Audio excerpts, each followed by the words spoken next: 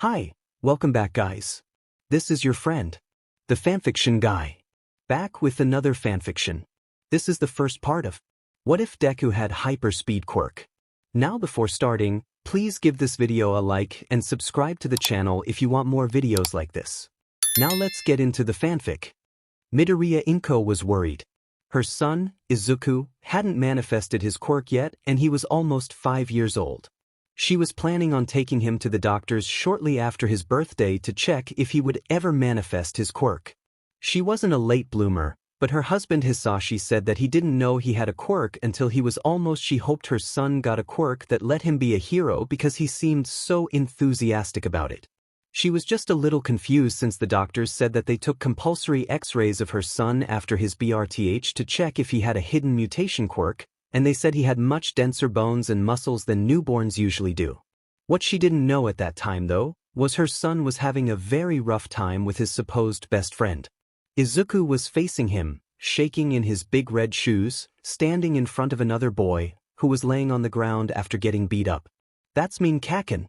His voice was shaking, but he raised his arms and spread his feet apart, taking a fighting stance. "If you keep going, I'll never forgive you," he shouted at the end, stumbling over his words slightly. Kaken stared back for a second before huffing. "Even though you're quirkless," as he spoke, he and his two goons behind him prepared to attack Izuku, one of the boys growing big red wings on his back, the other's fingers extending. Kaken pulled his hands up in front of him about his body width apart. His right hand closed in a fist and the other open. He slammed them together, creating a small explosion on collision, smoke drifting away. They made their approach, each of them ready to throw a fist at Izuku. "I don't want to get hit. Please don't hit me." "Oh no, I'm going to get hit." His eyes were closed and his thoughts were racing as he waited for their fists to rain down on him, but they never came. He slowly opened one eye, only to see his attackers moving in slow motion. He stood up straight, now only feeling in awe at what he was seeing. He only realized after what felt like a minute that their battle cries sounded deep, much too deep for children their ages. Izuku took a look around the park they were in. He could see a bird flying out of a tree, except he could see it flap its wings in slow motion. He looked behind him to the kid he was protecting, and he could see the tears rolling down his face, moving down ever so slowly. He turned back to face Kaken, his curiosity piqued but sated for the time being. He decided he'd try to move, expecting to be moving as slowly as everyone else, only to be surprised that he could move at his regular speed. He smiled. He had a quirk after all. Suddenly everything was back to normal, except Kaken had stopped running, a shocked expression on his face. His goons took a few more steps before they realized that Kaken was no longer running with them. They didn't say anything, only looking at him with confused expressions on their faces. Kaken, however, was staring at Izuku, who was smiling for seemingly no reason. He couldn't understand. Why is Deku smiling? He's always crying by now. He resumed his attack, truly angry this time. Izuku snapped out of his stupor and dodged by taking a step to the side, which only angered Kaken more. It went on for an unknown amount of time until eventually, Kaken was exhausted while Izuku wasn't even out of breath. The goons from before were staring wide-eyed in shock at the event that just took place. Just as Kaken was about to get his goons to help him, his mother and her friend Inko, Izuku's mother, arrived at the park to pick them up. Izuku excitedly ran up to his mother, much faster than she anticipated, since she had only seen a blur before he was in front of her and hugging her legs. She greeted her little ball of energy and said her goodbyes to her friend, Auntie Mitsuki. About a week after the discovery of his quirk, Izuku's mother took him to a doctor to help flesh out his quirk. The doctor ran several scans to check his muscle mass and density among other things, and a couple of scans to check his bone density. The results were incredible, since he had muscles denser than most adults, and his bones were super dense due to being partly composed of an unknown material. Thinking about the accounts of what he could achieve, the doctor got Izuku to eat food while hooked up to a machine to measure how much of the caloric energy he metabolizes, which was a shockingly high number, more than double that of the average person. He did a simple test after hearing from Izuku that time seemed to slow down when he used his quirk. He had Izuku stand to the side in a large room, while at the one end a machine would shoot tennis ball to the other side, at around 60 kilometers per hour. Painted on the floor spaced apart 1 m were white lines. The doctor said he wanted Izuku to use his quirk on his mark and tell the doctor how long it took the ball to travel between two of the lines. He was simply astonished at the number Izuku gave him. He almost couldn't believe that child could already have a quirk this powerful. The doctor then had an idea. His curiosity was piqued. He asked Izuku to stand at the other end of the room and on his mark attempt to catch the ball. Of course, Izuku's mother was against this, since she saw how fast that ball was moving. Izuku could die. But she relented when she saw Izuku's puppy eyes staring big and wide at her. The machine fired, and she saw the ball travel across the room, not but a blur. Her fear spiked when Izuku didn't move a muscle, despite that it had gotten close as fast as it had. She was shocked though when Izuku disappeared from his spot at the end of the room and appeared in front of her holding the tennis ball out to her, grinning widely. She stared at him blankly, while the doctor was still stood next to the machine, making strangled noises in an attempt to formulate a response to the development. Deciding they had done enough testing, the doctor took them back to the office. They sat there in silence. Izuku was grinning brightly. The doctor spoke after a few minutes of silence. "I'm honestly surprised that nothing showed up earlier.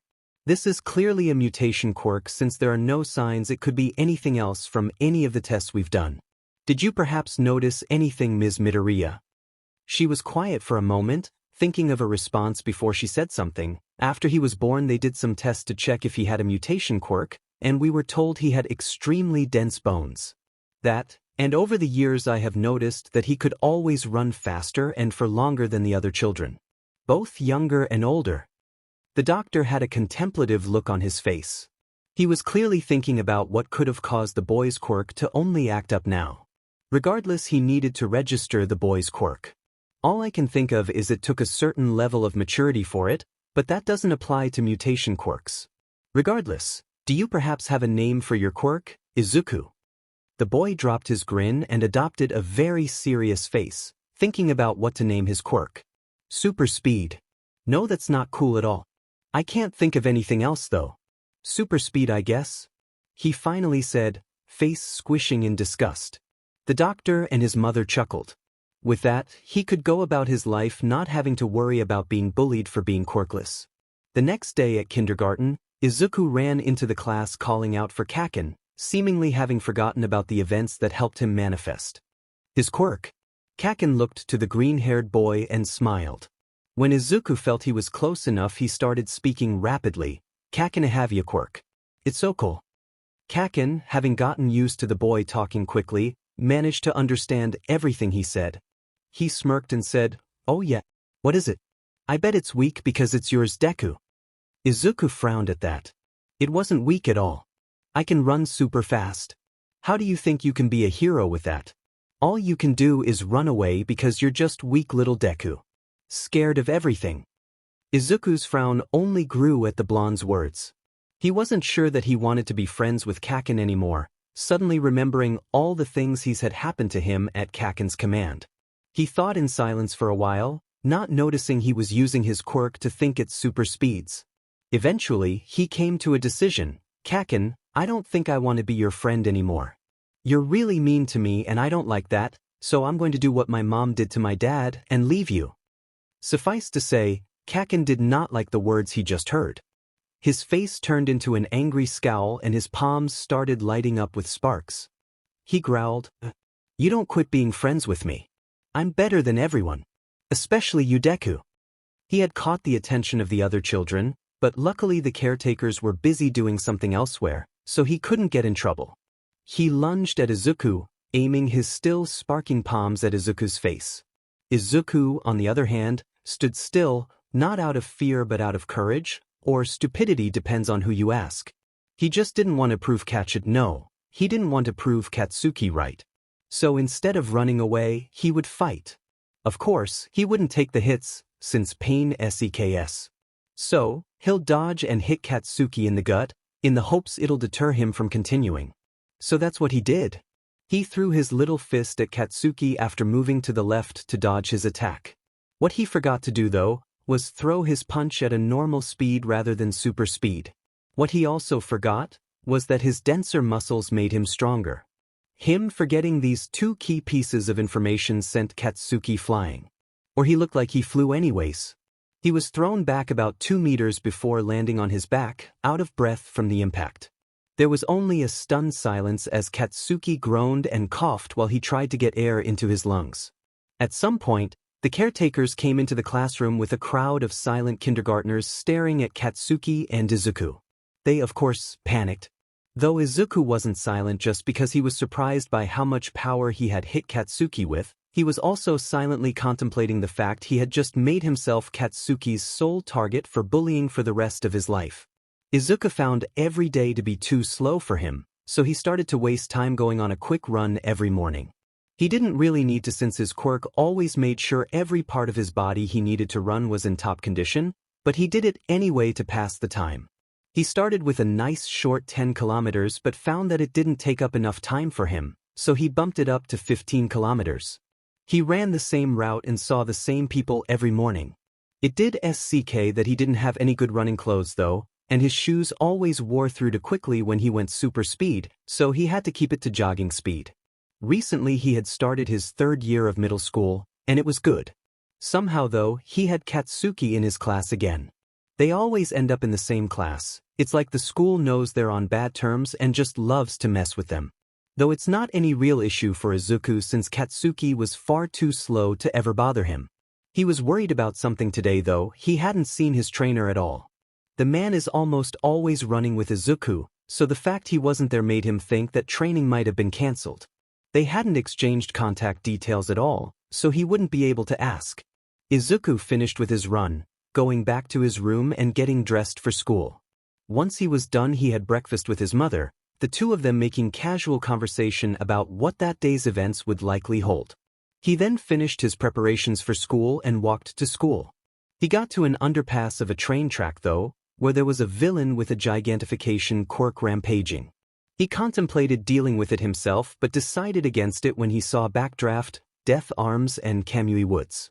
Kamui Woods was about to contain the villain with a special move when a hero came out of nowhere and drop-kicked the villain. It turned out to be Mount Lady, a new hero making her debut.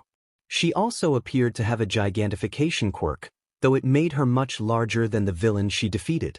Izuku filed the event away in his mind to record and write about in his journal later. He loved analyzing heroes and their quirks so much. He continued making his way to school, deciding to pick up the pace so as not to be late. Being late would be very out of character for someone with a quirk like his now, wouldn't it?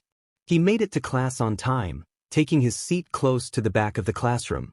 He sat there waiting for his homeroom teacher, who never made it a point to be on time, to arrive and start class. Eventually, he walked in carrying a stack of papers. The moment he got to his podium, he put the papers down and started yelling, "You guys are all 3rd years. It's time to start thinking seriously about your futures. I would hand out these future career forms, but..."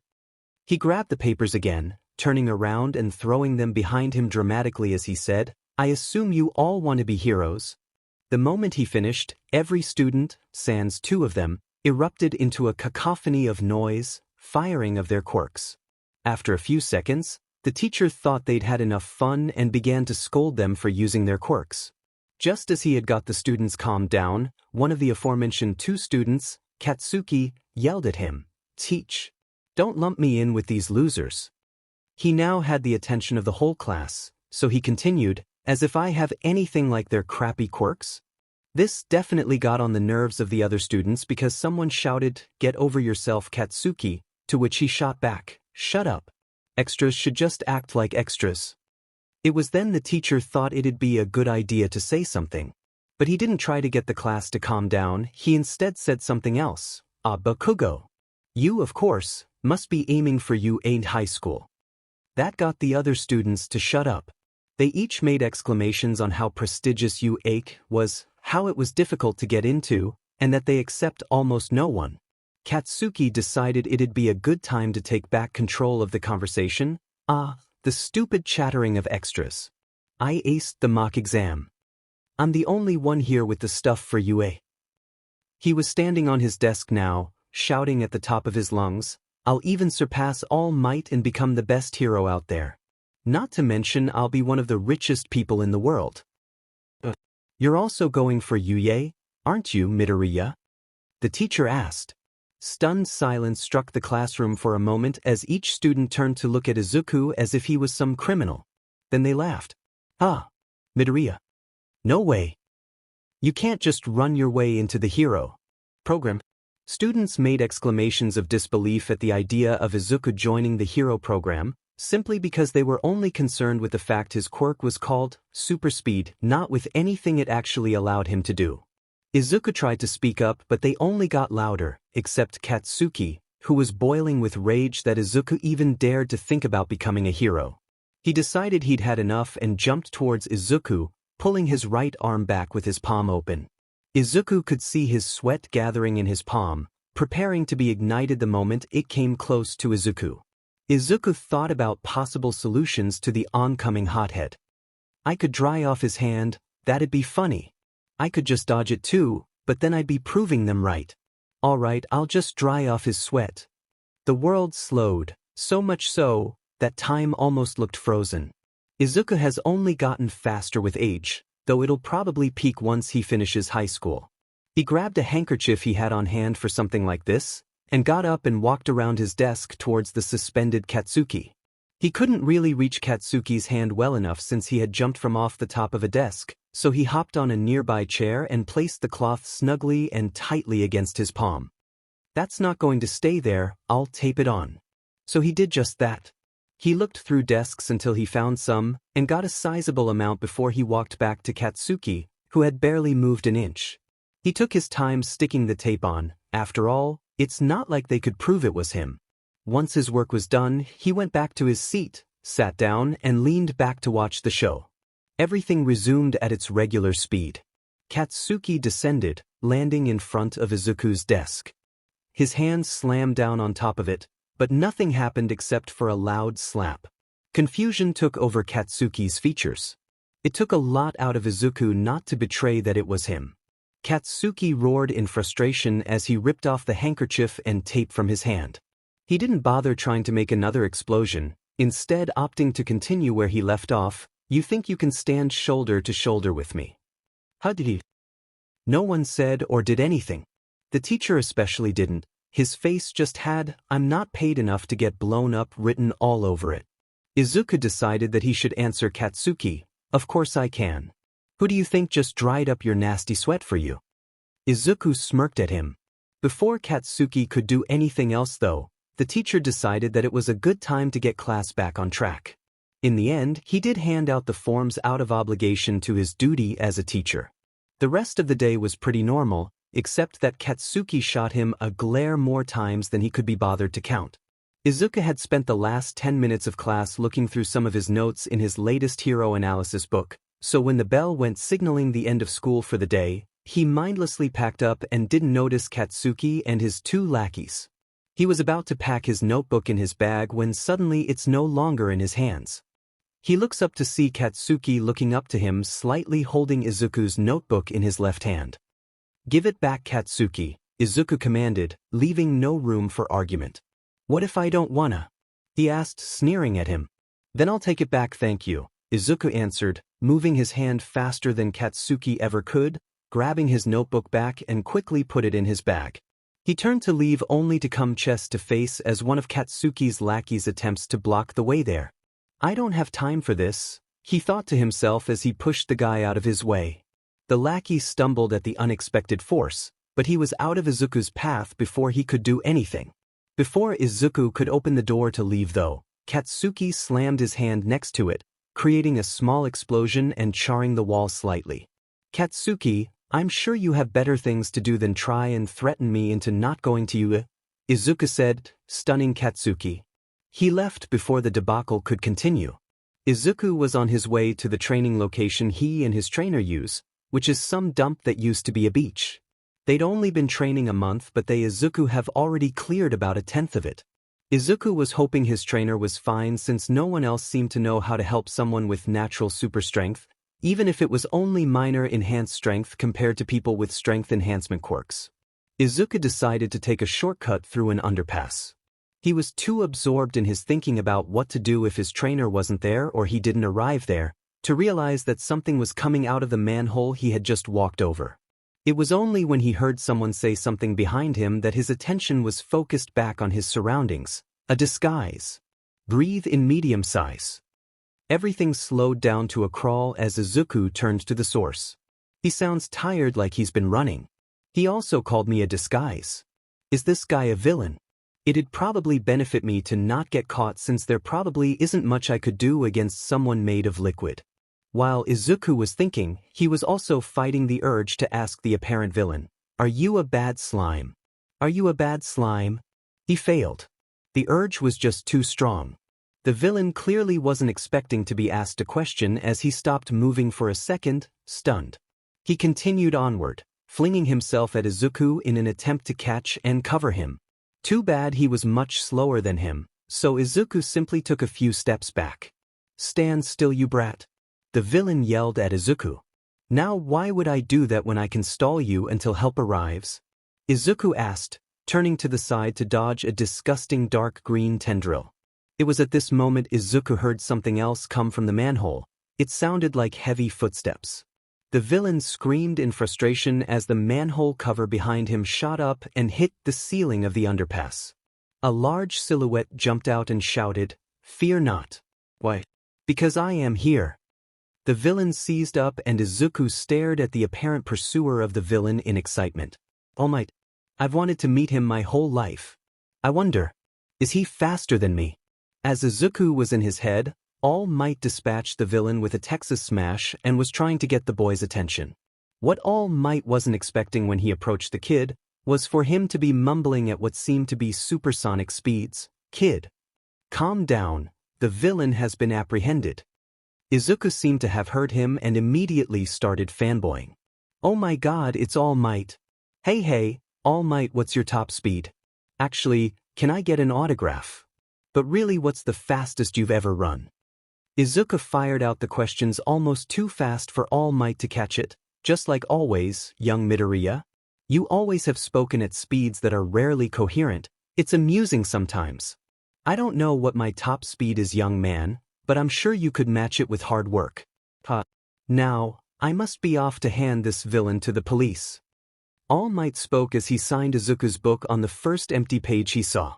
He then pocketed the villain, who now resided within 2 empty soda bottles. Izuku noticed that they weren't very securely put in his pockets and decided to let All Might know so he can avoid any more incidents. He turned to All Might, who was crouched and ready to leap into the sky. "All Might, the bottles. They're not secured properly in your pockets." This caught All Might's attention, and he realized that they were indeed not secured properly and almost looked like they would have fallen out the moment he took his leap. "Thank you, young Midoriya. That could have caused many issues." That could have been absolutely horrible. I'm already running short on time. Who knows what that could have done?" Izuku waved at All Might as he left, excitement all over his features. He stood there staring at where All Might was standing, then remembered he had somewhere to be. He continued on his way, now armed with a story to tell his mentor. Though he didn't tell All Might his name. Izuku arrived at the beach they were training at, Dagoba. It was a sad place really, covered entirely with trash. Recently though, it had been getting cleaner and was slowly gaining back its former beauty. Izuku walked through the piles until he got to a little clearing which was nigh impossible to spot from outside the beach. It was there that Izuku trained with his mentor. Izuku normally got there before him though, so as usual he got changed into workout clothes while he waited. After about 20 minutes his mentor arrived. "Young Midoriya. I see you're here on time as usual. How about we get started, yeah?" "Yes, Mr. Yagi." Izuku met Mr. Yagi on a morning run a little over a month before school started. He was about halfway done with his route when he saw a blond man hunched over gasping for breath. He ran up to the man and decided to strike up a conversation. "You okay there? I was doing my run, then I saw you looking like you just ran a marathon." The blond man seemed almost shocked that someone was talking to him. He then smiled and spoke, "Yes, I'm fine, just taking a short break. I'm not exactly in the best shape." He gestured to himself as he said the last part. Did you just start? You seem to be doing fairly well for someone your age. The man continued. No actually, I was about halfway when I saw you. Though I guess I am pretty good when it comes to running, especially when my quirk relies on it. That's probably why I'm a bit lacking in the upper body department compared to my legs. Izuku replied. If I may ask, what is your quirk, young man? The man asked. It's super speed. Though I get a few other perks like super endurance and increased regeneration to name a couple.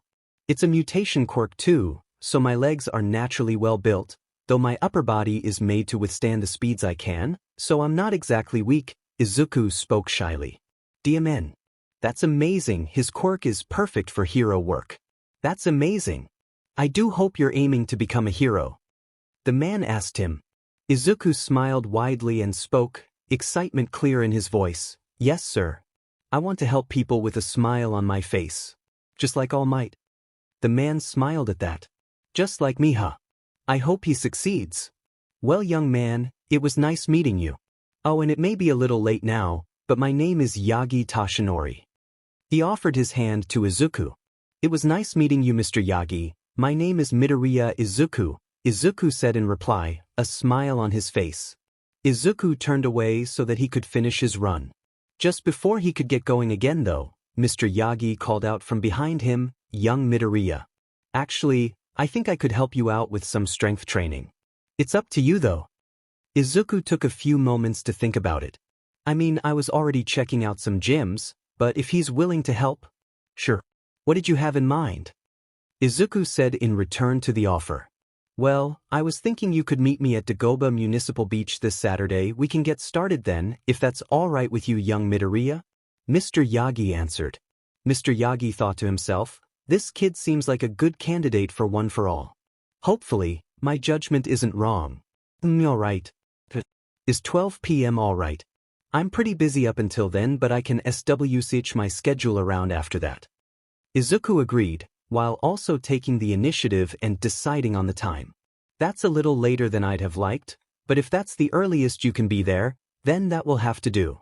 See you there, young Midoriya. As he replied, Mr. Yagi turned around and continued his run. Suffice to say, Izuku was satisfied with his morning run. He managed to find someone who not only praised his quirk but also offered to train him. He was ecstatic when he got home, much to his mother's delight. They met up at the beach and decided that they would regularly meet up to train, though Mr. Yagi didn't do any training himself. He just supervised Izuku and gave him tips, while driving a truck to dump the trash Izuku moved. Mr. Yagi did eventually give Izuku a meal plan that would help build muscle. It was also around this time Izuku experienced a growth spurt, in which he grew several centimeters by the time school had started. Mr. Yagi also said that Izuku could get some training equipment for home if he felt like it, just in case he wanted to do some extra stuff. It was about a week after the sludge villain incident that Mr. Yagi had to cut one of their training sessions short though. Why is that, sir? Izuku asked out of curiosity. I have a meeting I can't miss. It's very important. Mr. Yagi answered plainly. Izuku hummed to himself in thought. Interesting. Well, if it's important there's no helping it. And I don't think it's my place to find out either, it's his business, not mine. Well, have fun and good luck. Izuku said. As Mr. Yagi was leaving he thought to himself, I don't think I'm ready to pass down one for all yet, but it has to be done soon or the torch will go out. So, I hope this Torgitw that Night Eye speaks so highly of is as good as he says. From what I've heard and the little bit I've seen of him, he is quite remarkable. But I want more than just ability. I want will, I want conviction. That night, Izuku pushed himself a little harder with his home training because his beach training had ended early.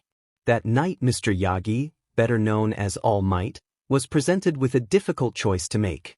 School continued as it had been in previous years, which was to simply go through the day, doing the work given to him, and deal with Katsuki whenever he did something stupid. Nothing changed, except that Katsuki seemed to get more desperate to put him in his place by the day. Nothing Izuku couldn't handle though. The beach cleanup was doing its job, and the beach had started to really look appealing.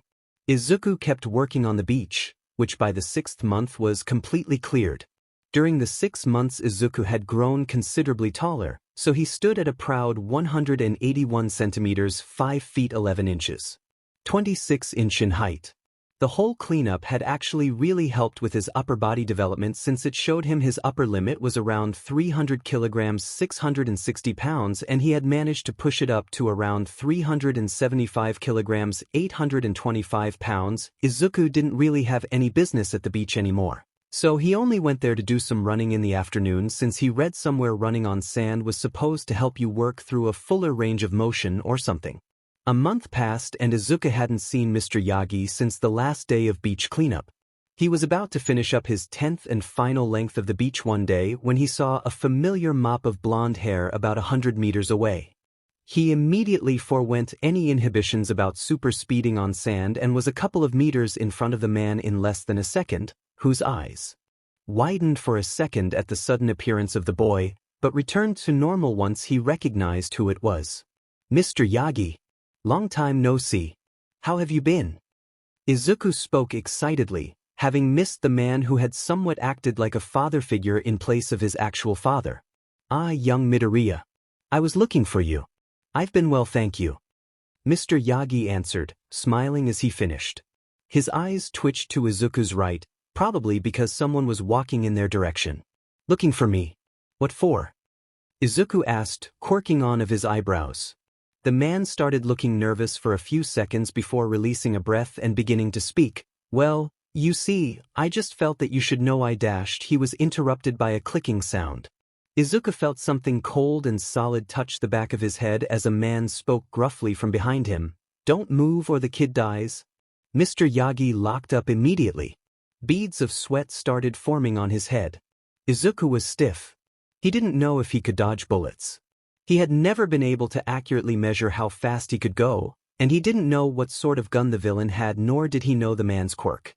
He had to hope he could talk his way out of it. What is it you dash? Shut the F up, kid. I'll blow your iffy head off. Izuku shut his mouth. I guess this is it, huh? I can't even talk him out of it. It is, but I was never able to become a he. Oh, I know who you are. It was hard to see cause of the sun behind you, but you're the secretary guy for All Might, ain't ya? Mr. Yagi's and Izuku's eyes both widened. Mr. Yagi's out of shock of someone recognizing him, and Izuku's from learning that Mr. Yagi worked for All Might. I wonder, what would happen if I killed you? The villain asked, clearly not expecting an answer as he aimed the gun from Izuku's head to Mr. Yagi. Goodbye, Blondie. He pulled the trigger. The world slowed down. The bullet looked like it was moving at walking pace. Izuku was moving before he could even think, but he didn't get anywhere near the speed the bullet was moving. My brain must be going into overdrive, Izuku thought, realizing that he probably wouldn't be able to stop the bullet. He tracked the trajectory of the bullet through the air, right to the left side Mr. Yagi's chest, where his heart lay. Izuku knew he had to stop the bullet. He needed to go faster. He pushed his arms and legs with all his might but made no progress. He wanted to scream but knew it wouldn't change anything, least of all help. The bullet crept closer and closer, centimeter by centimeter, towards Mr. Yagi. Further and further away from him. He needed to go faster. Faster. Faster. Faster. Something inside Izuku clicked and he was imbued with power. Green lightning erupted in the air around Izuku as he sped past the bullet, past Mr. Yagi, and stopped at the road. He immediately turned around and saw the bullet, no longer making its way to Mr. Yagi, instead staying suspended in the air as if something was holding it there. Izuku made his way back and nearly overshot it, unused to that level of speed. He stood in front of Mr. Yagi, the bullet an arm's length away. He pushed the bullet to the side, somehow not disrupting its momentum and other physics, redirecting it to fly past him and Mr. Yagi. Time resumed at its normal pace. The green electricity was gone from his body and he was exhausted and in excruciating amounts of pain. The villain was wide-eyed and frozen in shock for a few seconds before smirking and talking. So you're fast, huh? Pretty neat considering my quirk allows me to accelerate any and all projectiles that leave my person. How long do you think you can keep it up, brat? He began pulling the trigger again and again. Izuku tried to go as fast as he did before but he couldn't, so he did the next best thing after redirecting bullets, pushing the target out of the way. He threw Mr. Yagi away as quickly as he could as the bullets approached. He didn't notice that Mr. Yagi was a little more muscular than he was a minute ago. There weren't any more flashes from the gun, and Izuku could see 9 bullets in the air, so he guessed the villain used his full magazine. Izuku was still in pain from his stunt before, and he knew for sure his speed when he wasn't in pain wasn't enough to dodge 9 bullets coming at him, almost twice as fast as the one from before. He realized that his life may just end there. He closed his eyes. He wouldn't get to be a save everyone with a smile like All Might, but at least he saved someone before he died. No. I will not let it end like this. I have to become a hero, no matter what it takes. Izuku's eyes flew open and he moved. His body screamed at him. He grit his teeth, turning towards the direction he threw Mr. Yagi, only to see that Mr. Yagi no longer there. In his place stood All Might, who was staring at the young man. Izuku would normally have screamed and tried and fanboy over his idol, but it wasn't the right time for that. He moved his legs, only for them to falter. He began to fall. All Might was moving towards him in slow motion, trying to catch him before he hit the ground. Izuku felt the air part as a bullet flew past him. He felt it several more times as the rest followed suit. Izuku was close to hitting the ground when All Might's giant hands appeared underneath him and held him in place gingerly for what felt like years. Suddenly he heard yelling, but it wasn't slow or deep like it normally was. It was fast, and far too loud. In his groggy and pain-filled state, Izuku couldn't understand why. Izuku was out like a light before long. When Izuku came to, he was staring at an unfamiliar white ceiling. His body was stiff with pain. There was a sharp smell, and steady beeping somewhere off to the side. He tried to sit up but he couldn't move with the pain. He instead tried to speak, but his throat was dry and only strangled noises came out. There must have been someone else in the room because he heard quick footsteps soon after. Izuku. It was his mother. Are you awake, honey? He tried to nod but pain sparked through his neck when he did. Instead, he opted to grunt. Oh, thank goodness. I'll call a nurse so we can get you checked up. He grunted in affirmation. It was only after his mother said that when his eyes widened more than anyone thought possible for a human. He remembered what happened before he passed out. He immediately tried to force himself to sit up through the pain, grunting loudly in pain the whole time. His mother immediately forced him back down and ordered him, "No. You have to rest." His only response was to try speaking. BGMI. A confused look came over his mother's face before she realized what he said, smiling at her son worrying about others over himself. Mr. Yagi is fine. He was only a little roughed up after you pushed him, but luckily All Might arrived and stopped the villain. That was all yesterday. She quickly added the little bit on the end as if it were truly important. After thinking that, Izuku realized it was important. Yesterday was Sunday. That meant he had school today. He was missing school. His mother must have seen the panicked look on his face as it dawned upon him that he was missing school. Don't worry, I've called the school and said you won't be coming in today or tomorrow. He calmed down at that. The only thing he could think of that really didn't sit well with him were the rumors that were going to spread about him. People were probably going to say he got attacked by a villain and was too weak to do anything, and that's why he was in the hospital. Everyone was just going to treat him worse. Except for the teachers. They just ignored everything to do with him, unless it involved getting him in trouble, then they were on him like flies to a corpse. A nurse came in not too long after his outburst. She did some checkups, asked him some questions after giving him some water to hydrate his throat. Before she left, she said she would notify the doctor who should be there in a few minutes. His mother slowly gave him some water to help his still dry throat. Some time passed and they sat and lay in comfortable silence. Izuku was about to ask his mother why he felt so tired and in pain when the door to his room opened. The doctor that came in was not the one Izuku was expecting. He immediately started gushing. Oh my god, it's Recovery Girl. You're so wait, Mr. Yagi? Only for him to interrupt himself when he saw who followed her inside. It's good to see you're well, young Midoriya. I called in a favor. It's the least I could do for the person who saved my life. Mr. Yagi smiled as he spoke, but it almost looked strained, as if there was more to it than what he said. Now, young man, You're probably wondering why you're in the hospital and not feeling well. I'll get straight to the point, you overused your quirk. The confusion was the only thing Izuku could feel after he heard Recovery Girl say that. His quirk didn't work like that though. He could only overuse his quirk if he ran at super speeds for hours on end, which even then only counted as regular exhaustion from exercise. I can understand your confusion. Toshinori here told me there was a flash of green electricity before you appeared in front of him. From the research I've done on you and your quirk, that's not how your quirk works, considering it's a mutant-type quirk and not an emitter. Recovery Girl explained. She continued after Izuku nodded in understanding. It has been theorized, however, that quirks can evolve temporarily under high-stress situations. It is also known that some mutant-type quirks can have qualities of transformation and emitter-type quirks. Izuku's eyes widened. The bullet. When it was getting closer to Mr. Yagi, I tried to go faster than I ever had before. I kept trying but nothing happened. It was when the bullet was about this far away. Izuku gestured his left hand to his right arm, from his fingertips to just below his shoulder, when something inside me clicked. It felt as if I had this large reserve of power, and I was at the road before I realized what had happened. Mr. Yagi's eyes widened when he heard that. I ran back to Mr. Yagi to protect him, but the bullet wasn't moving anymore.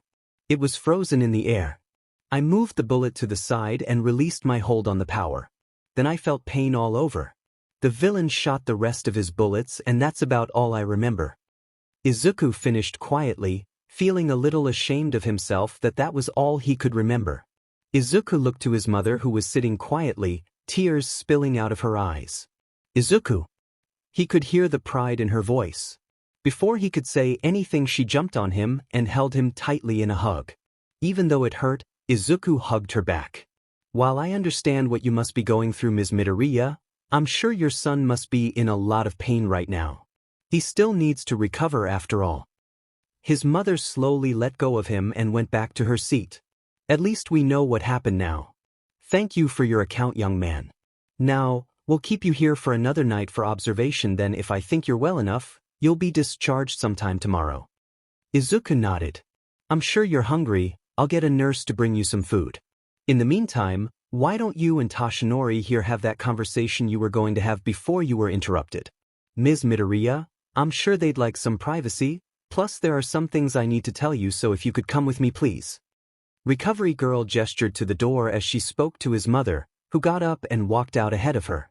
Don't mess up, Toshinori. Her tone was heavy as she spoke before she left and closed the door behind her. Yagi Toshinori had never been more nervous in his life than he had been at that moment. He had already resolved himself to tell young Midoriya, but he still felt nervous about it. What if he says no? That question kept going through his mind. Mr. Yagi, you had something to tell me. Young Midoriya pulled him out of his thoughts. Well, you might not believe me, but... Midoriya quirked up an eyebrow. Well, I'll just show you. Toshinori paused and took a step away from Midoriya to make room, before he suddenly enlarged, gaining muscle. I'm all might. Young Midoriya looked shocked, his eyes wide. Why tell me? The young man asked, disbelief evident in his tone. Toshinori deflated in a cloud of steam. 5 years ago, I was injured gravely. I lost my stomach and my respiratory system was nearly destroyed. Because of this, I can only be a hero for around 3 hours a day. Since I am running out of time as the symbol of peace, I was thinking about making you my successor.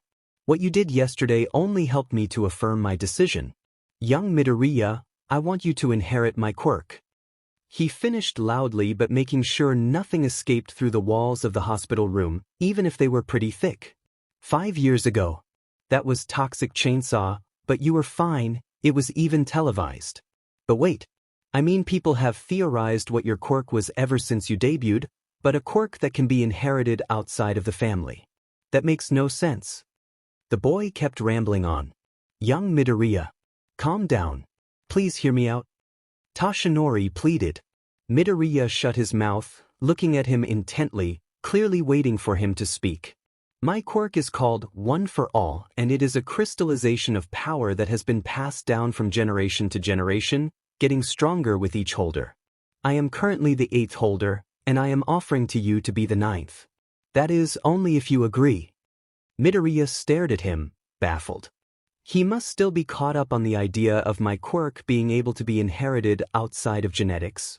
Try not to worry too much about the impossibility of how it gets inherited, just think about it and tell me if you take my offer. Here's my phone number and email so you can contact me.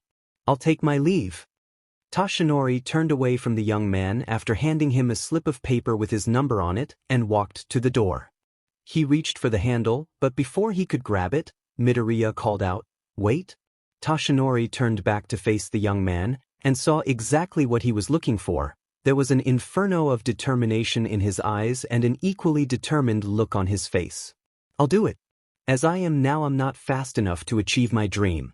I know the path will be arduous, especially since I'll have to learn how to use a new quirk, but I accept." Toshinori smiled. "All right then, after your discharge and you've completely recovered, we can get started. I look forward to working with you, sir." His successor nodded his head in a small bow. With that, Toshinori took his leave. Izuku did get discharged from the hospital the next day, and he was in a lot less pain, thanks to the help of Recovery Girl and the increased regeneration his quirk offered. He didn't get home until a little bit after lunchtime though, so he was uber hungry since hospital food was barely enough of a breakfast for him. He was told to rest at home for at least another day, and not to use his quirk actively until the next week. Well, I need to find something to do while I recover. I did miss the hero news while I was recovering, so maybe I should do some analysis. That'd be nice. After he got into more comfortable clothing for the surprisingly warm day, that's what he did for a few hours, and he had managed to fill another notebook. He was quite chuffed with himself. He got his last spare notebook and started preparing it for use later, which would probably be the next day. He checked the time and saw that his mother would be getting back from work in about an hour. He lay down on his bed, planning to nap for a little while. He was ordered to rest to assist with his recovery, and he was sure that sleep did the best job of that. The moment his head hit his pillow, he was out. When he next opened his eyes, he was standing in a void. Blackness. There was nothing and no one but him. He looked around and saw nothing. Then there was a spark. Then another. They kept coming and got bigger. But something was strange, they were green. They got frequent and plentiful until it went silent and dark again. Several seconds passed. Then in the distance, Izuku saw something. It was a lightning bolt, but it was much larger than the sparks from before. And it was coming straight for him. He tried to move but couldn't. He struggled for several seconds but to no avail. The bolt hit him square in the chest. But there was no pain. His vision went white. He gasped for air. It was bright. He heard birds chirping. He looked out his window and saw that it was early morning. He looked to his bedside clock, 5:23 a.m. it read. He would have gone for his usual morning run, but since he was told not to by the doctor, and he should listen to his doctor, he didn't. Instead, he continued to lay in bed, thinking about his dream. Was it a dream? He held a hand to his chest, trying to feel something. He stayed like that for a while. He rolled over onto his side and stared at the wall. He heard a soft knock on his bedroom door as it was opened. He looked from the wall and saw his mother. "I'm going to work now. There are leftovers from last night and some breakfast for you in the fridge. I've already called the school to say you won't be there today. Just rest, okay?" Izuku looked to his clock and lo and behold, it was indeed time for his mom to leave for work. "Thank you. Have a good day at work. I'll see you this evening." He waved lazily as he finished. His mother smiled as she closed his door. He closed his eyes in an attempt to go back to sleep. But after what felt like forever, he was still wide awake. He threw his cover off and got up so he could have breakfast. He made his way to the kitchen uncharacteristically slowly. Once he was there, he opened the fridge and took out the leftovers from last night along with the breakfast his mother made for him. For the average person, it would have been a lot, but with how much of the food he eats that his body metabolizes for energy, it's an okay amount for him. He ate slowly, taking his time since he didn't have anything to do while he relaxed at home. He finished his meal. It was pretty warm considering what season it was, so Izuku took his shirt off and relaxed in the living room, shirtless, watching television. There was still some buzz around the attack he was in, but not much since villain attacks were a daily occurrence. It was midday before long, and Izuku was starting to feel hungry, despite the lack of exercise. He got up to make himself something to eat. He checked the fridge. Not much here. Maybe I should go shopping. I was told not to leave the house though. Guess I'll just starve until mom gets home. With that, Izuku went back to his room. It was there that for the first time in a long time, he admired the hero merchandise that he had collected over the years. It was mostly All Might, but there were some other heroes, like Ingenium, who he idolized for, also have a speed-centric Quirk, Ryukyu, Miruko, and one singular Endeavor action figure. He wasn't the biggest fan of Endeavor since the hero was always rude to civilians and he looked so unapproachable. He made you want to walk an extra kilometer to get a different hero to help. Regardless of hero preference, he'd always been enamored with their quirks. He had finished his 13th notebook the previous night, leaving him with an empty 14th one to start on. The first hero he always did was All Might, then even though he wasn't a hero himself. After that, it was whichever hero caught his interest, which was new heroes most of the time. He sat down at his desk and started on his newest notebook. He wrote down everything he knew about All Might after a sketch, minus what he learned the other day at the hospital. It took him about a half hour since he made sure to be thorough, plus he couldn't go any faster without his quirk. He moved on to his own quirk. He skipped the sketch since there were no reliable good photos of himself he could use. So I already knew I could go faster than sound. I already knew my limits in terms of strength. I guess the only new thing is what happened that night at the beach. I tapped into some kind of hidden reservoir of power. It also had a weird byproduct, some kind of electricity, which was green for some reason. I can only learn more by using my quirk, but I'm not allowed to, so that'll have to wait. Well, that's all I have for now. I can add more and change things later. Izuku was back at school the next day and was berated by his teachers for not doing the homework he wasn't given. He assumed someone was asked to give it to him, but they decided he wasn't worth it. He was pretty miffed about it, but there wasn't anything he could do except the homework alongside his classwork. Luckily for him, the week was already almost over. No one said anything to him about his absence, and even Katsuki wasn't doing anything.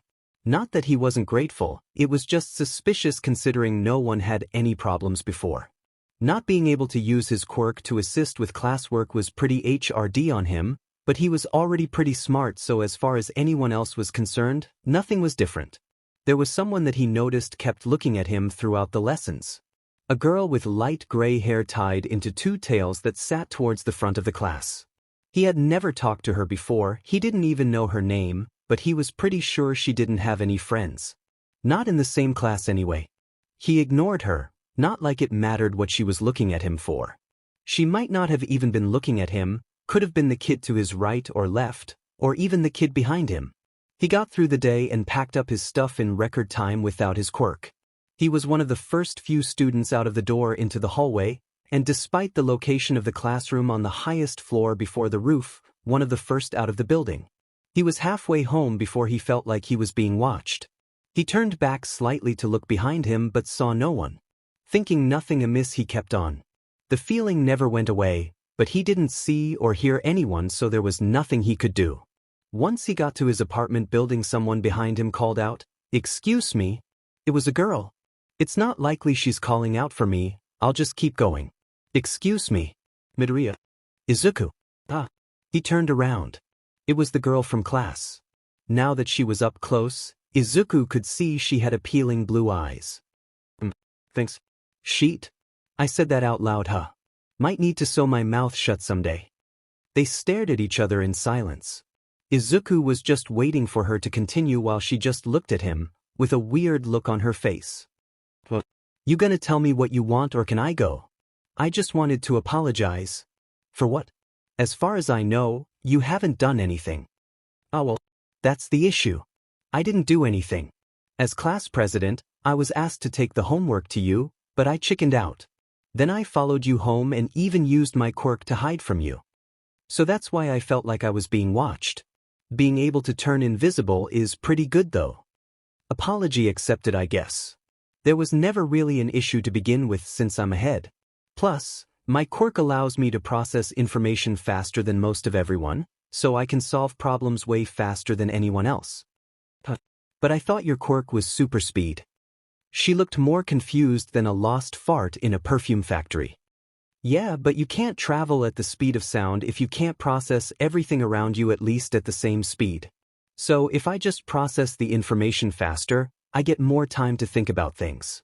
Of course, on doctor's orders, I'm not to use my quirk until next week at least, but as I said, I'm already ahead in classwork. Her face lit up in understanding.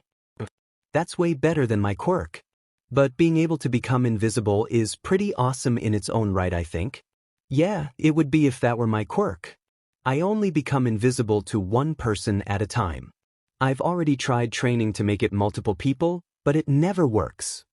She must have been bullied because her quirk is weak, even though I think it's pretty powerful in its own right. Well, thanks for the apology. It's getting late, so you should go home now unless you want to stay for dinner. You're already here and I'm sure my mom won't mind. A strained look came over her features as she contemplated what she should do.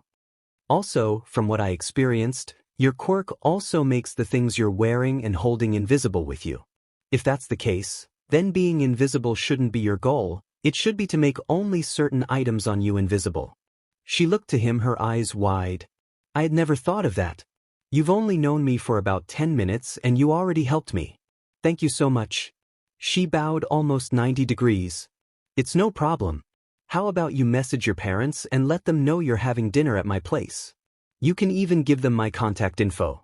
A strange look plagued her face, which prompted Izuku to ask, what? Can you not have dinner at my place? No, it's just, I live alone. My parents aren't the most caring people. They found me a place to live and they pay for my rent, food, and tuition.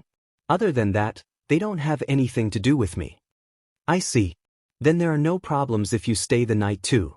I promise I'm not some creep, just trying to be courteous to the one person who approached for a reason other than to try bullying me. All right then. I'll accept. She smiled. God, she was appealing. She immediately started blushing. I'm going to sew my mouth shut before the end of the year if this keeps up. She laughed. He smiled. He loved that laugh. I never got your name, sorry, even though you're the class president. Izuku looked bashful. It's Tamori. Tamori now. She stood with her feet together and her hands behind her back while she leaned her head to her right and smiled with her eyes closed. She was really appealing and she was blushing. Wait, why was she blushy? I'm going to sew my mouth shut very soon. Now had never been more grateful for her quirk than she had been then. All she wanted to do was hide from this boy who not only didn't think there was nothing wrong with what she didn't do, he thought her quirk was good and that she was appealing. She couldn't bear to let him see her. They arrived at Midoriya's front door and he unlocked it. They walked in and he led her into the living room. Take a seat and make yourself comfortable. I'm going to get changed, then I'll be right back. He left. Now took a seat on the couch, feeling everything but comfortable. A few minutes passed in silence. She contemplated using her quirk and leaving, but felt bad doing that without saying anything. Please get home soon, Ms. Midoriya.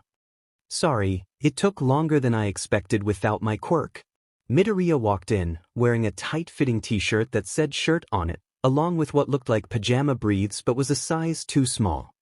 Man, I need to get some new clothes soon, these are too small because of my growth spurt. Right? Now was having a hard time hiding her blush. I can see his abs. And he's jacked. His biceps are thicker than my thighs. You alright there? Where are my manners?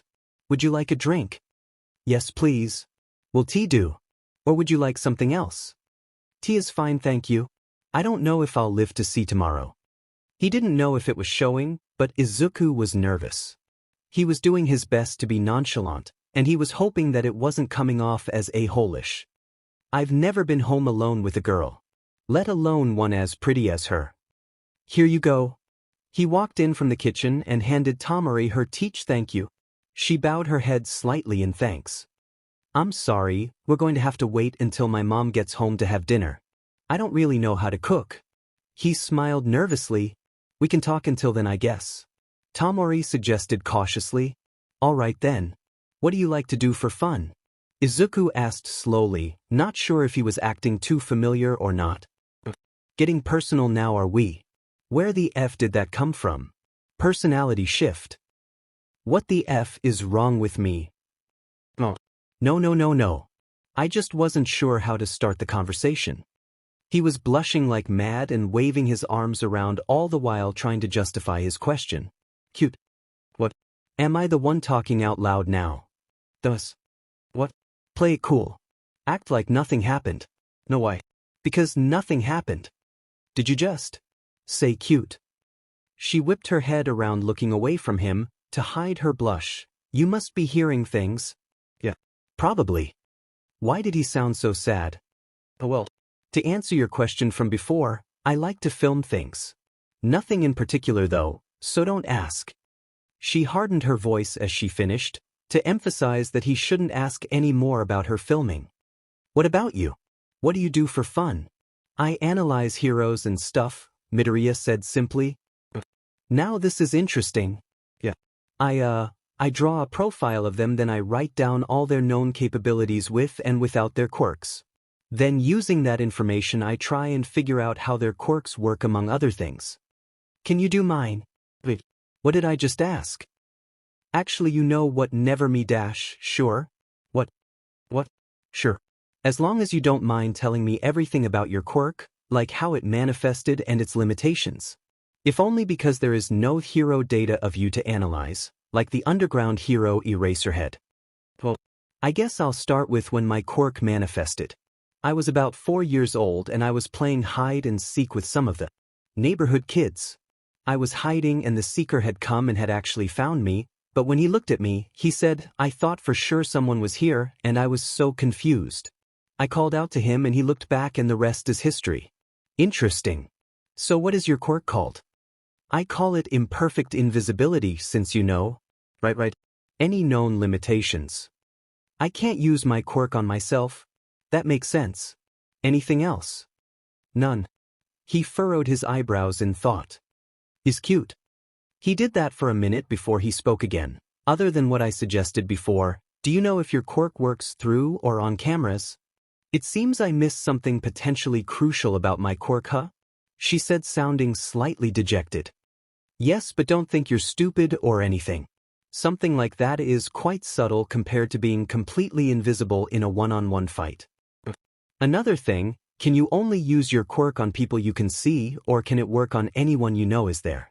What do you mean by that? Alright, I'll put like this, let's say there's someone behind you, but you know they're there, would your quirk work on them? Maybe. I don't know. Should we test that? Sure. Here, stand up. She complied after he offered a helping hand which realistically she didn't need. Now I'll stand behind you and on my word activate your quirk on me. Midoriya moved behind her. Are you ready? At her nod, he gave her the word, now. The familiar sensation of feeling lighter came over her as she activated her quirk, but she didn't feel as light as she normally did when she used her quirk on someone. All she heard from the boy was strangled noises and a slapping noise. He hadn't said anything since she activated her quirk. Can I turn around now? She asked, her voice unsteady since she didn't know what happened. Please. The weight returned as she turned around and deactivated her quirk. So, did it work? She asked, a strange combination of curiosity and nervousness in her voice. Kind of. Not really. He had his face covered by his hands and Tamari could see red where it wasn't, and his lack of detail aggravated the girl slightly. Well, spit it out. She commanded, way more aggressively than she intended. He pulled his hands away slightly before he spoke. Well, I could see you. But, not your clothes. His face got redder as he went on, and he finished barely above a whisper. Because of that, it took now a few seconds to register what he had said. He could see me but not my. Holy foo, it was conveniently at that moment the front door opened with a slight creak from the hinges and someone called out, I'm home, Izuku. So she's not some random girl or your girlfriend? Izuku's mother asked, a hint of worry, and is that in her tone. We're in the same class, but that's it. Izuku shot back. He missed how Tamori's face fell slightly. If you say so.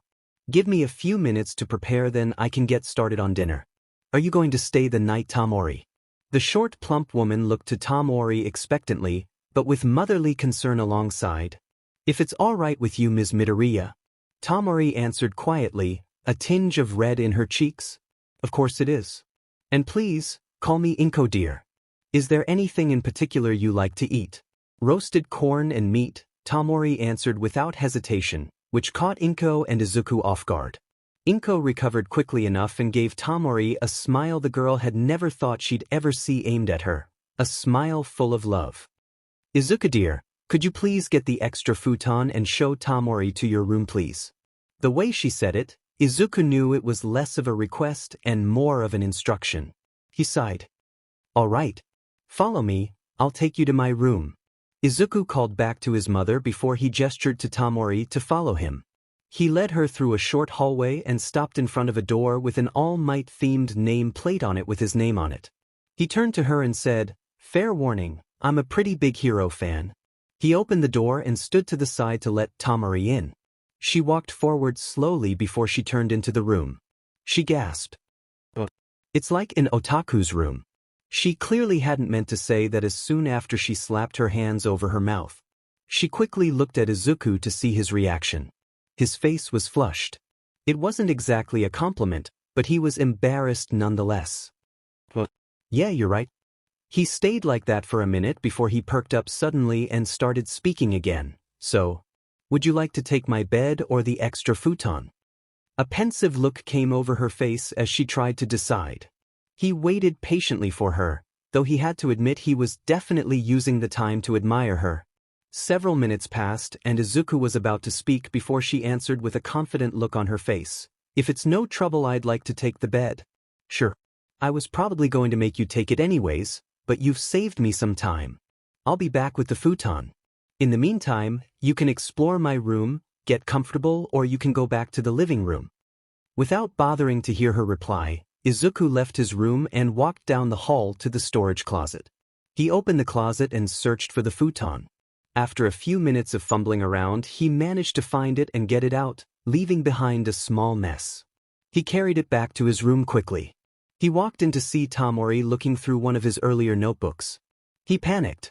He forgot that he shouldn't be going any faster than walking pace and immediately zoomed in front of her, which shocked her into dropping the book. Izuku grabbed it midair and put it back, all while his face was almost a new shade of red. He didn't want Tamori to see his face, so he hung his head, keeping his eyes shut tightly. "I'm sorry," was all she said. "No, I should apologize. I said you could look around, but I always get embarrassed when someone looks at my notebooks. I always get made fun of for them," Izuku said quickly. "Well, I think they're pretty amazing. A bit on the over-explaining side and repetitiveness, but they're comprehensive, to say the least. Plus, your drawings are really good." He looked up, eyes wide. A small smile came over his features. "Thanks. The only other person who ever said something like that was my mom." "Why are they all written in pencil?" she seemed to have blurted out. "Because I tend to use my quirk when I write and I don't think the ink can get out at the speed of sound," Izuku said slowly, unsure since he had never actually tested it. They stood in silence for a few minutes. Eventually, they started to smell something delicious waft in from the kitchen. There was a low rumbling noise and Tamori's face flared red immediately. "Do you want to go have some food?" Izuku gestured behind him to his door as he spoke. He only received a nod for an answer. They walked in silence. "Oh, you're done. Dinner will be ready soon, you can just take a seat at the table." "Izuku, please set the table," Inko said after she heard their footsteps. Was all Izuku said as he walked towards the kitchen to get the cutlery and other things to set the table with. Tamori took a seat, her face still slightly red. After Izuku had set the table, he took his usual seat at the table, which happened to be close to Tamori. He didn't think anything of it. A few minutes passed before they heard the oven door open and close. Izuku's mother came around to the table holding an oven pan packed with roasted corn and a variety of meat. "Let's eat," Inko announced after she returned her apron to the kitchen and took a seat at the table. "Thank you for the meal," both Izuku and Tamori said at the same time as they picked up their plates and went to dish up some food for themselves. They ate in silence, the only sound was the clinking of cutlery on plates every so often.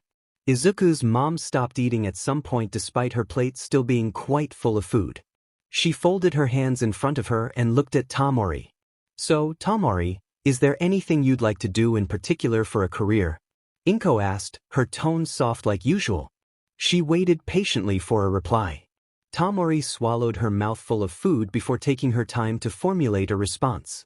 I was looking at going into the film industry, but there are no schools nearby that my parents would be willing to pay for. Izuku's mother's eye twitched almost imperceptibly at that. That's nice. Why don't you go to UA? I'm sure they have an elective for that sort of thing, and from what I've seen, they aren't too much more expensive than your middle school. Tamori's eyes widened and she looked up to his mother so fast he thought she would get whiplash.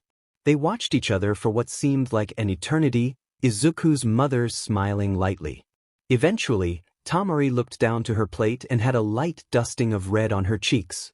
I don't think I could make it in though, she said quietly. Why not? Izuku asked. Her breath caught in her throat. Izuku continued, I think you'd get in. I've seen you place well in all the tests we've done so far. I thought you didn't know me. I knew your name, but I didn't have a face for that name. Until today, of course. She didn't say anything. They all continued to eat in silence. Eventually, they all finished eating, and Izuku collected everything and took it to the kitchen to be cleaned and packed away later. Izuku, could you please show Tamori to the bathroom and prepare some clothes for her to sleep in? Let's go, Tamori. After Izuku had shown her to the bathroom and where the extra towels were, he turned to leave so he could get some of his old clothes for her to wear. Before he could shut the door behind him though, Tamori spoke, Please call me now. I think that after today it's only right. She couldn't see it, but Izuku had a small smile on his face. Alright then, but it's only fair if you call me Izuku in turn. I'll be back soon with some clothes for you now. He closed the door and left quickly. He heard the shower get going as he walked towards his room. Today has been quite strange. I don't mind though, he thought to himself. He grabbed some clothes that he had outgrown at the start of the year. He made his way back to the bathroom and knocked on the door. At Nao's signal, he opened the door slightly and threw his clothes on the countertop next to the sink. He closed the door and went back to the living room where his mother was. They relaxed for a while until Izuku heard the bathroom door open, signaling that Nao had finished. He got up and went to shower, smiling at Nao on his way past. Izuku showered. After he was done, he got changed into his pajamas and made his way to his room. He walked in and saw Nao sitting on his bed looking at her phone screen. What ya doing? He asked. Oh, I'm just going through social media and stuff. Cool. Izuku set the extra futon up properly and he sat down on it. He grabbed his most recent notebook and started a new entry in it. What ya doing? He stopped writing and looked at Nao before he spoke. Doing an entry on your quirk. I'm almost done actually since there isn't very much to put in. I'm going to sleep once I'm done. She nodded silently. Izuku went back to writing. Out of the corner of his eye, he could see her pull back the duvet and get underneath. Once he was done, he closed the book and threw it on his desk along with his pen. He got up and turned off the light before he returned to the futon on the floor. He got under the blankets he grabbed with the futon. He shuffled around a bit to get comfortable, then closed his eyes and attempted to sleep. Thank you. Nao unexpectedly said. What for? For thinking I can make it into UA? I was just stating the facts. Nothing more, nothing less. Even if you couldn't make it in, I'd offer help. Izuku said. Nao didn't say anything else, so feeling satisfied, Izuku fell asleep with a smile on his face. Nao woke up slowly, her eyes still closed. She remained like that for what felt like a few minutes before she realized something. Wait. My bed isn't this comforter. She opened her eyes and came face to face with an unfamiliarly colored wall. She gasped loudly. She scrambled back to get away from it as if it were going to attack her.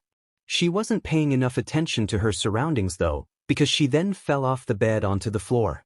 Or at least she would have, had there not already been something on the floor. Izuku stirred awake after hearing something in his room. That's weird. Why do my shelves look so far off? Then the events of the previous day came crashing onto him, along with Nao. Was all that came out of him on impact. He was in pain and shock from having a whole but person land on him, even if it was only after a measly foot of airtime. Said person immediately disappeared into thin air after realizing what they had done. That did not, however, change the fact that she was still on top of Izuku's chest, struggling to get off. Footsteps running down the hall followed a door slamming into a wall as it was flung open several seconds after the struggle started. "Are you guys okay?" Izuku's mother yelled, and swung his door open and flicked on the light. It was after her vision focused, though, that she saw now sitting on his chest, Izuku doing nothing. She seemed to visibly calm down but then was energized with something else as she closed the door, apologizing for the interruption. He heard her wail, "My baby boy is growing up so fast," as she made her way back to her room.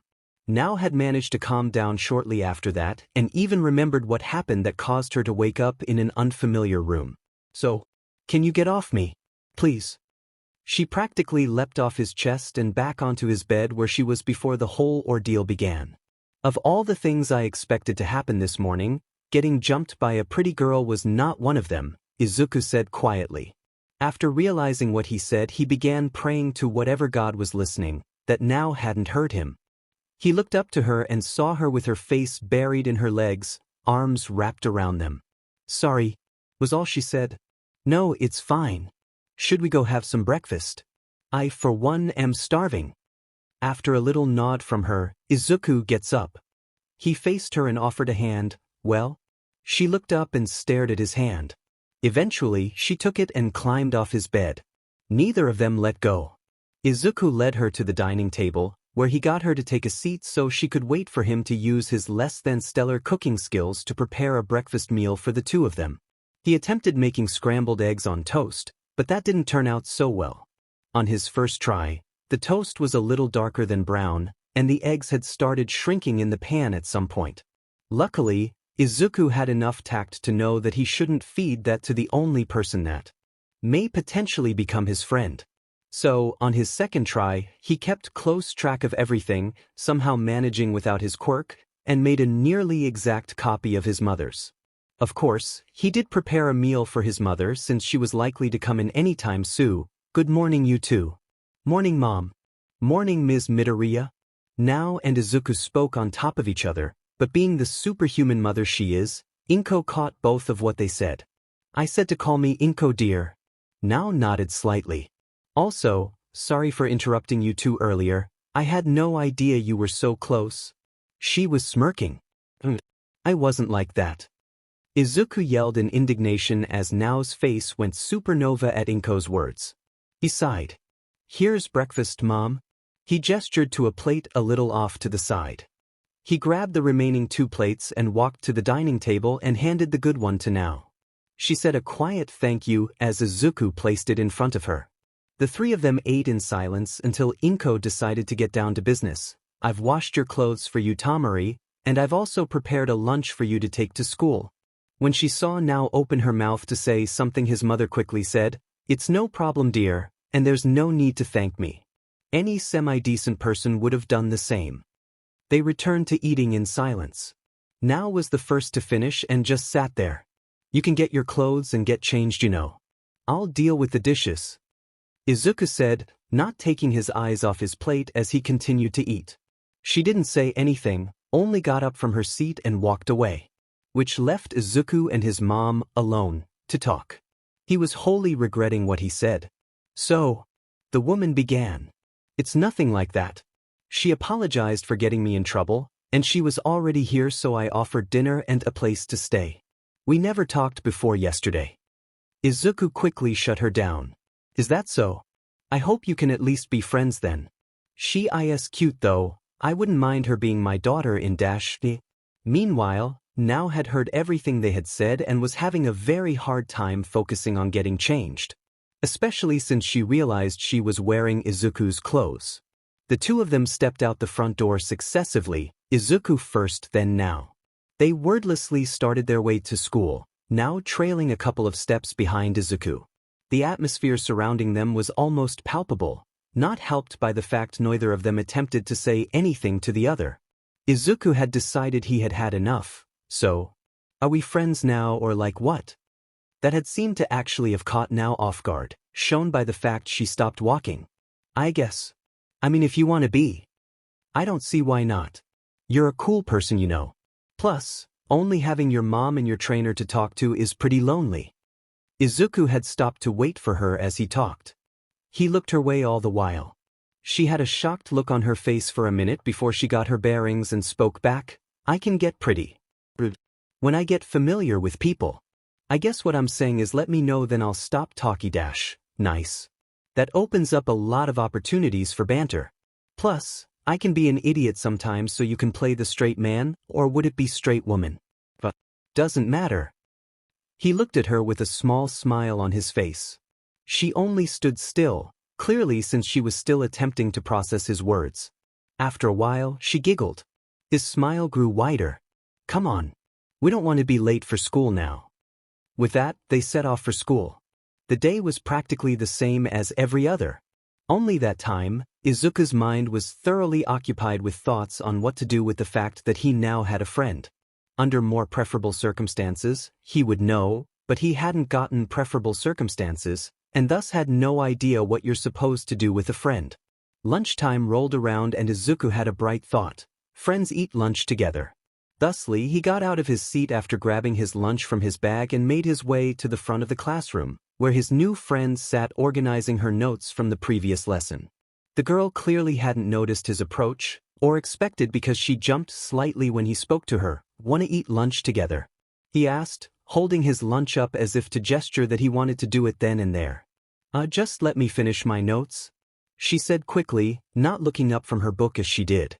Izuku paid no mind to the slight redness he could see in her ears, thinking it was a trick of the light from the window. "Huh. What the F are you doing there, Deku?" "Oh great. Just what I needed. The F, you talking to Invisibit dash." Izuku moved before Katsuki finished. Everyone left in the class stopped what they were doing when they heard a loud thud reverberate throughout the room. Izuku's tone was colder and more filled with anger than it had ever been, talking to the blonde that was now in his vice-like grip. "Finish that sentence and I'll make sure you can't get into you." The ash-blonde boy was frozen in shock, but only for a brief moment before anger flared up inside him at the brunette's words. "You're just a Deku. You can't do jack shit. And it's not like she's any bet dash." A fist to his gut shut him up. Izuku let go of the other boy, which allowed him to hunch over in pain. He quickly turned to Nao, who had stopped working on her notes and was staring at Izuku incredulously. She opened and closed her mouth several times to try and formulate something to say about Izuku's actions. He walked over to her and spoke. "You gonna finish your notes? I'd like to get away from the crowd. Unless you don't want to have lunch anymore." His voice tapered off into sadness. He'd only known her a day. Why would it hurt if she didn't want to hang out with him anymore? "No, it's fine. I'll just put my stuff away." She hurriedly put her stuff back in her desk, then grabbed the lunch so generously prepared for her by his mother. They walked out of the still silent classroom. For several seconds after their departure, it remained that way, until someone muttered out a quiet, "What the F dash?" They walked through the halls side by side in silence. Neither one wanted to say anything about the events that transpired before their departure from the classroom. "You didn't need to do that," Nao said. Her voice had an edge to it that made Izuku feel a small twinge of guilt. "You'd be right, but you're my friend, so I had to. What kind of friend would I be if I didn't help you out?" Izuku quipped, hoping that would help her change her mind. She didn't say anything. The two of them continued walking, no real destination in mind. Eventually, they found themselves in a secluded spot behind the main building. It just so happened to have a set of stairs they could sit on. So they took their seats and dug into their respective lunches. Nao was the first to finish, which prompted Izuku to think, "Man, she has one hell of an appetite. And I thought I ate a lot. So how fast can you run? You said you can go at the speed of sound, but what's your limit?" Nao asked, definitely not the shy girl she had been previously. Exactly like she said. "I have no idea. Maybe Mach 2.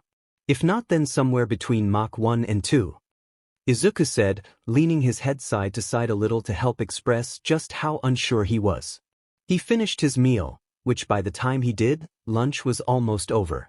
Which meant they had either spent longer walking around than he'd thought, or he'd taken longer to eat than he expected. He hoped it was the former. They made their way back to class. They managed to get back in their seats right before the bell rang to signal the end of lunch and that students should make their way back to class. The rest of the day went off without a hitch. Not even a peep from Katsuki. School ended and Nao and Izuku walked most of the way home together.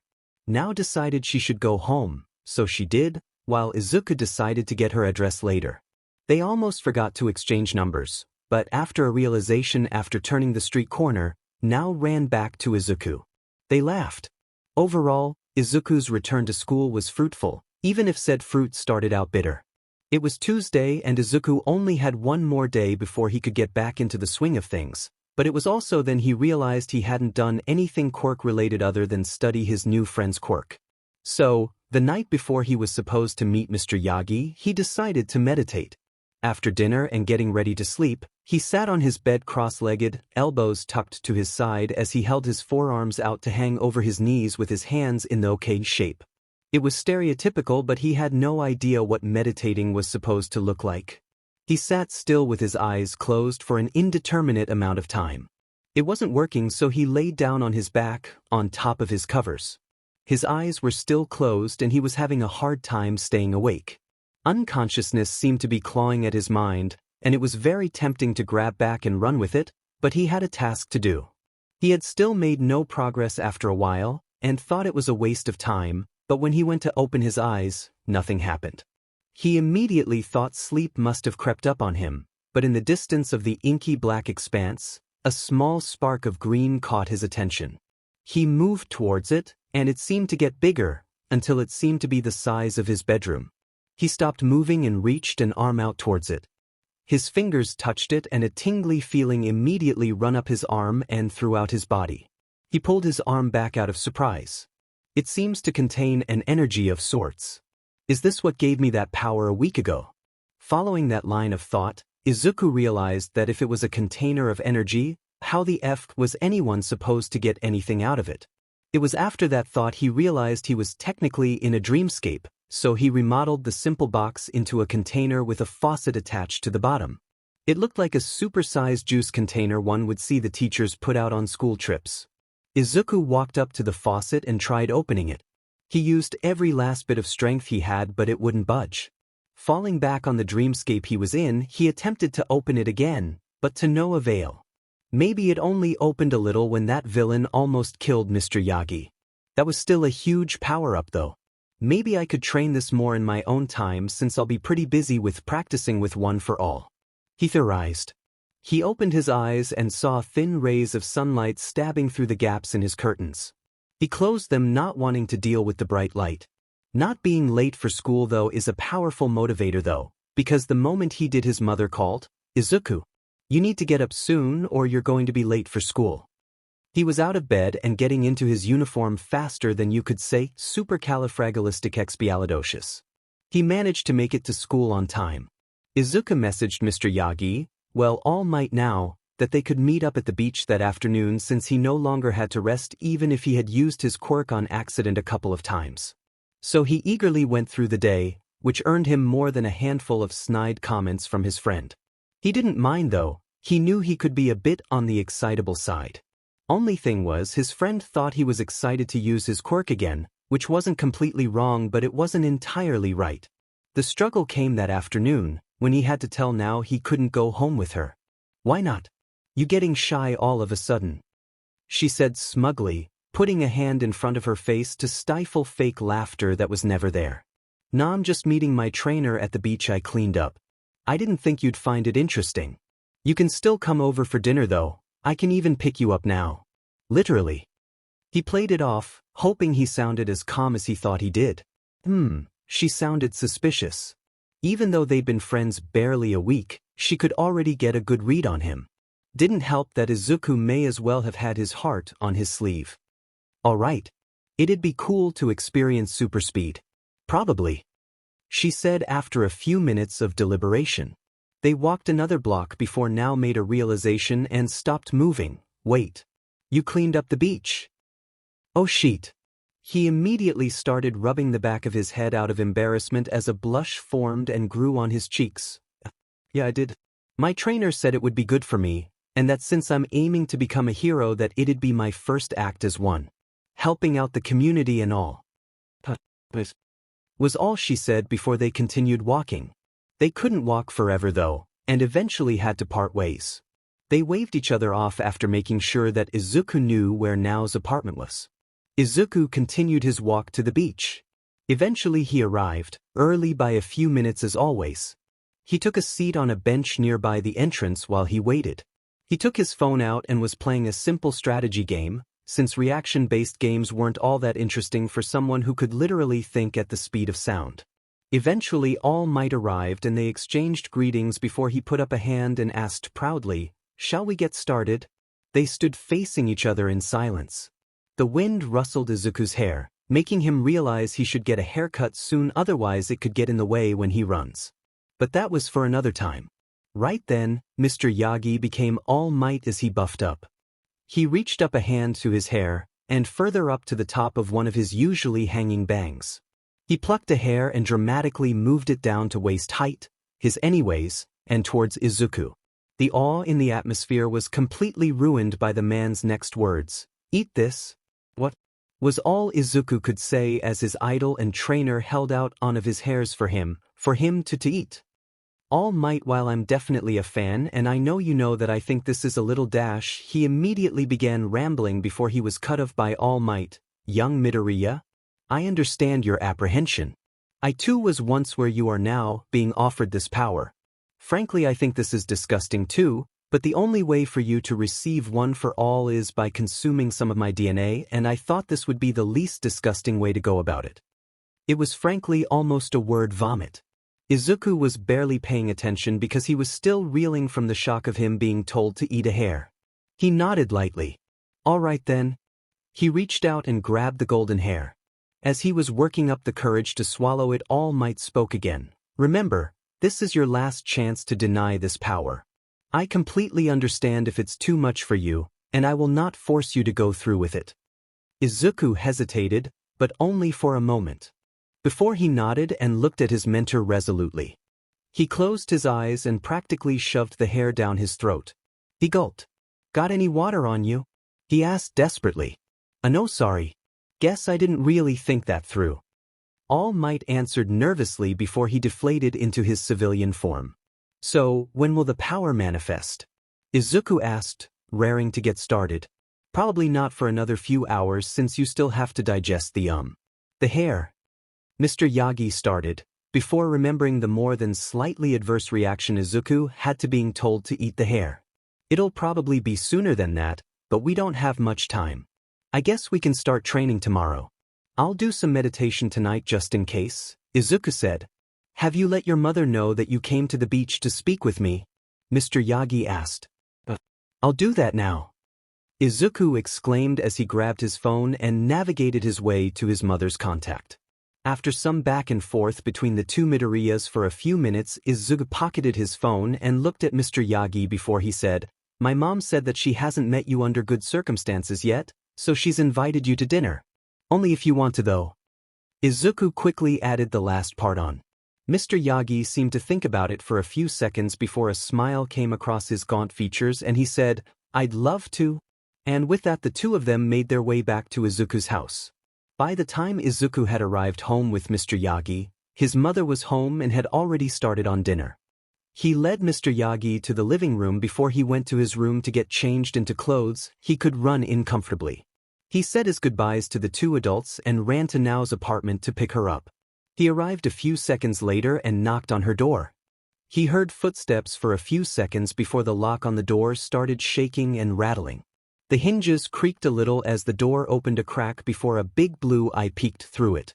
"Give me a minute," was all Izuku heard before the door closed. "Patience. It's not that she's slow, it's just that you're fast." Eventually the door opened again to reveal Nao wearing a pink shirt underneath a light pink sweater, with a sort of frilly white skirt with a similar length to her school one. Izuku was shell-shocked. "What?" Nao sounded irritated. "I just didn't expect you to wear something so stereotypically girly." That earned him a punch to the face. "Shut up. Now are you going to take me to your place or dashed?" Her stomach interrupted her with a loud rumbling. "Just take me to your place already," she said, with a bright red blush of embarrassment on her face as she looked down to the ground. Izuku went over to her and picked her up in a princess carry, his left hand under back while his right hand was under her knees. Strange, I thought women wore BR. His face went so red it looked like it'd explode. What? Now asked, seemingly having recovered from her bout of embarrassment from before. Nothing. Nothing at all. His voice cracked partway through his declaration of denial, which gave him away. Don't lie to me. What is it? Diamen, he hated it when she interrogated him.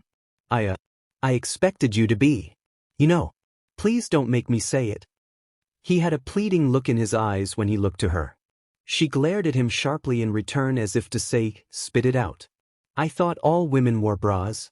Her eyes widened comically while her previously dealt with blush came back full force. Just run, was all she said. Take a deep breath and hold it, please. I don't know how other people are affected by super speed, and the last thing I want is for you to suffocate. She took a deep breath and closed her eyes as she was told, and Izuku promptly started running. It took a little longer to get back with the extra weight, but only by about a quarter of a second. They were in front of his apartment door soon enough and tapped now on the shoulder as best he could to let her know she could open her eyes and breathe again. She did as much and quickly voiced her opinion. What the F dash? What? Izuku was thoroughly confused. I didn't even feel you move. 1 second we're in front of my door, then a small shake, and a few seconds later we're at your place. I don't even feel sick. That's interesting. Might need to test that more. Well, it's a good thing you're not sick, right? I think it's fine. Let's head inside. Izuku gestured to the door, which he remembered leaving unlocked. It was as her hand touched the handle he remembered. Oh, and my trainer is having dinner with us. I hope you don't mind. She paused. Sure. He's just another person. As long as Midoriya is fine with it. Now shrugged as she opened the door to head inside. Midoriya. Yeah. Your mom is like a mom for everyone. It also sort of fits into your last name. Right? Whatever floats your boat, I guess. To say that Yagi Toshinori, Izuku's trainer, was a tall man would be an understatement. Now knew she was short, standing around 1.6 meters tall. But the man was easily over 2 meters in height. The shock from his height quickly changed to shock over his appearance. The short version, he looked like he'd drop dead any second. The long version, his eyes were so sunken they could be pool sockets. He was so thin his arms could almost be used as chopsticks. His overall gaunt face could be used as material for a horror movie under the right lighting. She greeted the man quickly, still marveling at the fact he was somehow still alive. There was, however, a feeling in the back of her mind that she had seen him somewhere before. She chalked it up to Izuku having showed her a picture of him at some point during the short time they've been friends. She took a seat at the dinner table, on which plates and cutlery was already set out. She could feel herself reverting back to her shy self in the presence of the strange man. As they waited for the food to be ready, the blonde man decided to strike up a conversation with her and Izuku. So, what's the relationship between you two? Because we can't be having distractions since we'll be upping the intensity of your training soon, young Midoriya. Izuku sputtered at the implications while Midoriya chuckled from the kitchen. Now herself was now blushing heavily. Nothing like that. We're just friends, sir. She managed to force out. Just checking, young Tamari. You two seemed very close is all. Mr. Yagi reassured her. Well, it sounded like reassurance anyways, but there seemed to be something in his voice that hinted at something else she couldn't quite pick out. After another bout of silence, Midoriya finally brought the food to the table. Smells like. Is that beef noodle stir-fry? Her question was soon answered when the wok was placed atop a wooden board in the center of the table. It was indeed beef noodle stir-fry. After taking her portion from the wok, Inko set out an order of progression for everyone to take some food for themselves. Like always, now ended up with the largest portion, but Izuku's trainer strangely didn't take much at all. He must have noticed her staring because he asked, "Is something the matter, young Tamari?" "Nah, it's just you don't seem to be eating much," she said, sounding uninterested despite being quite interested. What she said seemed to pique Midoriya's interest though, since she was leaning forward slightly while she watched Mr. Yagi intently. His eyes widened subtly. That's because of an injury that made me lose my some. But that's old now. There's no need to worry about it. He tried waving off her concerns. But while he was busy looking at Now while he said that, he missed how Inko's aura changed. She seemed to radiate some sort of motherly rage. A low rumbling noise of unknown origins could be heard. When Mr. Yagi turned back to his minuscule amount of food, he must have caught a glimpse of Midoriya because he suddenly started shrinking in on himself as if he was trying to hide. Mr. Yagi, why didn't you tell me about your special dietary needs? Her voice was calm, but it was dripping with anger. Pardon. I didn't know there were any, he said meekly. Inko's aura dampened slightly, but was very much still there. Well then. Starting from tomorrow you'll follow a special diet. If you'll give me your email, then I will send you a list of recipes for you. And I expect you to do everything it says. To understand? While the woman wasn't talking to either Izuku or Now, they both cowered slightly at her tone. They could only imagine what Mr. Yagi was going through. Midoriya Inko was, as far as Toshinori was concerned, the perfect woman. Appealing, smart, capable, strong. Of all the things he expected from the woman upon hearing about his lack of a stomach, it was not anger. He was currently sweating bullets and cowering in fear. When she told him that he was going to be changing his diet, he didn't argue, only nodded and wrote his contact info on a piece of paper and handed it to the woman. The moment he did, the atmosphere completely changed and he released a breath he didn't know he was holding in. I look forward to what you have in store for me, Mrs. Midoriya, Toshinori said shakily. And please, call me Inko. She smiled. They finished dinner in silence. He was secretly amazed that young Tamori ate more than Midoriya. He had no idea where it went. Once dinner was finished, Toshinori was on his way home, but not before he said his farewells to Inko and young Midoriya and his friend, who was given a lift home by Midoriya. Overall, he had had a good night. Like he had said he would, Izuku meditated. He found himself in the same void, but instead of one pinprick of green in the distance, there were two. Only, one seemed to keep moving around while the others seemed to fluctuate in size. Izuku approached them. He got closer and saw the same green box of energy he had seen the previous night.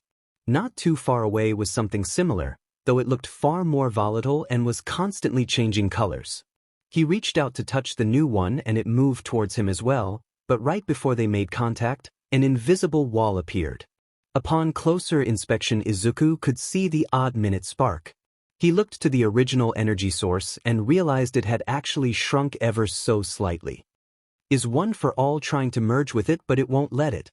Actually, I think it's more important to come up with a name for the DMN thing first. A sheet? Nothing comes to mind. Maybe later.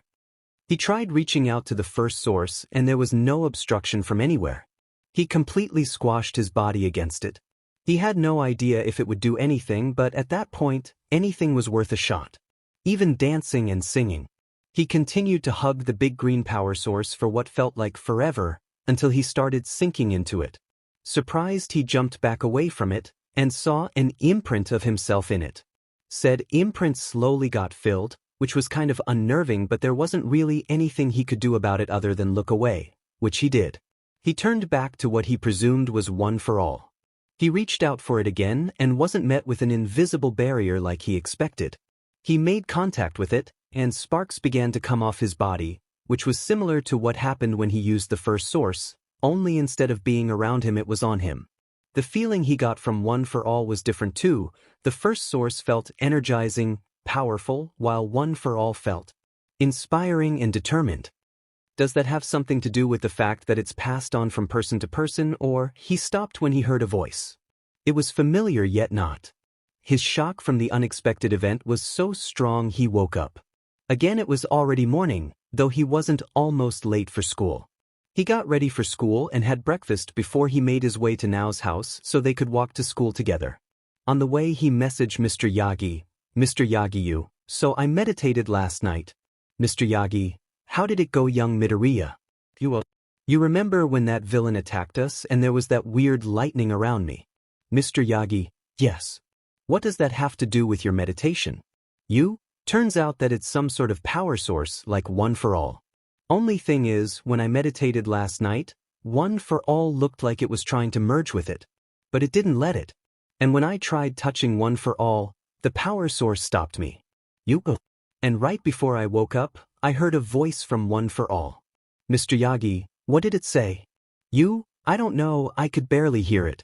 I only know it came from Ofa because I was closer to it than the power source when I heard it. Mr. Yagi, strange. We should talk about it more this afternoon. You? Actually, I was wondering if maybe we could start the training this weekend. I would like to meditate more to try and figure it out myself if that's no problem. Mr. Yagi, I see no problems with that young Midoriya. I'll see you at the beach Saturday morning then. Meet me there early, so that no one else is around. You? Thank you, sir. I'll see you then. In the nights he spent meditating leading up to the weekend, Izuku made absolutely zero progress with his quirk and One for All. Luckily, his mother knew that he was going to train with Mr. Yagi early in the morning, so she didn't leave her room when he left the house at the ungodly hour of 4 a.m. As Izuku arrived approximately 30 minutes later, since he didn't run there, he saw that Mr. Yagi was already there and waiting for him. There goes my perfect record of arriving before him. Hey Mr. Yagi. I'm here. The man looked away from the sea to look at Izuku. Izuku swore he saw a smile on the man's face, but was distracted when he started talking. Greetings, young Midoriya. Now, are you ready to get started? We have the beach to ourselves for a couple of hours at least. Izuku barely managed to keep his nods to a visible speed. Alright then, first things first, tell me about your meditation. How did this power source and One for All interact? And what was the voice you heard like? Well, like I mentioned in my texts, it looked like One for All was trying to merge with the power. You did say One for All is a stockpile of power, so that makes sense, but what was strange was the power source retaliated. It moved away from One for All and did everything it could to not merge. It also wouldn't let me make contact with One for All by making some sort of barrier or just plain pushing me away. Over the past few nights in my meditation sessions, I walked up to the source and just pushed myself into it, which ended up leaving an impression. And then it would fill in the spot where I was, and during that time I could interact with One for All, which was when I heard the voices. Mr. Yagi had a contemplative look on his face. By the sounds of it, you won't be able to use One for All until you can make some sort of agreement with this power or something. Though you might be able to brute force. We can try that later. Now, earlier you said there was a voice, but just then you said there weren't voices. Could you please explain? Right, so I wasn't really paying attention when it happened the first time, but when I got touched by One for All, there were voices. It sounded like there were quite a few of them, but they said everything at the same time, so it's hard to say how many. And the sparking from One for All and the power source made it hard to tell what they were saying. Sorry, but that's all I could get from 3 nights of meditating. Izuku checked the time on his phone and saw that it was already almost 5. That's quite alright, young Midoriya. Now, should we try getting One for All to work? He asked, clearly already knowing the answer. If the look in his eyes were saying anything, yes sir. It was way harder than he thought it would be. They'd been at it for an hour already and nothing worked. He clenched his butt cheeks and yelled, smash. As he swung his arm, but nothing happened. Not even a spark. He focused intently, trying to get that determined feeling he had when he touched One for All, but again it was fruitless. He even tried meditating, which was almost successful after he did the thing he normally does, but the moment he opened his eyes it went away. Mr. Yagi, I'm not sure if we're going to be making any progress anytime soon, Izuku said, sounding deflated compared to his enthusiasm from an hour prior. Don't worry, young Midoriya. I'm sure you'll get it eventually. Mr. Yagi sounded jovial, but there was an edge to his tone that betrayed how disheartened he was by the lack of progress. I think I may need to focus on meditation for a while. I'll let you know when I think I've made a breakthrough.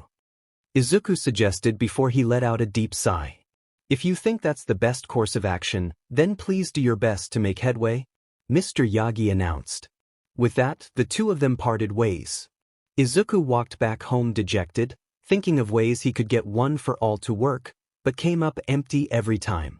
He got home without much fanfare and had a cold shower. He got dressed into more casual clothes, and after finishing his homework and organizing a meetup time to hang out with Now, he sat in the middle of his bedroom floor and meditated. He was soon met with the same black void he had acquainted himself with over the previous 4 days. He searched for the usual green powerhouses and made his way over. He stood in front of them and observed.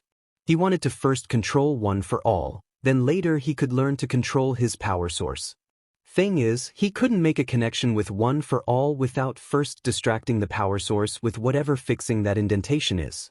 It was as he was about to touch the power source that he realized One for All was more tame than it had been earlier that morning and every other time he had meditated. Curious, he instead walked over to it and reached out a hand. One for All sent small sparks of energy like usual towards him, but instead of getting blocked they made contact with his skin. The usual feeling of determination was there, but it felt more concentrated, like it was being properly focused and controlled. Izuku opened his eyes and saw red veins across his exposed skin which reached underneath his clothing. At the same time there were small erratic sparks dancing along his body. The moment he tried to get up though he was covered in pain, and he fell forward onto his hands and knees. He looked to his arms still sparking and saw bruises forming and healing rapidly. One for All must be boosting my regeneration while it destroys my body. His breathing was getting desperate and heavy, which wasn't helped with his efforts to keep his screams of anguish in. The moment he had a moment of clarity, he disconnected himself from One for All. Looks like we can get started earlier than I thought. I'll just have to focus on the output level, Izuku said to himself. He grabbed his phone and sent Mr. Yagi a message saying that by some miracle, he had made progress after arriving home. He checked the time to see that he had 10 minutes before he had to meet now at their chosen meeting spot. Izuku had lucked out and made it to the meeting spot a minute early. But that wasn't what he lucked out on, it was that now made it a point to arrive at the exact time stated. He looked around the courtyard of the mall and spotted her making her way through the crowd. Before he could say anything, Now had a look of disgust on her face and voiced it so, "What are you wearing?" He looked down at his t-shirt with the words, "dress shirt," on the front. He looked farther down to his light brown cargo briefs, then down to his bright red sneakers. Comfortable clothes. "I came here to hang out, not get called out," Izuku said jokingly.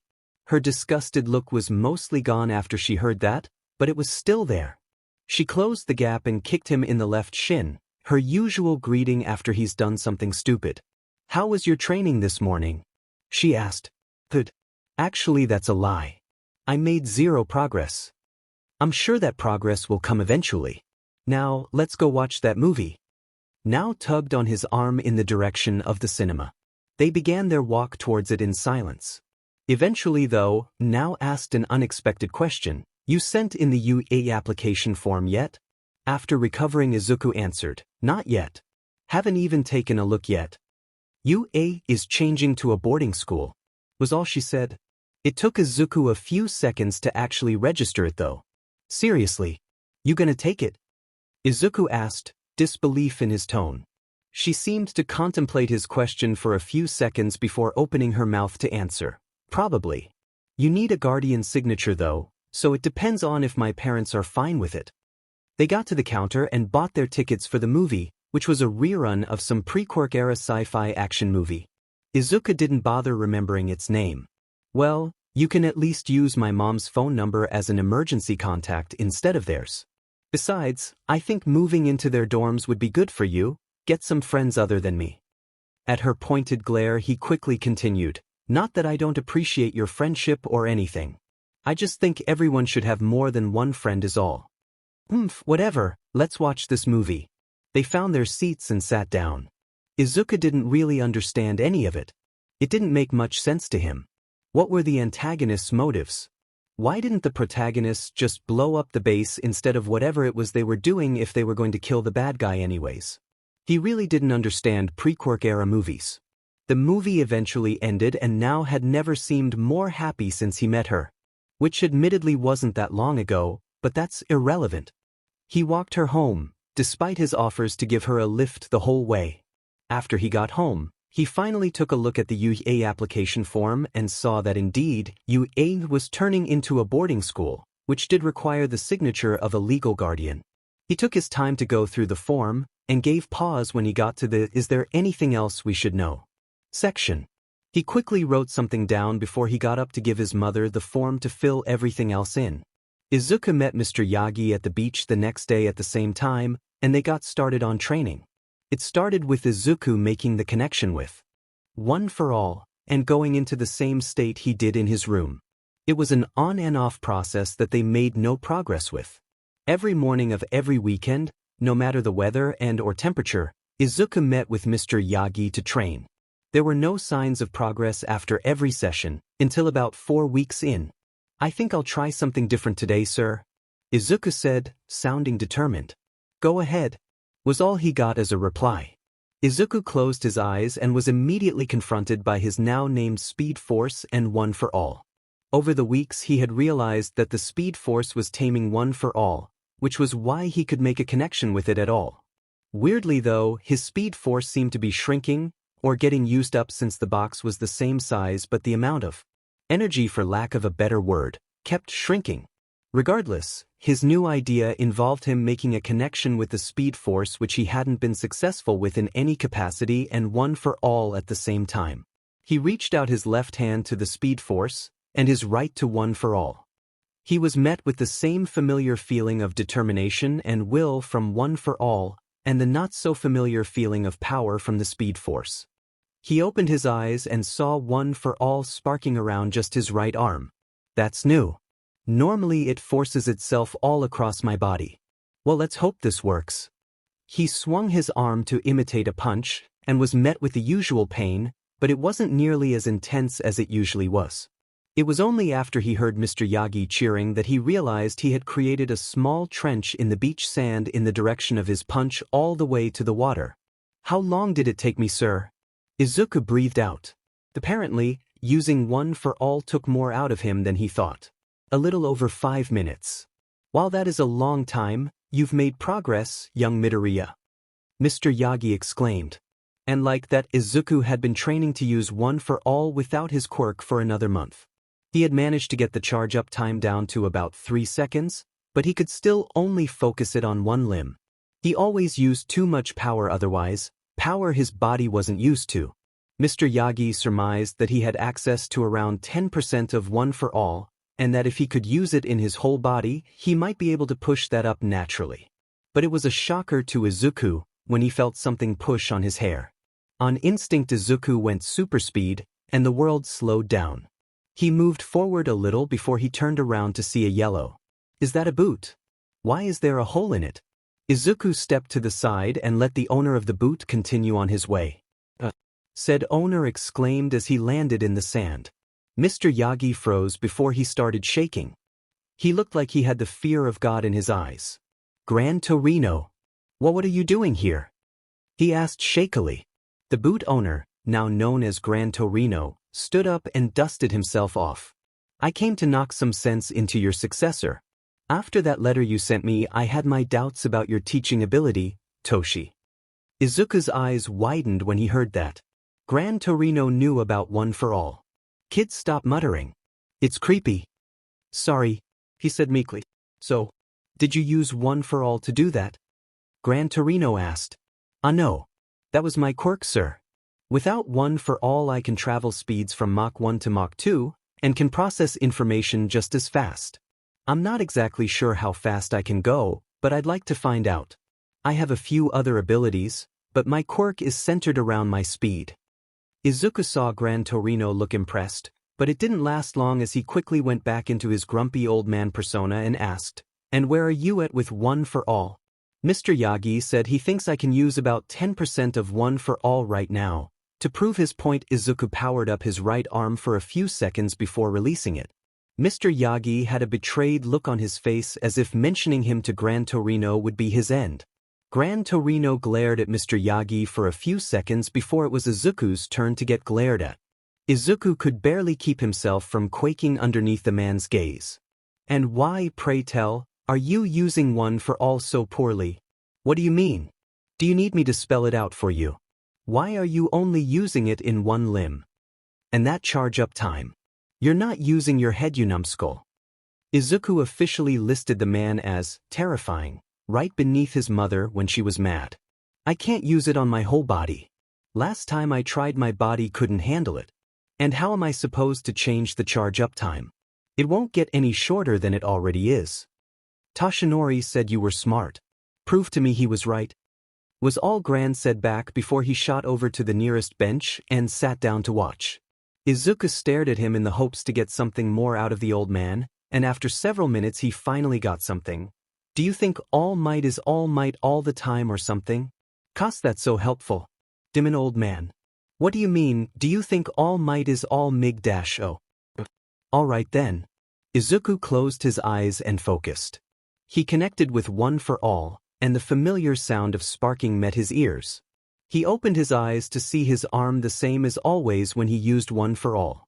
He fired off a punch, but instead of releasing his it like normal, he kept a hold of One for All. It was stable. How did I not think of this earlier? He said quietly. Now all you need to do is use a few more brain cells and get that going on the rest of you. Gran said to him, but there was no bite to his words. Yes, sir. Izuku said, more determined than he'd ever been since he got One for All. Izuku got back to work, but made no progress for the rest of the day. They were busy doing their homework after school when Izuku spoke up. How are you feeling about you, eh? Kind of nervous, but at least I don't have to do some crazy practical exam. Now answered simply. The room was filled with silence again. How's your training going? He always seems tired afterwards, but there's definitely more to it. Slow, but I think by the time the practical exam comes around I should be good. Izuku answered, not looking up from his work which he should have already finished, but per some agreement they made he kept pace with her. I've been meaning to ask by the way. When are you going to get new clothes?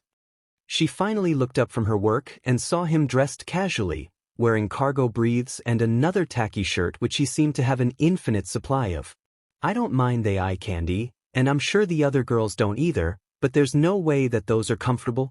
At first glance his clothes were fine, but upon closer inspection one could see his well-developed muscles through his shirt. His shorts became tight short shorts after his growth spurt. He stopped working and leaned back in his seat a little. He looked down at his clothes. You're right. I probably should get some new clothes soon. Wanna go shopping this weekend? I also need a new haircut, and since I'm dragging you along you can pick it out. No. You can't get rid of that fluffy hair. Her indignation must have shown on her face because he immediately asked, is that not good enough? Do I need to let you pick out my clothes too? No. Why are you getting a haircut? No matter who you ask, anyone and everyone will tell you to leave your hair alone. What? He looked genuinely confused. Your hair is... So, that's why. If you get it cut then you'll lose one of your best qualities. She hoped the message would get through to him. But alas, his obliviousness knows no bounds. Then I won't get it all cut off. Is that good enough? Why is she so angry? She sighed. Fine. I guess that'll work. Just help me with this problem. And with that out of the way, the two of them went back to their homework, the air slightly tense. It took a while but eventually, Izuku got One for All to work on his whole body without killing him.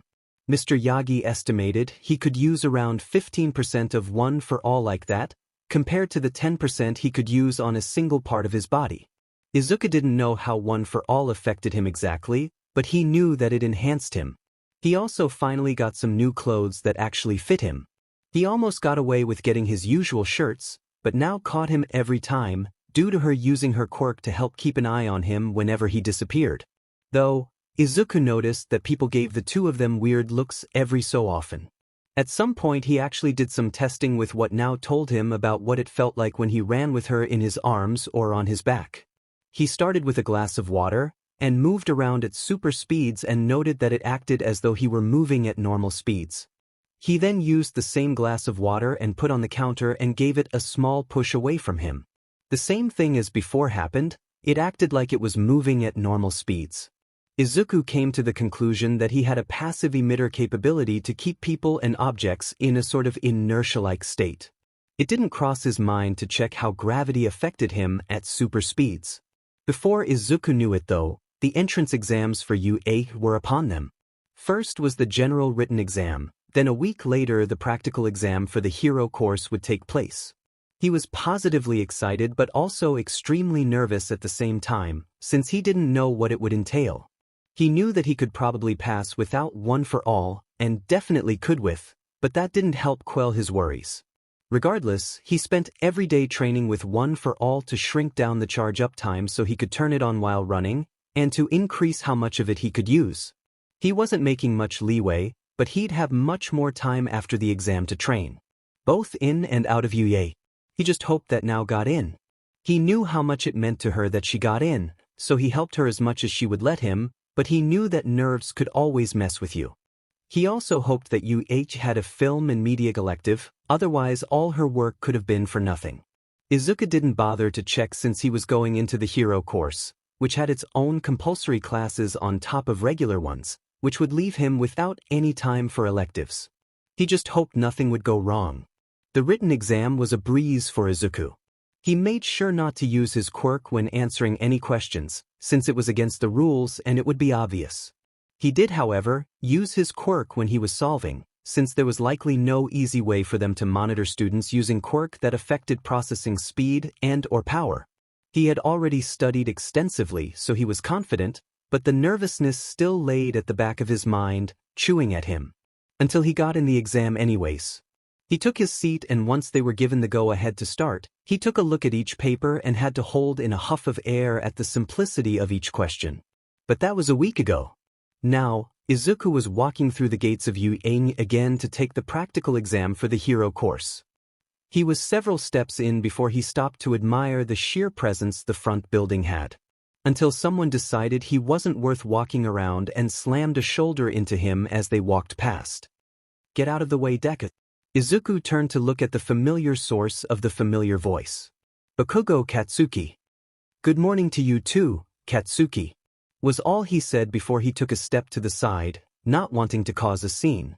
Katsuki had actually been quite tame after the day he became friends with now, not trying to bully either of them. To their faces anyway. He watched the back of the other boy for a few seconds before deciding that it was as good a time as any to make his way inside for the briefing. Or at least he tried. His leading foot got caught on his other leg and he started to fall forward. Time slowed. He retracted his caught foot and redid his step. Fortunately, he hadn't fallen far, so it would probably only look like he stumbled. Time resumed. Did that come from behind me? Izuku chanced to look behind him and saw a short girl, a little shorter than now. She had brown hair cut short and styled into a gravity-defying bob, with two longish bangs framing her simple but cute face. She had appealing brown eyes, and on each cheek was a small pink blush, which looked permanent. She had a hand extended in his direction slightly, as if she was going to grab him or something. "Is something the matter?" he asked as he turned to face her fully. No. It just looked like you were going to fall, but then you didn't." Was she watching me? I see. Well, I'm fine, thank you. I think we should head into the hall though, don't you think? Izuku half-turned and gestured with his right hand towards the UA building. She didn't say anything, instead opting to nod fervently before running ahead of him. What a strange, appealing girl. I hope she makes it in. The hall was lit up lightly when he walked in. After doing some soul-searching, he found his assigned seat, which unfortunately happened to be next to Katsuki. He took his seat, but not without getting reprimanded angrily for even being there by Katsuki.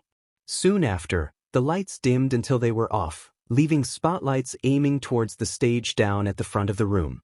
There was a dramatic explosion of fog that dissipated quickly and revealed none other than the voice hero, Present Mike, standing in front of a giant screen which displayed the U8 logo on a blue background.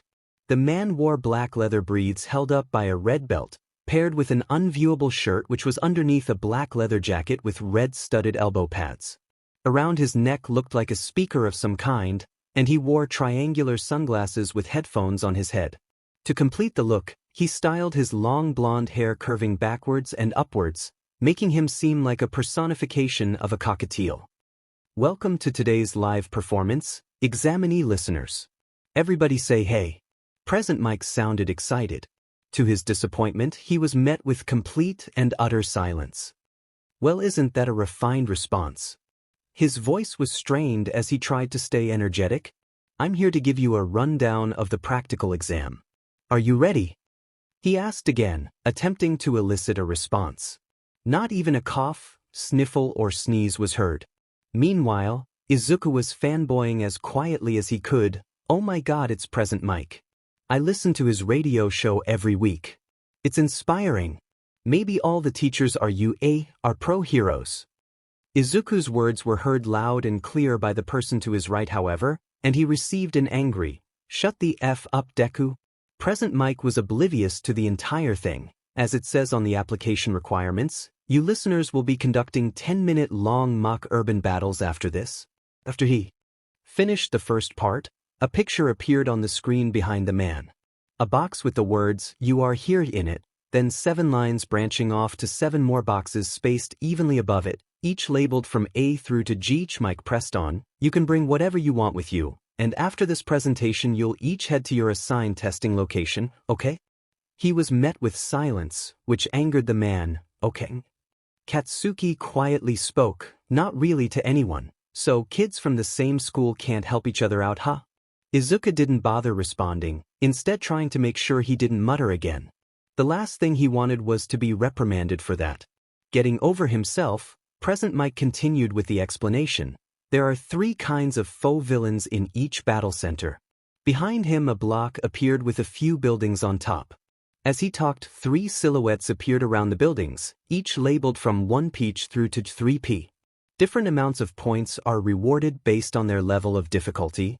A short 2D pixel game-styled animation of Mike appeared on the screen. Pixel Mike moved forward until he came across a robot, recognized as the one-pointer, before he defeated it and moved on. A number at the top right of the screen changed from 0 to 1. That repeated for the final 2 types of robots. Your goal, dear listeners, is to use your quirks to earn points by immobilizing the faux villains. Of course, attacking other examinees and other unheroic actions are prohibited. A student in front of Izuku stood up as he raised his hand, all before he spoke. "May I ask a question?" A spotlight turned on and focused on the young man. "Okay." On the printout, there are 4 types of villains, yet you have only mentioned 3. If this is a misprint, then UA, the most prestigious school in Japan, should be ashamed of that foolish mistake. We examinees are here because we wish to be molded into exemplary heroes. He isn't wrong about that last part, but man who drove that stick up his butt? Was all Izuku could wonder. Thank you, Examinee 7111. The 4th type of villain is worth 0 points. A new robot silhouette appeared on the screen after it returned to the previous display. It had a label above it which said 0P. That guy's an obstacle, so to speak. There's one in every battle center. An obstacle that will go crazy in narrow spaces. It's not impossible to defeat, but there is no merit in doing so either. I recommend all you listeners try to avoid it. Thank you very much. Please excuse the interruption. The boy bowed at what looked to be a perfect 90-degree angle before he stood up straight and sat back down, after which the spotlight on him turned off. That's all from me. I'll leave you listeners a present, our school motto. The hero, Napoleon Bonaparte once said, a true hero is someone who overcomes life's misfortunes. Go beyond. Plus ultra. Now, everyone, good luck suffering. Over the next 15 minutes, Izuku and the other examinees got changed into their preferred clothing for the exam. He had no choice but to use his old jumpsuit because he had apparently forgotten to buy himself some new exercise clothes when he went shopping with Now. Once everyone was done, they were on the bus to the battle center in which their exam was to take place.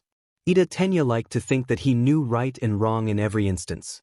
He liked to think that people would go to him to decide if what they were doing or what they were planning to do was right or not. He was proud of that. He did know that he was often called a party pooper and stiff. That he should loosen up. But he never bothered to try because he was too busy training to be a hero.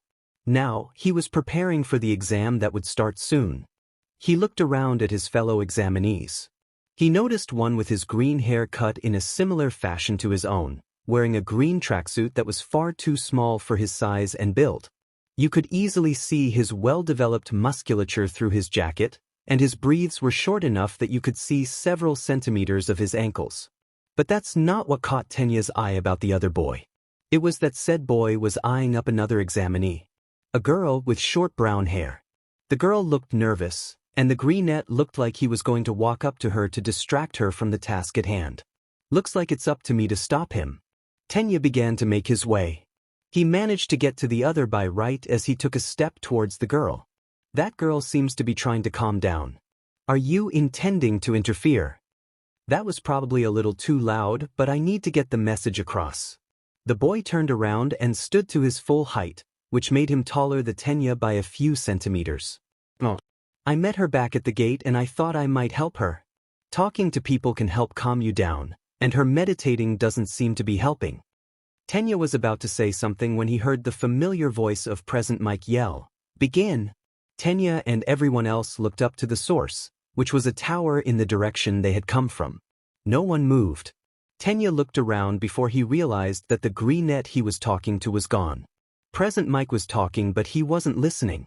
He instead looked inside the battle center and saw robot parts strewn across the streets. Did they self-destruct? Or did that boy do it? But he can't be that fast, can he? Tenya turned around in time to see the other examinees start running to the battle center. Not wanting to fall behind, he started to run in as well. He was at the back of the group, but he knew that the moment they were inside, everyone would split up and he'd be able to let loose. The moment he heard Present Mike yell "Begin!" he was confused just like everyone else. But he didn't stick around long enough to question it. If he was given the go-ahead, then he'd go. He activated One for All and ran. He still hadn't quite gotten used to the new speed, since with the 15% he had control over, he could tell he could already go more than twice as fast compared to without it. He came across a pair of robots near the entrance that were relatively small. 2 pointers. He ran to the nearest one and tore its head off, which he threw at the second one and embedded it in its body. 4 points. Izuku planned on stopping one. He got 50 points, since that was likely to be around the cutoff. But since there wasn't much else he could do with the spare time, he was going to help out the other examinees. After all, what hero school didn't award people for being heroic? He had to get to that stage first though. The 1-pointers were pretty weak compared to the other 2 robots. But they were fast. Or they should have been, but they may as well have been standing still for Izuku. He made short work of those, since it was much easier to dismantle them. The only thing that Izuku may have had trouble with was probably the RBB bullets the robots fired. Thing was, the robots had to know he was there to fire, so his speed kept him safe from that. The 2 pointers were tougher, with 4 armored legs, a long tail, and a head atop a long neck. Those ones seemed to be equipped with missile launchers instead of Gatling guns like the 1-pointers, but they were tankier compared to them, so it made sense. If only they posed a challenge. The 3-pointers were a different story altogether. The tankiest of the robots so far and equipped with missiles and a Gatling gun that shot RBB rounds. The only thing that kept Izuku safe was again his speed, but he could only take apart the 3-pointers without breaking himself due to the power-up from One for All. In the end, they weren't a match for him. By the 6th second of the start of the exam, Izuku had gotten his 50 points. It only took so long because all the robots were spread so far out from each other. He went back to the entrance and saw that the rest of the examinees had only just gotten started on destroying robots. They must have gotten confused and waited for Present Mike. Izuku took his time and ran up one of the smaller buildings so he could watch everyone. Time resumed. There were people with some interesting quirks. One guy had 3 arms to a side, who was scaling a building not too far from Izuku. The guy that was telling him off before the start of the exam had engines his legs, which indicated he had a mobility quirk like Izuku, though not quite the same. He continued to watch and saw the girl from the entrance touch a robot before it started floating upwards. She put her fingertips together and said something before the robot fell to the earth, destroyed on impact. She can make things float. Or does it have something to do with gravity? If so, then is she removing the effect of gravity or does it become weightless? Those are all things I'll have to ask her later. There seems to be a lot of powerful students this year, huh? Claimed one teacher, whose head was rather cuboid. Yeah, thou, WH. What? Look at Center B. Immediately everyone changed what site they had showing on their monitors to Battle Center B, and saw destruction throughout the center. While that was expected for an exam like that one, it made no sense since the exam had started not even a minute previously. Looks like someone strategically destroyed around 50 points worth of robots. How though, I don't know. A small dog bear rat thing said. Check for telekinesis and teleportation quirks. If there are none, then check for high mobility quirks. He ordered. There was rustling from a few of the staff members for several minutes as they searched through the list of applicants at Site B. I found no applicants with a quirk of the first two types, but there are two with high mobility quirks. Go ahead. The first student is Ida Tensei's younger brother. Seems like it. His quirk is Engine. It gives him engines in his calves which can be used for increased mobility. And the other, Midoriya Izuku. Quirk, Super Speed. Like Ida, it is a mutant type and grants him immense speed. His top speed is unknown. In his application form he said we should use high-speed cameras in order to accurately monitor him. I trust that was taken care of, power loader. At the nod of the orange-haired man wearing an excavator claw on his head, he continued, we'll have to keep a close eye on him then. At the back of the room sat a man with long greasy black hair. He wore a black jumpsuit with a gray scarf wrapped around his neck. Said man looked over to one of his colleagues, who was wearing a skin-tight red suit. He had tubes coming out of his left shoulder to his arm, which had a thick white vambrace on it. His colleague looked back. A silent conversation took place, before the man in red eventually conceded. I look forward to teaching you, Midoriya Izuku. He had mostly been saving people who weren't paying enough attention, or because they overextended and got caught up against too many villain bots. He did save a few people who had overused their quirks though, notably a blonde kid who spoke a foreign language every other sentence and could shoot a laser from his gut. This seemed to emit sparkles, which was pretty strange but not the weirdest thing Izuku had seen. He had gotten some points from doing it, which was nice. Not that he needed them, but he estimated that he stood at around 65 points. He could estimate how many points he got from helping people, since that was probably subjective. Not like it mattered anyways. By the 5-minute mark though, people seemed to get into a groove and there was pretty much no one for him to help. Thus, he opted to sit on top of a building. He watched everyone intently, attempting to figure out who his classmates could be, come the start of the year. He had just gotten relaxed, sitting at the edge of a building, when a deep rumble sounded from the other side of the site. A small shake of the building he was on had Izuku up and away from the edge in an instant. There were more shakes and Izuku took a look around to see if he could find the source. He eventually spotted green and black metal gripping onto the corner of a building. That must be the zero-pointer. Izuku ran down the side of the building once there were no more shakes. He technically shouldn't have been able to, since running down required gravity to assist him, but apparently that was something else he could change the effect of when he moved at super speeds. He reached the ground soon enough, and navigated his way to the scene. Upon arrival Izuku's first thought was, this is a mess. There was rubble falling down from buildings which the monstrously large robot had grabbed onto, and there was copious amounts of dust making its way down. Izuku focused on making sure no one got crushed, and did his best to redirect any rubble that looked like it would fall on or near anyone. When he couldn't get to the rubble easily, he just moved the affected examinees slightly so they were out of the way. He noticed, though, that there was a girl in front of the robot. It was the girl from the entrance. She seemed to be trapped under rubble, and was right in the path of the robot which seemed to be reaching for her. He could have easily cleared the rubble and carried her to safety, but he hadn't had the opportunity to really see what he could do with One for All yet, so he felt like showing off a bit. He ran under the hand of the robot, which was getting pretty close, and let time run its course. Everything got very loud the moment he did. The girl was groaning with the effort of trying to get free, and the robot, which was now on top of Izuku, had a very loud engine and equally loud hydraulics. This thing is lighter than it looks. Though I don't think I can push it off. Can you use your quirk? He asked the girl. She rapidly shook her head. Looks like I'll have to do my best then. He immediately started vibrating his arms and hands as fast as he could in an attempt to upset the robot's balance or at least push it back a meter so he could punch it in the face without risking the girl. Not that UA would let someone die in an exam. He got his leverage a few seconds later after he gave a little shove to speed things up, and he jumped back enough to have a clear path to the robot's big green head. He crouched in preparation to jump. He had to get the height right, otherwise he'd overshoot, but he didn't want to use too little power because then he'd have to hit the most armored part of the med thing. He released one for all and leaped. He was staring at the robot in the face not even a second later. He reared back a fist and charged one for all back up and threw his fist forward. The robot's head crumpled and folded in on itself. It started falling backwards as explosions erupted from along its large body. Izuku hoped that there wasn't anyone dumb enough to be that close to the robot, in front of it or... It was then he realized he had no proper way to land. He could have used air pressure to soften the landing, but that could have also endangered the other examinees. And sure, he had some powerful legs, but he hadn't practiced landing from 8 stories up. He braced for impact and put as much of one for all into his legs as he could so that he could at least regenerate.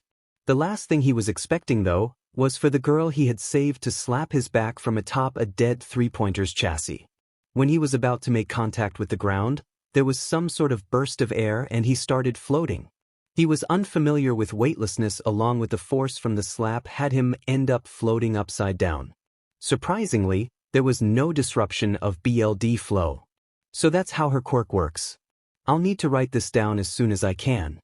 He almost landed on his head though when the girl grunted out, "Release," then promptly turned away to throw up her lunch.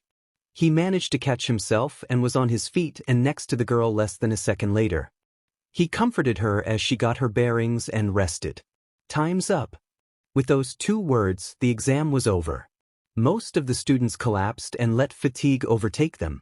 The girl sighed in relief and Izuku continued to sit with her on the corpse of a robot. Eventually, Recovery Girl arrived to treat anyone she could. Recovery Girl had a few words for him though. "What did you do this time?" She walked over to the brunette and her lips stretched comically to kiss the girl. A pale green light enveloped the girl as his swollen ankle healed. "I didn't do anything. I only helped this girl." Izuku defended himself as he gestured to the now tired brunette next to him. "And I'm supposed to believe the 0-pointer behind you fell backwards on its own." She stared at him with a glare. "Whatever. It's not like it matters. Just go home so I don't have to see you." "Yes, ma'am. What's your name?" Izuku turned to the brunette beside him. She smiled and asked again, "What's your name? I'd like to at least know the name of the guy that saved me." "My name is Midoriya Izuku. And it's no problem." "Uraraka Ochiko." "Thank you, and nice to meet you, Midoriya." "It's all right. I only did the right thing." While the 2 of them talked, a few meters away stood Ida.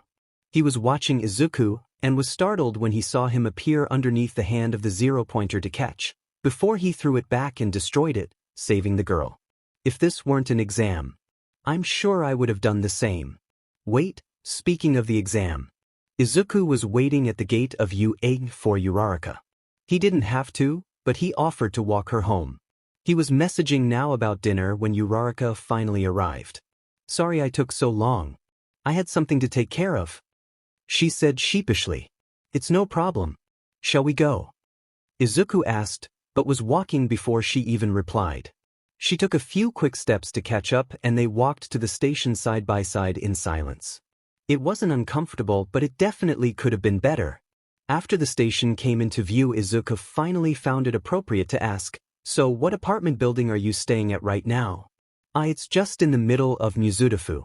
You really don't have to walk me there, you know." Uraraka sounded nervous. "It's all right. My friend lives in an apartment building there. I was going to pick her up and walk her to my place for dinner. You can join us if you'd like. Then maybe now can have a girlfriend. I wouldn't want to intrude or anything." "No, it's fine. Really. Look, I'll ask my mom and then you can decide, all right." At her nod, he took out his phone and told his mother that they'd be having an extra guest. She was ecstatic that Izuku had a new friend and was very happy to accommodate for another person. She said, "It's fine. You'll come, right?" She nodded again. "Why is she so quiet all of a sudden? Where are you from? What makes you think I wasn't born here?" They boarded the train as she asked. "I just got the feeling you aren't from here. No real reason other than that." He said it plainly, as if anyone and everyone would think that. She stared at him incredulously.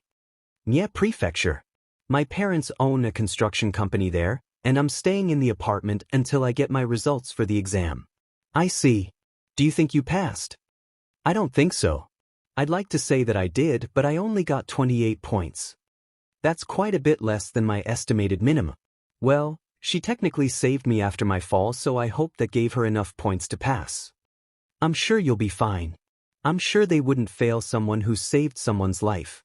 Well, their legs anyway. I didn't do anything though. You're the one that saved me. She cried out, loud enough to get the attention of a few other passengers. Don't you remember giving me a good slap on the back when I fell? If you hadn't, I'm sure I'd have broken my legs. At least. She opened her mouth to say something, but closed it when nothing came to mind. Look, here's our stop. Let's go. They got off the train and made their way to the apartment building Izuku knew now lived in. Is this where your friend lives? Uraraka asked after they stopped in front of Nao's door. Something wrong? Izuku asked as he knocked on the door. I live right there. She turned to her left a little and pointed 3 doors down. That's convenient then. You can go get changed. I'll drop off now in the meantime, then I can pick you up.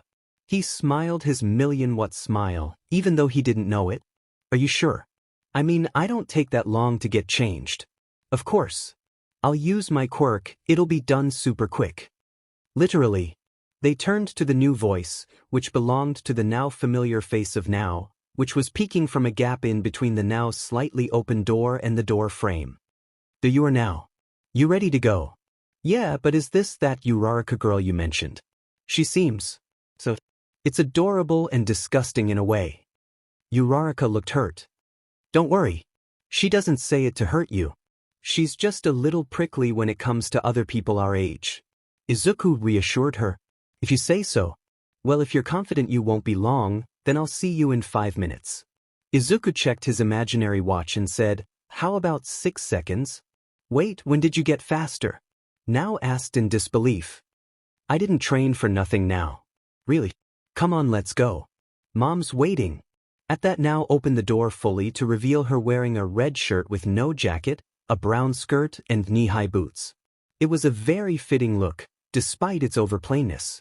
She stepped outside and closed the door behind her, locking it. Izuku walked over to her and picked her up in a bridal carry. Uraraka's face went bright red, to which Nao put on a smug look, though her face was also slightly red. See you in a few seconds, Uraraka. And he was off. Midoriya disappeared the moment he finished speaking to her, along with his friend Nao. In his arms. Ochako had barely made it to her front door when she heard the familiar voice of Midoriya behind her. So I'll wait out here for you, yeah? She turned around and there he was no longer in his school uniform, without his friend. Just how fast is he? All right. I'll be done as quick as possible. Take your time. He smiled. God, that smile was cute. She quickly unlocked her door and all but ran into her apartment, throwing the door shut behind herself. She navigated her way to her room so she could get changed. It was difficult to decide on clothes to wear, since she didn't have anything particularly nice available. In the end, she decided on a pink t-shirt, with a pair of loose jorts over some black tights. She wore casual pink high-top sneakers with a white trim. She stepped out her front door and refused to look Midoriya in the face. She locked her door behind her and stood there. Ready to go then? Not trusting her voice to work in her state of embarrassment, she nodded quickly. How would you like me to carry you? On my back? Or like I carried Nao, in my arms? She glanced up to his arms, which were barely hidden under overshirt he was wearing. What she could see, though, was densely packed muscle. That would feel him as bad, Ochako. Oh, on your back, please. He smiled again. That smile could power a house for years. He walked over to her before he turned around to face away from her, and crouched low enough to let her onto his back. Hop on, was all he said. She fumbled to get on his back, and in the process, came to regret deciding to get on his back. She didn't know what it was about his back, but the muscles there made her want some time to herself. Before she knew what was going on though, he had his hands under her thighs. He's so gentle. And was standing up. Hold on tight, yeah. Don't want you falling off now. His tone was serious, but he said it in a playful, friendly way. She only nodded, but after realizing he couldn't see her, she gave a quiet yes. Before she knew what he was going to do, there was a weird jolt and the world changed. But before she could even comprehend what was happening, they were standing in front of a completely unfamiliar door. "We're here," was all he said, before he crouched again to let her off. She almost whined that he would no longer be holding her. She got off quietly and waited for him to lead her inside, which he did. They walked in, and after some quick introductions with Midoriya's friend, who she found out is named Tamori now, and his mother, who she had taken to calling Midoriya. The meal was an extremely delicious katsudon, in celebration of Midoriya completing the exam for UA. She had a lot of fun. The trip back to her apartment was the same as it was away. It sort of made her feel giddy to know that she was one of only a few people to have experienced being carried by him. "Wanna exchange numbers?" She didn't know where it came from, but the question was out of her mouth before she could stop herself. Midoriya's eyes widened momentarily, before he smiled and said, "Sure." So they exchanged numbers.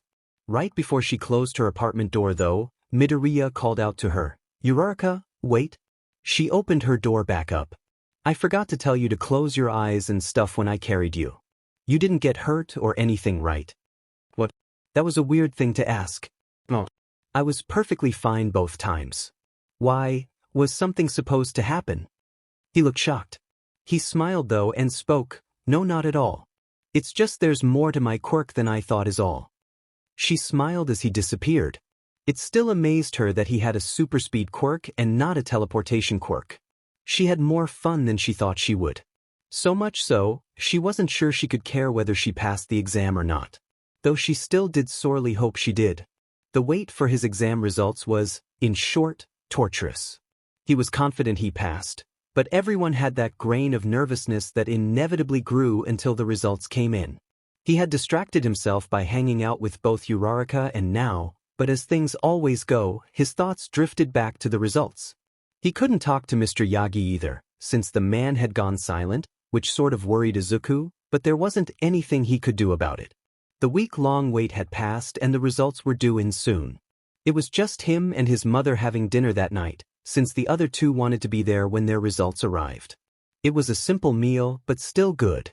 Afterward, he went to his room and started doing press-ups. He didn't really have a reason to do them, since he could practically go forever before he had to stop. He didn't notice his mom worriedly looking over to him through his door as she walked past to the front door. He did notice, however, when she came running back and seemed to trip over nothing. She slammed his door open completely and called out to him frantically, "Izuku." He froze mid-press-up and looked up to his mother with a mostly blank expression, the only emotion being disbelief. At his silence his mother continued, "It's here. The letter. It's really here." He stood up and grabbed the letter from her outstretched hand silently. He walked over to his desk and placed the letter on it and sat down. He turned to his mother, who was watching intently from her place on the floor, and spoke, "Could I please open it on my own?" I understand. I'll go," was all she said before she got up and walked out of his room, closing the door behind her. Izuku knew she would wait outside his door though. He sighed as he turned back to face the culprit of all his nervousness from the past week. Deciding to get it over and done with, he tore the envelope open. A small silver metal disc with two buttons opposite each other on the side fell out. Not wanting to risk damaging the clearly important device, Izuku grabbed it out of the air and placed it down gently. The moment he did, the device came to life and created a projection. It was a blank white rectangle for about a second before suddenly All Might's face filled the screen with "I am here as a projection." "All Might. I thought this was from UA." Izuku looked down to the envelope and saw a few pieces of paper, but he focused on the seal of the envelope, which was indeed Yuki's. He snapped his head back up when he heard All Might continue speaking. "I'm in town for one reason only. To teach at UA." He paused. A hand appeared from the side and pointed at where Izuku assumed the camera was. There was a bit of back and forth between All Might and the unknown person, mostly about getting on with it. "Anyways, you passed the written exam with flying colors, with a score of 98%. This would be more than enough to admit you into the general education course. However, you applied for the hero course, and thus took the practical. You earned 50 points, earning you a place at UA. Izuku began tearing up and ignored the leaderboard of what he supposed was probably the top 10 scorers for the exam. That is not all though. What? Please watch here. All Might grabbed a remote from somewhere and stepped to the side, which revealed a screen with the UA logo on it. He pressed the only button on the remote. The screen immediately showed Uraraka walking up to what was probably the UA staff room with a worried look on her face. After she got the attention of Present Mike, she started describing Izuku. There was a boy, plain face with freckles. He had curly green hair and I think his name is Midoriya Izuku. Present Mike looked intrigued and she continued. I was wondering if maybe I could give him some of my points. Or at least the points he lost because he saved me instead. The video paused. And All Might spoke again. You spurred others to act. The entrance exam was not graded only on villain points. After All Might filled the screen again. How could a hero course reject people who save others and do the right thing? This means rescue points. Izuku was thoroughly shocked. He had only guessed that they would grant points for helping others. You were a difficult student to grade, you know. It almost looked like a miracle each time an examinee didn't get hurt. But for all the trouble you gave us, it showed us it was worth it. For a hero like you, you got 85 points. And for Uraraka Achiko, 45 points. All Might was looking over his shoulder now, all dramatic like. You both pass. He turned around to continue. Come, young Midoriya. This is your hero academia.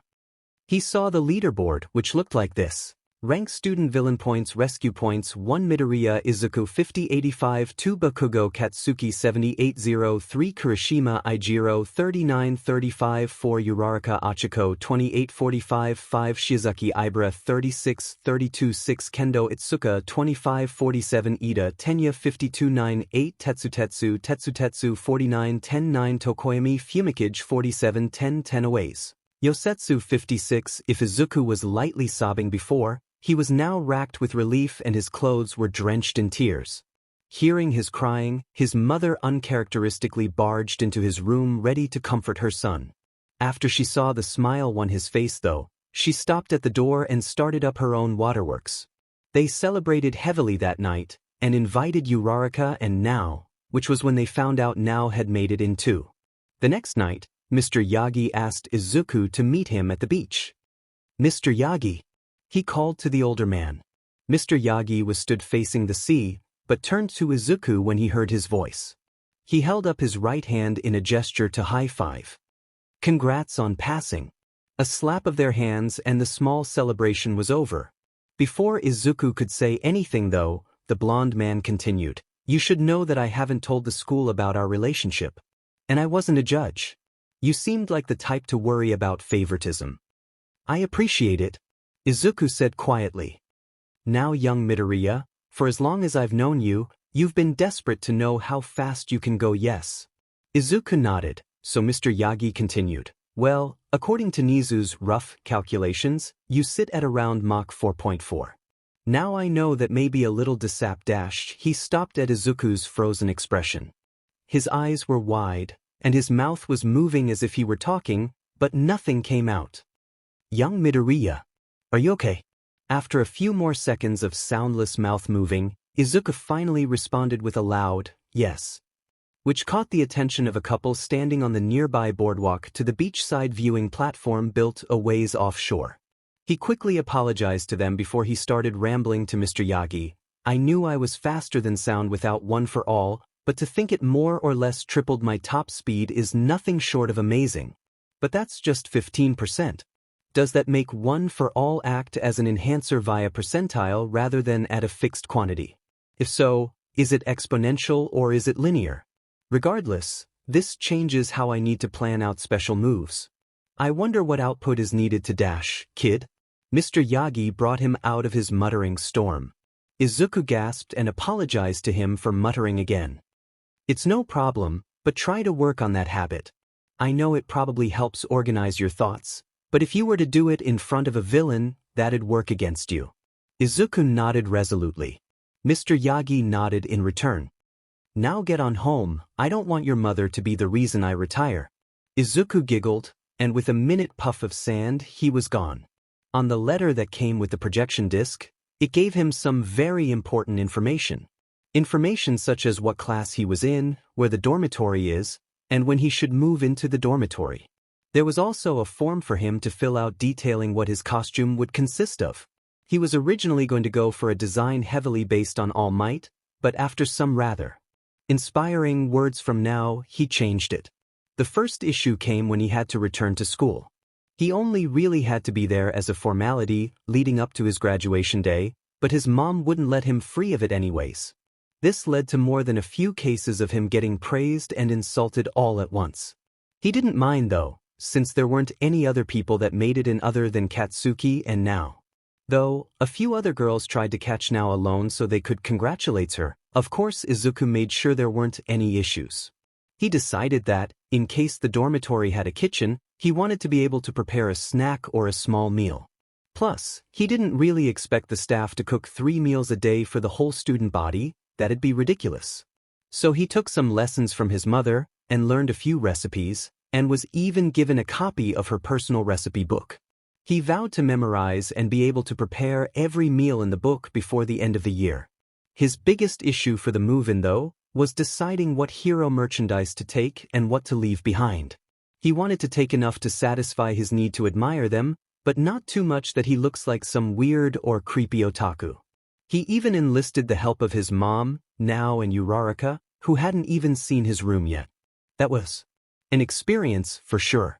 He ended up taking a couple All Might posters and figurines, all of his Miruko and Ingenia merchandise, and the one singular piece of merch from a mysteriously retired hero called a clock.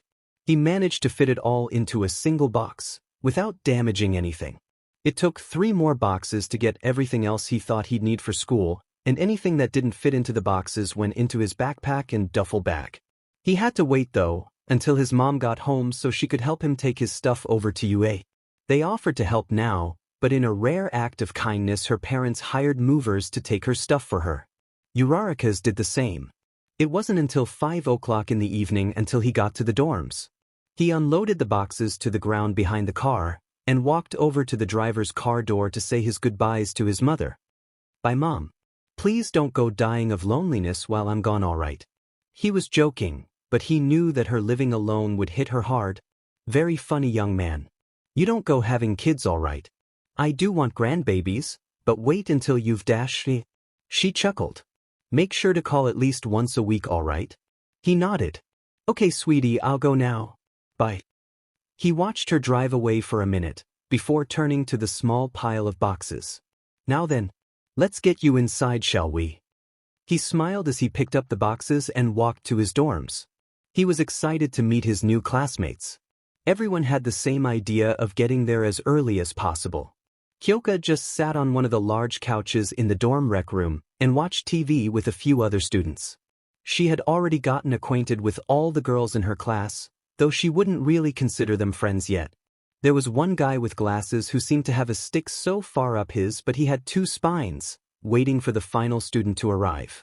Some guy named Midoriya or something. It was just after 5 though when the front doors to the door opened, and a bunch of boxes with legs walked in. Never mind, it was just a guy carrying all of those boxes. Holy shit, how strong is he? She wasn't the only one watching now, the other girls were too, clearly interested in the person that can carry boxes that easily weigh more than 100 kilos together. Ah man, am I the last one here? The guy asked. Apparently he's the Midoriya dude everyone was waiting on. He was dressed pretty casual with light brown cargo shorts, red high tops, and a novelty shirt with dress shirts on it. He had dark green hair and bright green eyes. Yes. You should try to be more strict with your timing. Glasses said sternly. Engines. You're the guy that tried to tell me off. They know each other. I wanted to talk to you about your quirk. It's pretty similar to mine. That can wait. Would you like some assistance with setting up your room? Glasses said robotically, as if he was made instead of born. Nah, just give me a couple of seconds and I'll be back down. And with that the new guy disappeared, along with all his boxes. Then, not long after, he was back and holding a notebook with a pencil in hand. He was rapid-fire asking questions, so fast that Kyoka wasn't sure anyone could actually understand the guy. Glasses couldn't even get a word in as question after question poured out of his mouth. Her enhanced hearing picked up a vibrating sound, probably someone's phone. Green stopped his torrent of questions and reached into his pocket to grab his phone. He clearly had a back and forth with someone, since he had been tapping on his screen for a few seconds at a time. The whole exchange up until that point from when he reappeared wasn't even a minute. Kyoka looked around the room to the other girls, and could see Tsu barely stopping herself from salivating. The other girls weren't much better, though Kyoka couldn't really tell with Hagekure since she was invisible.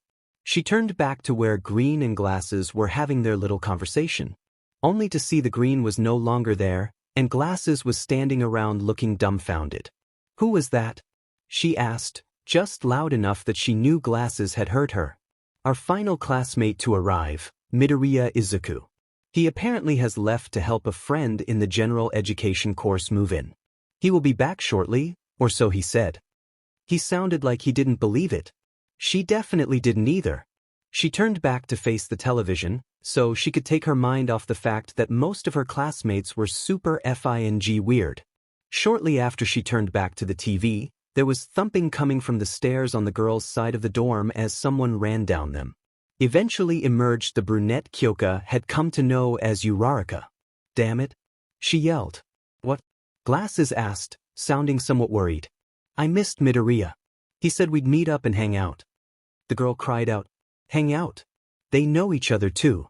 "You know each other?" He sounded intrigued. "Yeah. I had dinner at his place after the exam, 'cause he saved me. We became friends after that," she stated, sounding kind of proud. "What the hell? He left just a few seconds ago dash. So he'll be back soon then. I'll wait here for him." Uraraka walked over to the nearest empty spot on the couch and plopped herself down. She eyed the door carefully, clearly looking out for when Midoriya came back. Though, she had to admit herself, she was interested in the guy considering he'd only been here for 2 minutes if even that, and he'd already done some weird stuff. "Is that good enough?"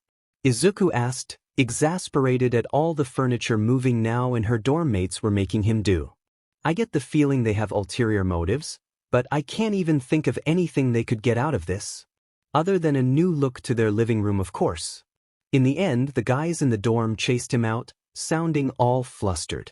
There was one guy though, with lilac-colored hair, who seemed to look at him with utter hatred. Izuku had no clue what that guy's problem was, but he made a mental note to ask Now about him later. The last thing he saw was all the girls, including Now, giggling as they watched him walk out of the building. He stopped right outside the doors to catch his breath. He couldn't see it as he did it, but when he ran back to his dorm, all the jaws of the Class 1C students, sans Now, practically hit the floor.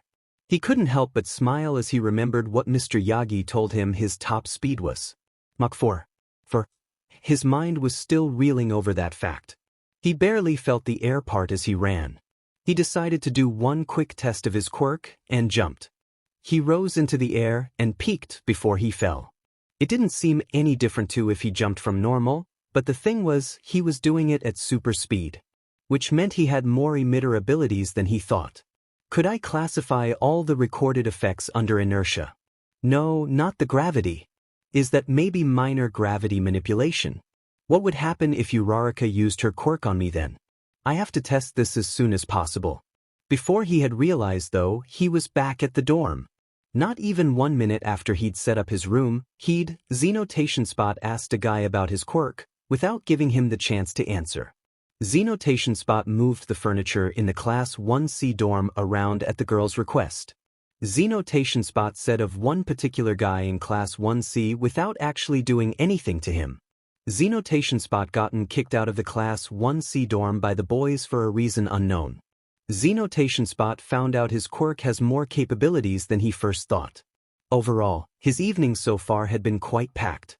His favorite part, though, would be finding out everyone in his class's quirks.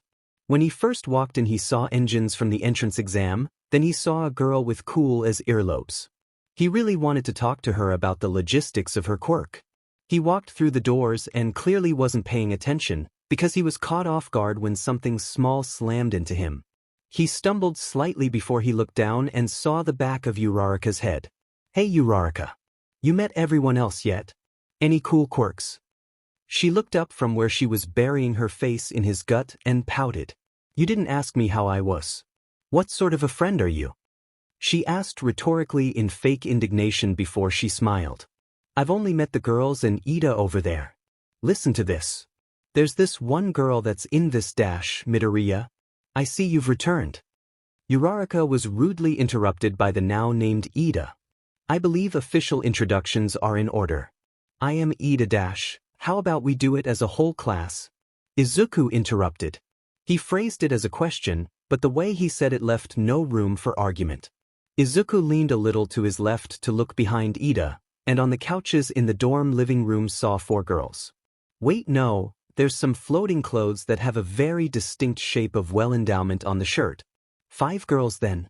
Ida seemed irked at first for being interrupted, but quickly seemed to brighten up in a way only a robot could as he agreed to the idea. He left to get all the boys from the boys' side of the dorm. Izuku walked over to the couches and sat as far away as he could from the girls. It wasn't that he hated them, he was just a little nervous around them. Boys started to trickle in, and each took up a spot in the living room. Izuku swore he could hear Katsuki yelling, but thought it was his mind playing tricks on him. Soon enough, there were 18 other people in the room. Izuku looked around and saw the guy with 6 arms, and barely managed to keep himself from running over and bombarding the absolutely gargantuan boy. There was an awkward silence until one of the girls, who had pink skin, matching hair and 2 small horns, jumped up from her spot on the couch. So we're going to go around and introduce ourselves. We'll say our name, our quirk, and something you like. She looked around the room to see if anyone had anything to say, but when no one said anything, she continued. I'm Ashido Mina, my quirk is acid and I like dancing. She threw one of her hands in the air and hopped onto one leg when she finished. Clearly, she was the happy-go-lucky type of person. Her quirk was what Izuku paid the most attention to though, after her name. Could she change the concentration? What about the vis? A poke to his cheek got his attention. You were doing it again, Uraraka said plainly. He smiled sheepishly as he rubbed the back of his head. Thankfully, someone else decided to introduce themselves. I'm Yaoyorozu Momo, my quirk is creation and I like to read. Izuku could barely hold back his muttering. What did her quirk entail, based on that name alone? Izuku was also grateful that the introductions got on swiftly. The girls minus Uraraka all went first. After Yaoyorozu it was Jiro Kyoka whose quirk was earphone jack. The girl seemed to be trying to act cool, but Izuku heard the nervousness in her voice. Her quirk was super interesting to Izuku though, since it was still weird that technology managed to find its way into the human genome. Hagakure Toru, who was invisible. She was extremely expressive, using her body to show her emotions. It was probably because people couldn't see her face. And finally Azuitiu, whose quirk was frog. She seemed very calm and said she always spoke her mind. She also said to call her Tsuyu, which seemed very much like her. Next went the guys.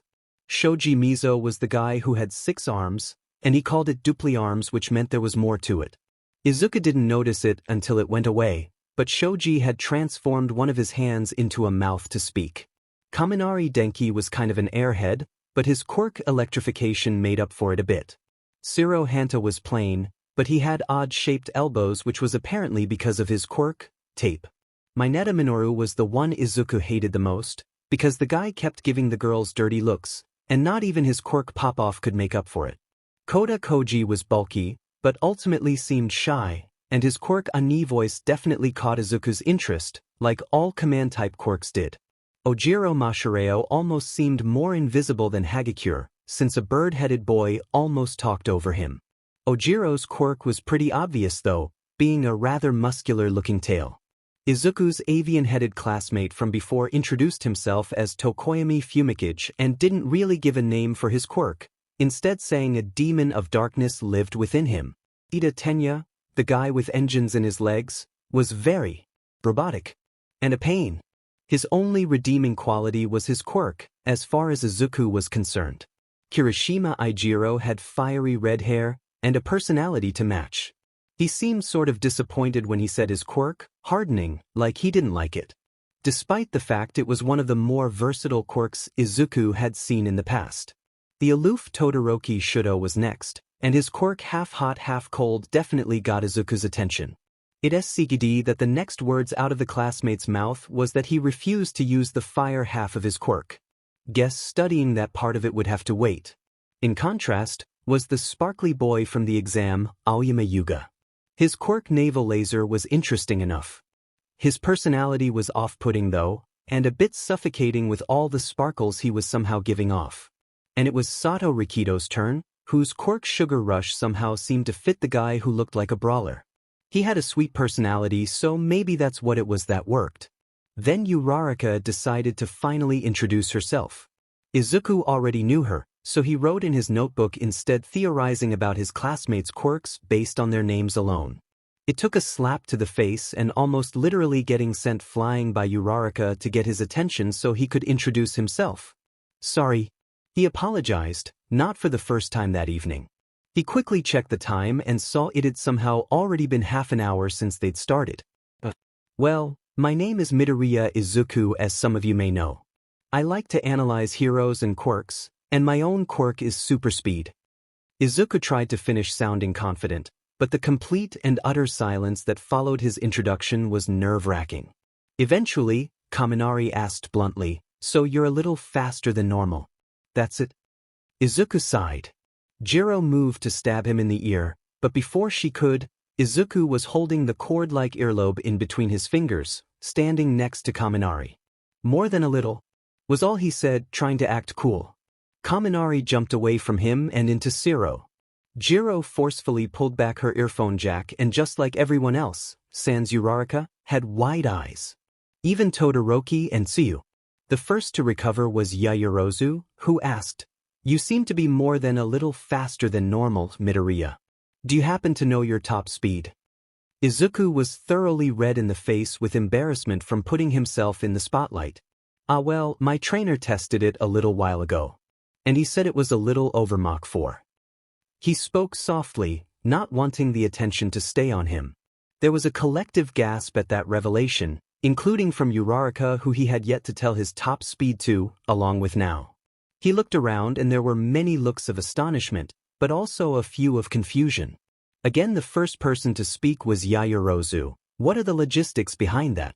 You'd leave a lot of destruction behind yourself, wouldn't you?"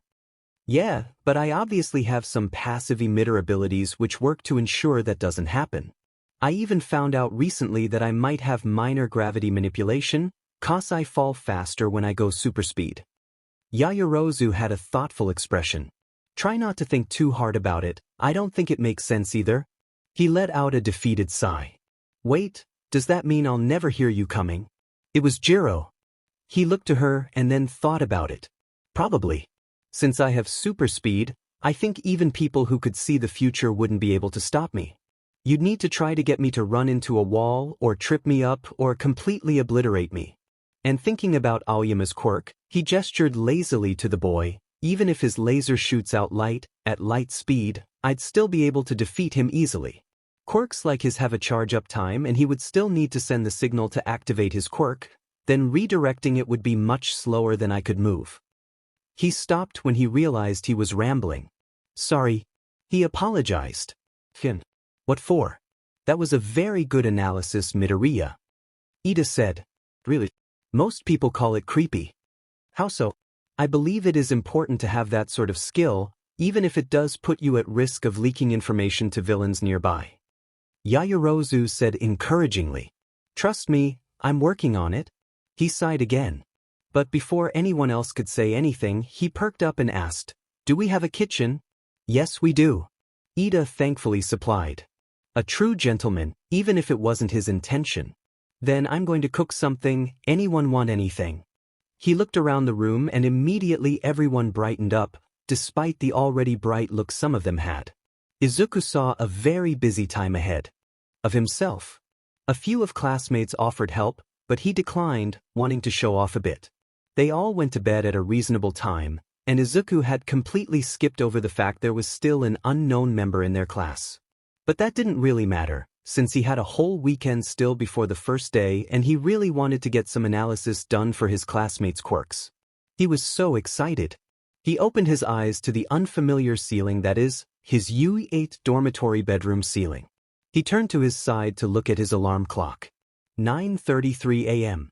Still kind of early for a Saturday, but he didn't think he'd be able to go back to sleep, so he got up and made sure he was wearing somewhat presentable clothing. He walked out of his room quietly, not for any particular reason.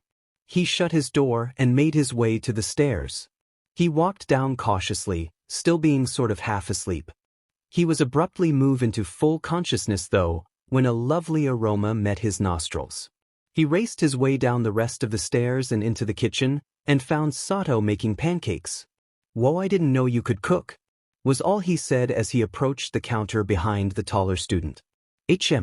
"Oh yeah, it helps with my quirk sort of," was all he said before going silent. "That reminds me, what does your quirk do?" Izuku asked after a while. Sato quickly finished what he was doing before he turned around with a contemplative look on his face. "I'm not the brightest guy, so my explanation might SCK." Izuku nodded for him to continue. "So, as the name implies, I eat sugar and I get stronger." Somehow, Izuku had a notebook and was furiously writing notes. "Is there a quantity requirement? How much stronger do you get? What are the side effects?" He asked them almost too fast for the larger boy to catch. "I need to eat 10 grams of sugar at least to activate my quirk. From there, every 10 grams makes me 5 times stronger." He stopped when he looked down and saw Izuku had filled 2 pages of notes somehow and was flipping over to a new one. "And I get dumber each time?" Izuku stopped. "Dumber how? Do you literally get dumber, or do you become more animalistic?" Sato seemed a little stunned at that. People normally accepted what he said and left it at that. "I think the doctor said something about a decrease in cognitive function or something. I don't really know what it means other than I get dumber," the boy said eventually. "I see. Very interesting. What's the time limit?" 3 minutes for every 10 grams of sugar. His classmate was back to making pancakes. Izuku only just realized it, but there was quite a large amount of them. He counted the plates. 18, 19, 20. "Did you make pancakes for everyone?" Izuku yelled, remembering that there was still a large amount of people asleep. "Yeah. Hey, can you help me get everyone up?" He thought about it for a moment. "Sure." Izuku ended up sitting next to the very quiet and shy Koda. Izuku remembered how he mumbled out his introduction the previous night, and wondered if maybe he preferred sign language or just not talking in general. "Hey Koda." The boy jumped in surprise, as if he wasn't expecting Izuku to talk to him. He didn't say anything, and just turned to look at Izuku. He had an unsure look on his face. "Do you know sign language?" A nod. "Do you have a book on sign language I could borrow?" Another nod. Izuku was about to ask another question, but the bulky boy was out of his seat and running to his room before he could. He received a few pointed looks from his classmates for scaring off Koda, but it wasn't like that was Izuku's intention. When Koda came back a minute later, it was with a book in his hands and he was slightly out of breath, as if he had run the whole way there and back. The boy spotted Izuku still sitting at the counter, eating pancakes, and walked over. Once he was close enough, he bowed his head a little and sort of moved the book at Izuku. He grabbed the book and gave a small thanks before he decided to give it a quick read. He was quite intrigued with the language, and reading the book, it made him upset he hadn't bothered to learn it earlier. It took him some time, but once he was finished he closed it and handed it back, much to the surprise of Koda and their classmates. "Thank you. I've memorized everything. I should be able to understand you, though I don't think I can quite do it myself yet." Izuku smiled. He received a curt nod and a small smile in return. He looked to his classmates who were still staring at him, presumably in awe. "Did I say something weird? Midoriya, are you sure you managed to read all of that? If so, then you have made an endeavor that will leave you unmatched, for you finished it in under 5 minutes." Tokoyami said, the disbelief in his voice on par with his strange but slightly endearing personality and speech patterns. "Really? But I guess I need to up my game then. Though, I really want to talk with Koda, and yes/no questions don't exactly work so well." They seemed to get what he was saying, but still couldn't get over the sheer speed his quirk granted him apparently. Koda sat back down, placing the book next to his mostly empty plate of food. "So what did you want to talk about?" he asked. "I was wondering if you could tell me about your quirk. I assumed it's a command/control type, but I'd like to hear it from you." Izuku watched as Koda moved his hands around, signing to Izuku everything he knew about his quirk. Izuku magically had his notebook and a pencil in his hands and was writing furiously as he watched Koda talk. Izuku interjected every now and again for clarification, which Koda was happy to do. He seemed glad that someone was willing to talk to him despite his preferred method of communication. Once they were done, Izuku was thoroughly satisfied with his work. He looked around the room and realized that a significant amount of time must have passed because it was just the two of them in the kitchen and everyone was either in their rooms or in the living room playing video games. They each excused themselves and went to their rooms. Izuku made sure to look up material on sign language so he could practice it, because memory could only serve you so well. He also organized his notes that he received from Sato and Koda, so that later he could do some theorizing and potential exercises to improve themselves and their quirks. He was ecstatic and made it his goal to get everyone's quirks done by the end of the day. Izuku had a blast studying the rest of his male classmates' quirks for the rest of the day. He had at least one page of knowns for each quirk and was going to go through each at a later time so he could theorize and plan possible improvements and the like. He really felt at home with people who didn't mind his questions. It turns out Shuji could replicate any body part, and each replicated one would have enhanced sense. He could also replicate the pods, as he called them, that allowed the replication, which basically allowed for extension of his limbs. That was all he had managed to get, but Izuku felt like there was more his class wasn't telling him. Probably wants to make sure he still has some tricks up his sleeve or something. The rest of his classmates were not so closed off, with the exception of Tokoyami. Each of them gave Izuku the ins and outs of their quirks, including their limits, drawbacks, everything they knew. They told him. It was quite interesting, though he couldn't get Todoroki to talk, which Esikidi, but Izuku was determined to know as much as possible about everyone's quirks. By the time he had finished, it was late afternoon, and he decided to relax. He was sitting in the living room watching television with several of his classmates, but strangely the usual energetic girls that spent most of their time there were nowhere to be seen. Not like it mattered anyways. He was about to get up to make dinner when the girls walked in. All of them. They had a strange aura to them, one that Izuku couldn't identify. He was suspicious. "Hey boys!" Ashido yelled, catching the attention of those present. With hums of curiosity, the boys stopped talking and turned to face their most energetic female classmate so far. "What is it, Ashido?" asked Kaminari. "Us girls were talking and we were thinking, how about we have a dorm room showcase?" She finished excitedly. "I'll pass. I've already seen the guys' rooms," Izuku said quickly. Ashido's response was to pout, which was, admittedly, adorable. "Can we at least see your room first then? And what about the girls' rooms?" asked Mineta, who seemed to have something against Izuku. "Sure." He got up and walked to his room. As he put his hand on the doorknob, he gave a warning. "Heads up, I'm a bit of a hero nerd. This warning is more for you than me, but just thought I'd let you know." They all had confused faces, but seemed to accept it nonetheless. He opened the door to reveal his room, and there was complete silence as his classmates walked in. Several minutes passed as they inspected his belongings, thankfully not looking through his closet or anywhere that contained more private items. Ashido was the one to break the silence. "It really is a hero otaku room," which received many hums of agreement from his classmates. Izuku, unbeknownst to his classmates, was very steadily growing embarrassed. The moment they hit the 5-minute mark, Izuku forced them out. Though, there was one who clearly wasn't paying attention. Jiro, if Izuku remembered correctly, had her back to him and was looking down slightly. It was as if she was reading something. "Oh my God, is that my notebook?" He snatched the object away from her and promptly started to push her towards the door, as gently as he could. He slammed his door shut and apologized under his breath, not expecting her to hear him. He waited several minutes before he left his room to make dinner, which he did on autopilot. He didn't notice the pair of eyes that tracked him on his way out of his room. It was a Sunday morning and Izuku decided he should get back into a workout routine, even if it is just a short run in the morning. So he got up at 6 a.m., got dressed into some workout clothes, and out the front door.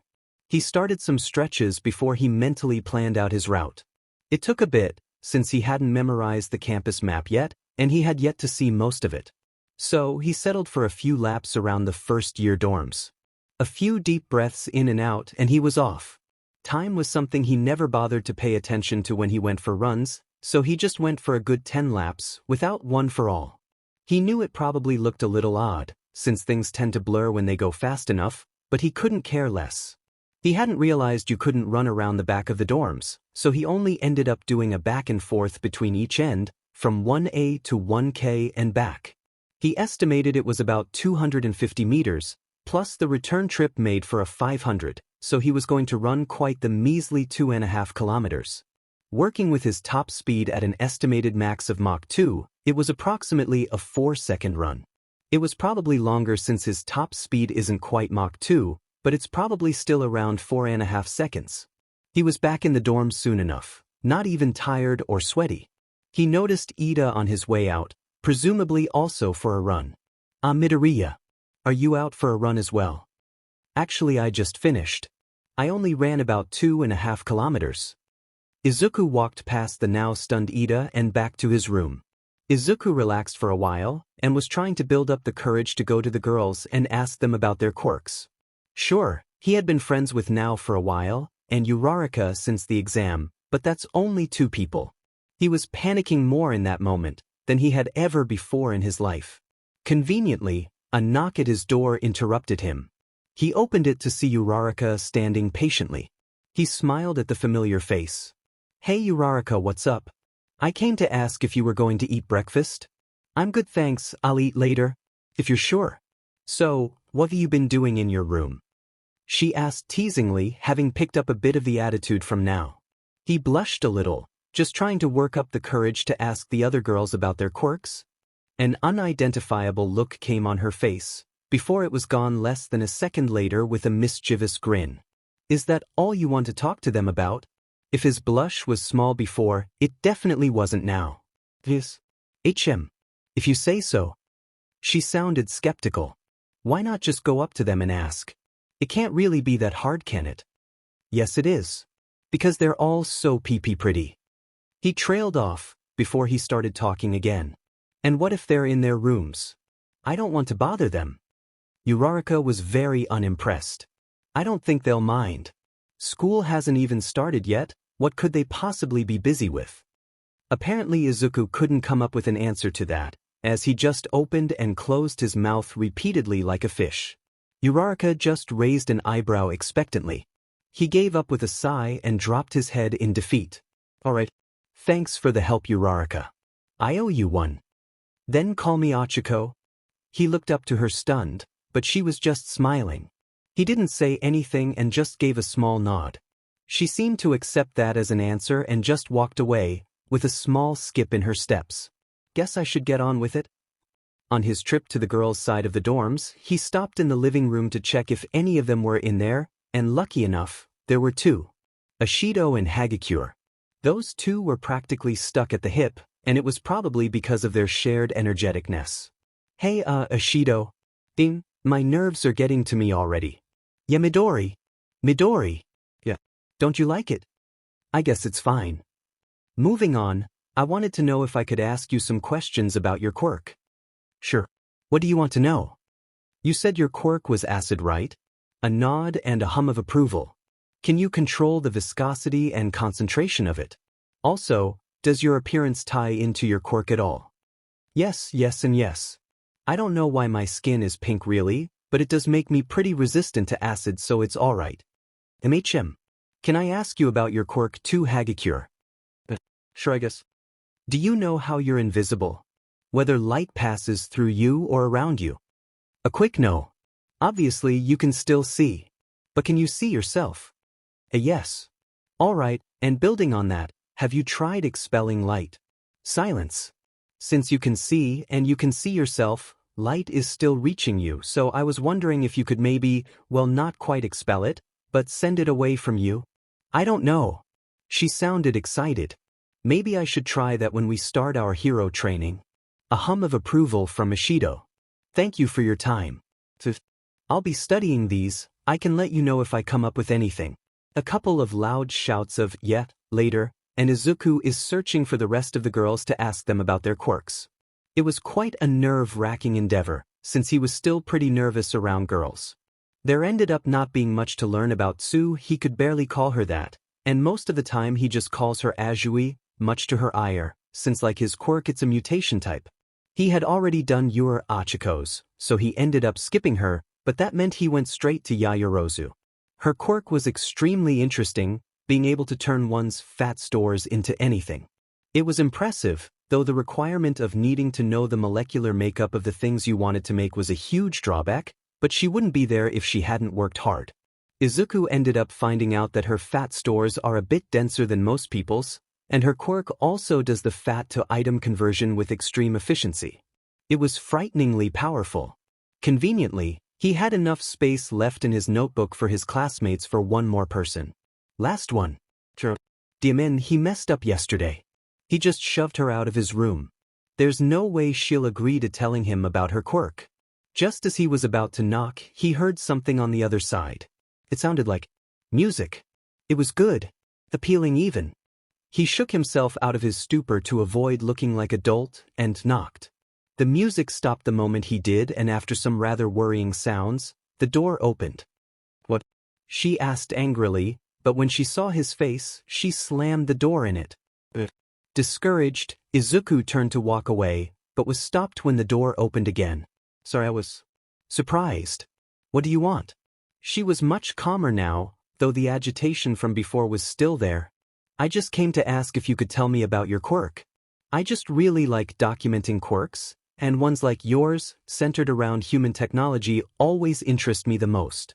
I understand if you dash. I thought so. Wait, what? Sure. I can tell you about my quirk if you want. It's not like anything super personal or something. Izuku swore he heard her say something else under her breath, but didn't pay it much attention. All right then. So are your earphone jacks extendable? If so, how far can they extend? Can you control whether you input and output sound through them? What's their penetrating power? Are they completely prehensile, or is that something you're working on? Do you have regular enhanced hearing? Can they provide enhanced hearing? Whoa dude, one question at a time. She put her hands up defensively. Sorry. He rubbed the back of his head, and unknowingly, the short sleeves of his shirt revealed his biceps, which flexed with the motion.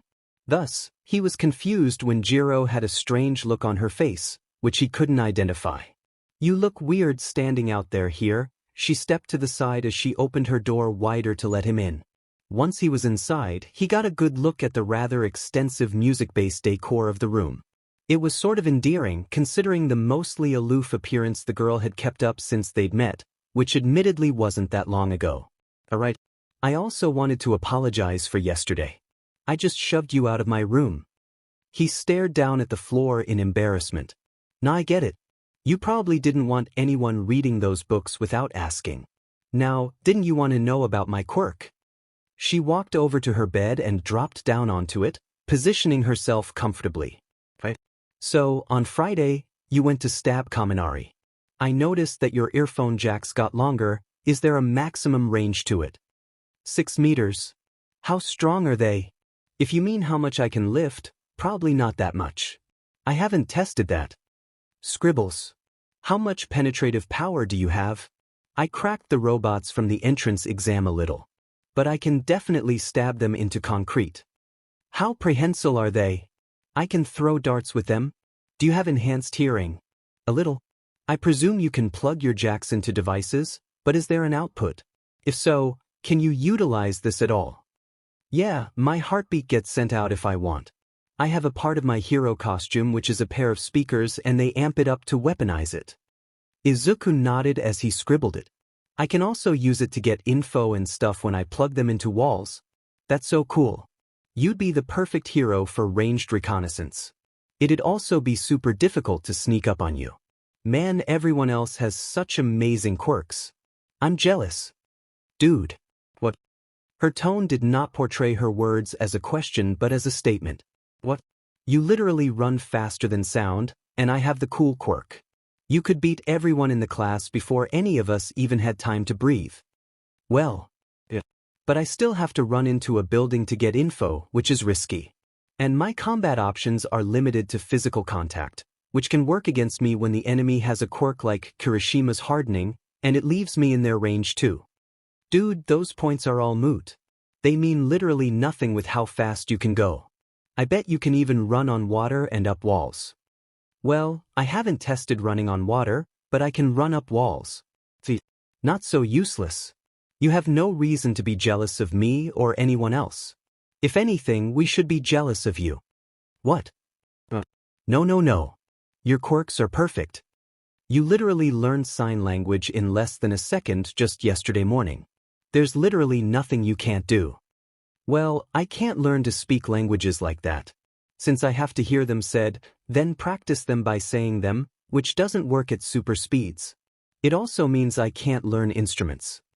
Okay, I guess you have a point. But that last one isn't so hard to work around. Just get someone to teach you or something. Izuku took a look around her room and saw the wide variety of instruments around. Several guitars he didn't know the differences of, a drum kit, and a keyboard. How about you? No way. Well, you have all these instruments, so you've got to know how to play them at least right. At least a little. Oh well, I guess. If you don't want to, I won't force you. Thanks for telling me about your quirk, I'll go now. Izuku turned and walked to the door. Just as he got there though, Jiro stopped him. I don't think I'm that good, but if you'd like, I guess I could teach you how to play guitar. Or something. He instantly brightened up and had one of the brightest smiles he's ever had on his face. Alright, are Fridays okay? She nodded while she poked the ends of her jacks together, out of embarrassment likely. Not that he knew that. He left and made his way to his room, happy about everything he had achieved throughout the day. Having learned from his run the previous morning, Izuku tripled his distance. It was once again a short run, but it was sort of difficult to plan them. He sort of wished he had someone to run with, which of course he could ask Ida, but then he'd be going much slower than he could. Regardless, he finished and got into his uniform before he was back in the dorm kitchen preparing breakfast for everyone, including the mystery student of his class he has yet to meet somehow. He finished his own breakfast and finished preparing for classes that day, and with Achiko at his side, made his way to class. They had made it to class soon. After Ida, who was vehemently lecturing everyone on punctuality. There were 10 minutes to the start of class when most of everyone was in their seats, waiting mostly in silence. The door opened, and in came the final student of 1A, Bakugeki Katsuki. The universe seemed to have something against Izuku, because there would otherwise be no way he would be in the same class as Katsuki. What the F are you doing here, Deku? Of course he singles me out of everyone in the class. I'm a student of UA. You knew that already, didn't you? That was apparently the wrong thing to say because he started making explosions in his palms as he angrily walked towards Izuku from the door. Thankfully he was stopped when a very tired, very angry voice stopped him. If you're here to beat up your fellow classmates, you can leave now. The class stopped and looked to the still open door to see a yellow caterpillar on the floor. Immediately after though, it rolled over to reveal the face of a very tired, long-haired hobo-esque man. A zipping sound and a soft grunt of effort later, and the caterpillar has been revealed to be a regular hobo-looking man in a black shirt and matching breathes, topped off with a very large-looking gray scarf. I'm Aizawa Shoyuda, your homeroom teacher. Homeroom teacher. He reached into his now revealed to be sleeping bag and pulled out a UA gym uniform. Sort of weird, but he had only been so since his first appearance. Get changed into your gym clothes and head out to the grounds. Quickly now. Most of everyone was out on the field, standing in a group in front of their hobo-inspired pro-hero homeroom teacher. Quiet chatter ran from student to student as they waited for the last of their classmates to arrive. Still, no one had any idea what they were supposed to be doing out here, but who were they to disobey the orders of their teacher? Once everyone was there, the tired man spoke. Now, we're going to be doing a quirk assessment test. What about the entrance ceremony? Or the guidance sessions? Achiko called out. If you're training to become heroes, you don't have time to waste on pointless things like that. He turned and walked to what looked like a throwing pitch, the kind used for physical assessment tests from middle school. He turned his head around to give the students a rather intimidating sidelong look as he continued. UA is known for its freestyle education system. This applies to us teachers as well. Mr. Izawa looked straight ahead again, hiding his face from view and dimming his voice's volume a little. Softball throwing, the standing long jump, the 50-meter dash, endurance running, side-to-side stepping, sit-ups and the seated toe touch. You did all those in middle school. Your standard no quirks allowed gym tests. The first thought on everyone's mind was that this guy was straight to the point and took no shit. The second was that he was being really dramatic. Conveniently for their over-the-top teacher, there was practically no wind to ruin the mood he was trying to set. He was facing them again and continued his lecture rant. The country continues to insist on prohibiting quirks when calculating the averages of those records. It's not rational. The Department of Education is just procrastinating. He looked directly at Katsuki before singling him out via calling out his name. Bakugo, how far could you throw in middle school? Probably because he got the most villain points, typical, was what came into Izuku's mind when he heard Katsuki get called instead of Izuku. 67 meters. He threw a regular softball with some sort of electronic device wrapped around it to Bakugo. Do whatever you need to, just don't leave the circle. Give it all you've got. Bakugo nodded as he caught the ball and walked into the circle Mr. Izawa was talking about. He spread his feet apart as he rotated his body a little, moving into a throwing stance. He did some light swinging to prepare himself, before he drew his arm back at a 45-degree angle to the ground as possible, to maximize the distance and psyched himself up with his usual Katsuki thoughts TM. With a crack and a bright orange-yellow flash of light, dust was kicked up and the ball flew away from the blonde into the distance. Everyone waited for Mr. Izawa to say or do something, but he was staring at a device in his hand, clearly waiting for something to happen. It was around the half-a-minute mark, when a small ding was heard and Mr. Izawa was speaking again. It's important for us to know your limits. That's the first rational step to figuring out what kind of heroes you'll be.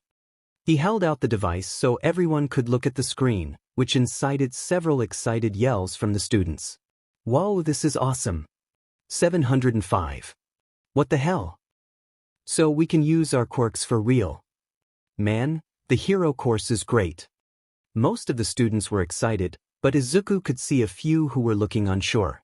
Namely, Achiko, his new guitar instructor Jiro, and, well, he would say Koda, but the bulky boy always looked unsure and shy. No one noticed when Mr. Izawa released a deep sigh. Awesome, you say? Everyone fell silent at his words and turned to face him. You're hoping to become heroes after 3 years here, and you think it'll be all fun and games. Mr. Izawa had a tired, bored look on his face, but the aura he was emitting was extremely terrifying as far as Izuku was concerned. That's it. I've decided that the one with the lowest score across all 8 events will be judged hopeless and will be expelled. There were cries of indignation from most of everyone. Izuku was about to complain about the unfairness, but he didn't want to incur the wrath of the man, so he swallowed his words with a gulp. The man used a hand to push the hair out of his face and revealed a creepy smile which only amplified the fear factor of the man. Welcome. This is the hero course at UA. It was a welcome, but it felt anything but. Apparently, Achiko didn't share his apprehensions for pissing off the man, because she immediately called him out on the unfairness of it all. The last scorer will be expelled. It's only the first day. I mean, even if it weren't, that's totally unfair. The intimidating aura was gone from the man, and he was back to just being tired. Natural disasters, highway pileups, rampaging villains. Calamity is always right around the corner.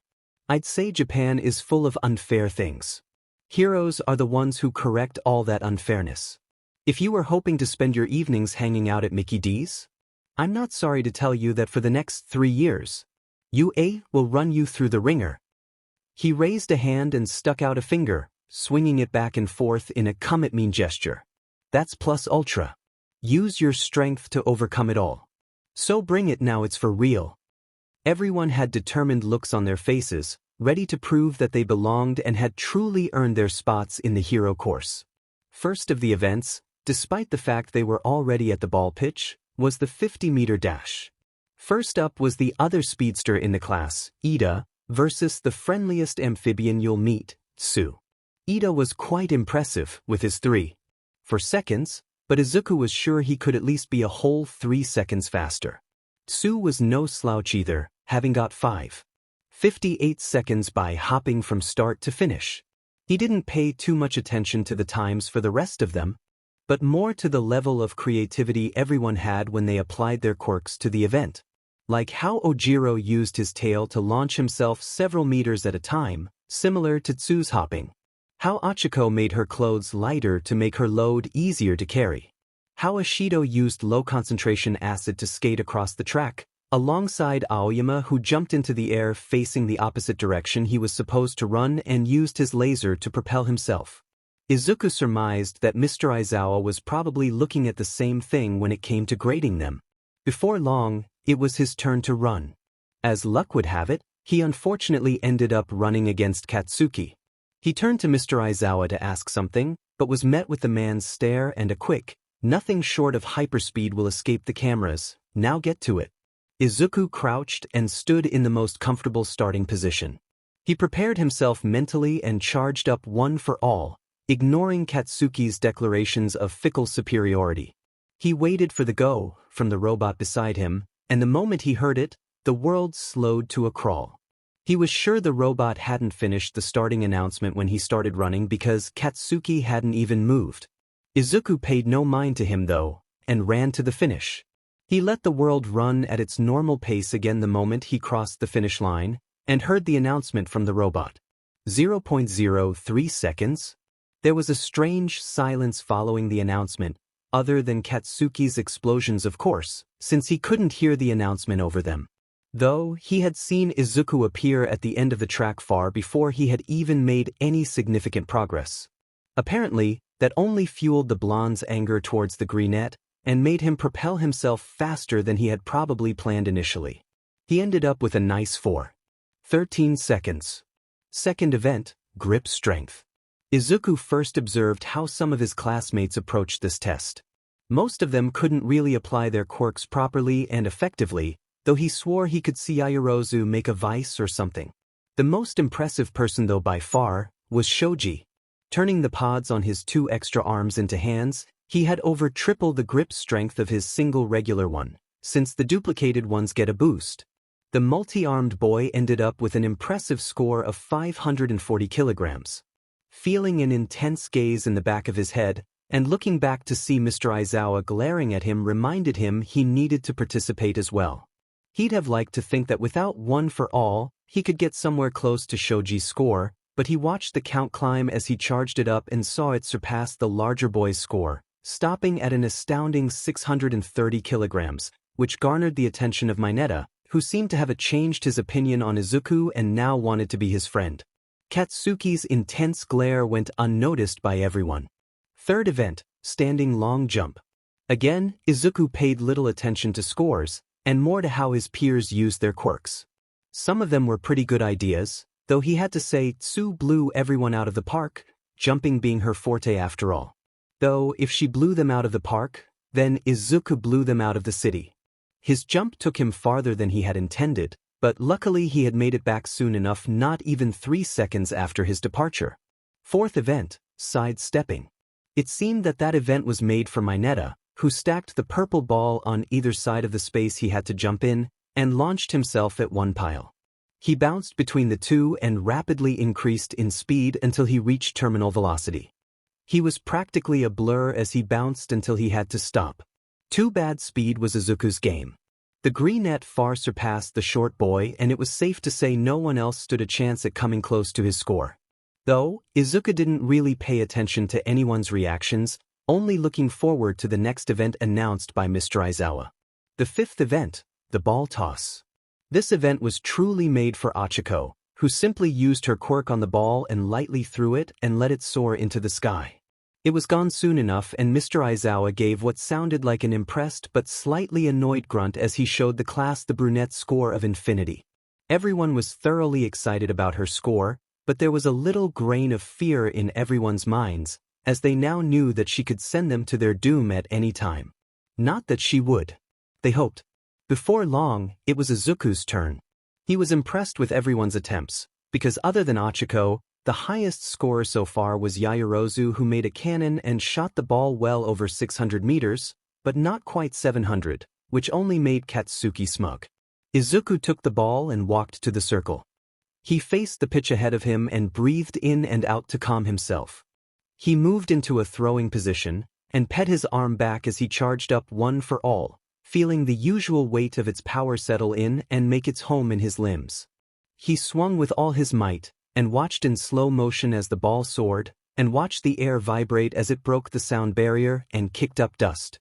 He let the normal time flow return and looked to his teacher for his score, to see the man with a hand in front of his face to presumably protect it from the dust. Must have sensitive eyes. Though I guess dust is a pain in everyone's eyes. A minute passed without anything from the device in the man's hand. It wasn't until shortly after the minute-and-a-half mark that a little ding came and Mr. Aizawa finally revealed the distance. No one made a sound for several seconds, including Katsuki, who was known to never shut up when Izuku showed him up. Izuku couldn't believe his score. How the hell did he manage to throw it almost 46 kilometers? Suddenly everyone erupted into cheers and hollers of excitement. Izuku only chuckled in shock as he failed to come up with a response. He walked back to the crowd in silent joy and was greeted by a smiling Ochako, Jiro, and even Koda. Izuku hadn't really thought he had made much of an impression on his new classmates, but apparently learning sign language just to communicate with someone did that. He was glad though. Izuku stopped paying much attention to the rest of the events, though he noticed that by the time they were told to stop the sit-ups he was the only one still going. He was beaten out on the seated toe touch by Tsu and Ishido, not that he expected to do too well in that event. The event that he knew he would excel in most though, was the 8th and final event, the endurance run. Everyone was standing at the start line, Izuku at the front so he didn't get slowed down by bodies. His plan was to basically run alongside whoever was supposed to be first, other than himself of course. First, it was Ida. The blue-haired boy seemed busy trying to keep a consistent pace, so Izuku didn't bother trying to hold a conversation. Eventually, however, Yaoyorozu caught up, on a bicycle, something she must have somehow constructed as she ran. Not that she really could go as long as Izuku. As his classmates dropped off one by one, Izuku decided it was high time he finished and started running as fast as he could. He got a few laps of the track in before he saw Mr. Aizawa's signal for him to stop. Everyone, well, most of everyone, took time to catch their breaths. Thankfully, Mr. Aizawa waited for them to do as such, before he was talking to them all. Again. Moving along. It's time for the results. Your total scores simply reflect your performance in each of the events. Explaining the whole process would be a waste of time, so all you get are final rankings. The man pulled out the device again and pointed the screen upwards toward the sky. Also, I was lying about expelling someone. That was a rational deception meant to bring out the best in all of you. There were cries of indignation from everyone, except Izuku and Yaoyorozu. Though Izuku was only confused. Why make yourself so intimidating, then lie about something like that? Though, Izuku still hadn't checked his score. Overall, the scoreboard was as he expected. Midoriya Izuku Yaoyorozu Momo Todoroki Shudo Bakugo Katsuki Ida Tenya Tokoyami Fumikage Shoji Mizo Ojiro Mashireo Kirishima Ijiro Ishido Mina Uraraka Achiko Koda Koji Sato Rikido Azui Tsu Aoyama Yuga Siro Hanta Kaminari Denki Jiro Kyoka Hagakure Tor Mineta Minoru. Your documents about the curriculum and all that are back in the classroom. Give them a look. Katsuki was FANG pissed. First, Deku hides like a coward the whole FING weekend, then has the gall to try stand up to him. What FING shitstain. Then Deku goes and FNG beats him on all the tests, with power there was no way he should have had. But he did. He's always had it. The only reason he hadn't blown the BSRD up yet was the DM voice in the back of his head, telling him that Deku's always been able to do that. Not that Katsuki would ever admit it, to anyone else or himself. He was stomping his way back to the dorms so he could relax. He needed to get his mind off the DM. Why the F does he have two girls hanging out with him? The FNG shitstain somehow managed to hypnotize 2 more beaches after Invisibitch to be his FANG groupies. Katsuki was barely holding himself back from blowing the greenette up right then and there. Fortunately, a distraction came in the form of a redhead, who Katsuki didn't bother learning the name of. He did notice, though, that the redhead had a weird-ass effing hairstyle, so as far as he was concerned he was called Shitty Hair. Bakugo, wait up. The blonde didn't even bother giving a grunt of acknowledgement. Bakugo. Bro, wait a sec. Katsuki turned his head just enough to see the other boy only a few meters away, but not long enough that the redhead could be sure he was right about what he saw. Shitty Hair ran until he was a little ahead of Katsuki, and looked back. What are you gonna do when you get back to the dorm? Hair for Brains asked with a sharp-toothed grin. Get away from you. Or you can save me the trouble and F off Shark Week. The redhead stopped in his tracks and murmured the nickname Katsuki had given him. Good, he could stay there until the end of eternity as far as Katsuki was concerned. Unfortunately for him, Shitty Hair was tougher than that, or just plain stupid. That statement was proven when the redhead was holding a one-sided conversation about the day's events, all the while trying to get Katsuki to open up a little. The blonde felt a little tickle in his heart, a feeling he couldn't really pin down. He fought away the smile that tried to creep its way onto his face and take over his signature scowl. Now was exhausted by the time she got back to her dorm room. The entrance ceremony was so long, most of the students had fallen asleep by the end, and were woken up by the clapping of the ones left awake. And you can count on her not staying awake for over an hour and a half listening to some giant rat/bear thing talk. She got back to her room eventually though. After some relaxing, she got changed into casual clothes and opened up the messaging up on her phone. Izuku, where were you? I didn't see you at the ceremony. Izuku, my teacher is super weird. He made us do some tests. Izuku, he even threatened to expel us if we didn't do well. In the end it was a rational deception. You? WTF. So no one got expelled. Why did he make the threat then not even follow through? Izuku, I thought so too. He's so weird. And he dresses like a hobo. Well, as long as he doesn't do something like that again then school should be fine. Now let the text sit there. She hadn't seen him since the day they moved in. She wanted to see him. You? Can I come over? Izuku. What brought this on? You? Can I or can't I? Izuku, sure I guess. I'm sitting in the common room. Izuku, unless you want me to come pick you up. You? Nah, walk. See you in a few. Now ignored the buzz of her phone from her friend's response. She walked out of her room, said a quick goodbye and a short explanation to the few friends she'd made, got her shoes on and left. If there was one thing Izuku had really learned about his classmates so far, was they were all very unique in personality. Not to say there wasn't any common ground, but each of them was quite unique. Like how Kaminari and Mineta both shared a big interest in women, except Kaminari tried to flirt with them, while Mineta only watched creepily from afar. So with that in mind, you could understand why he ignored the blonde when Izuku heard him flirting again. What he didn't expect was for the other boy to yelp in surprise, then for something to land lightly on his head a few seconds later, and sigh. You okay? He didn't move his head, mostly knowing she could hear him, but also because she was resting her own on top of his. I am now. She spoke softly, as if she was relaxing on a really lethargic evening. Which was probably the case. You want to sit with me? He offered as he gestured to the empty seat on his right. She hummed in response, taking up his offer. She must have been exhausted from the day, because instead of walking around the couch to sit next to him like he expected, she just climbed over the back and fell into the seat. They sat in silence, and Izuku was pretty sure he heard soft crying and whispers of anger, both of which sounded like Mineta and Kaminari respectively. It was probably his imagination though, since those two probably had something better to do. Izuku looked over to now every so often to see how she was doing, and every time he was pretty sure she just looked away. Regardless, she looked relaxed and happy. Eventually she had to leave though, a fact which she did not look happy about. Izuku had to admit, it SCKD only being able to hang out during lunch and after school. He had time though. If she couldn't make it to him, then he'd make it to her. All he had to do was run. It was their second day of school, and Izuku couldn't have been more excited.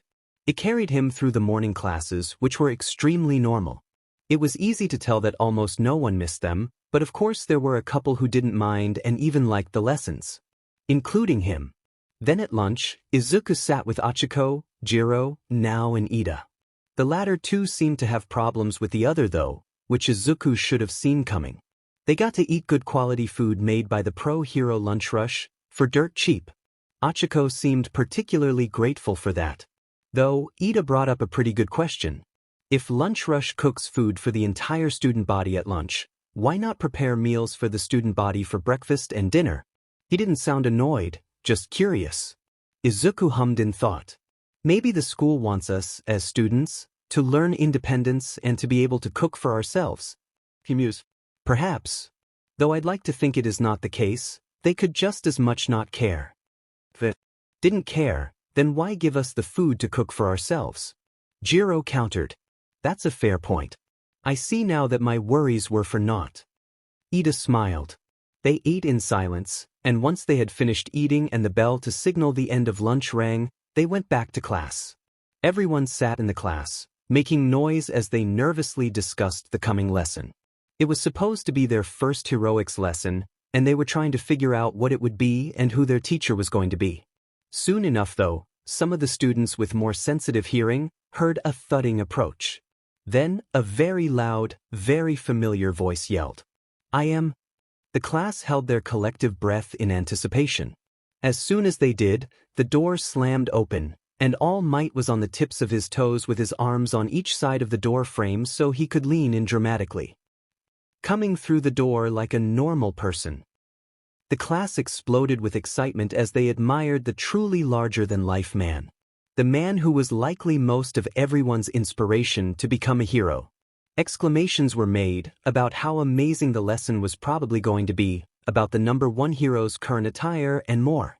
The giant man strutted over to stand in front of the teacher's podium, extravagant as could be. Hero Basic Training. The class that'll put you through all sorts of special training to mold you into heroes. He explained joyfully.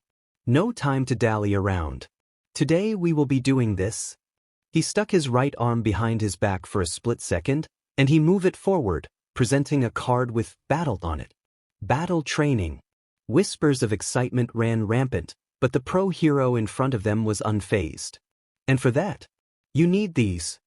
He pulled a remote from somewhere behind him, and pressed the single red button on it as he aimed it at the wall to his right. Said wall was apparently not a normal wall, as a hiss was heard and 4 panels came out to reveal racks with cases in them. Each one was numbered from 1 through to 20. Every single student could no longer hold in their excitement and expressed it openly. After you change, come out in ranking order to ground beta. With his loud voice, All Might managed to calm down the class and give them their first task of the lesson. He was answered with a resounding "Yes, sir" from the students all at once. Each and every one of them was looking forward to the lesson to follow. Though Izuku thought he took his time getting changed, on the basis All Might was nothing like their homeroom teacher, he was still the first boy out at the training grounds. He took the time to admire his hero costume. It was pretty simple, an emerald and pine green palette suit made of highly abrasion-resistant material. It also had strong protective fibers weaved in to protect him in the case he were to get hit by something or someone. He had a mask attached that he could pull off to reveal his face, but even with it on, his hair stuck out of a hole left on the top, a design choice now refused to change.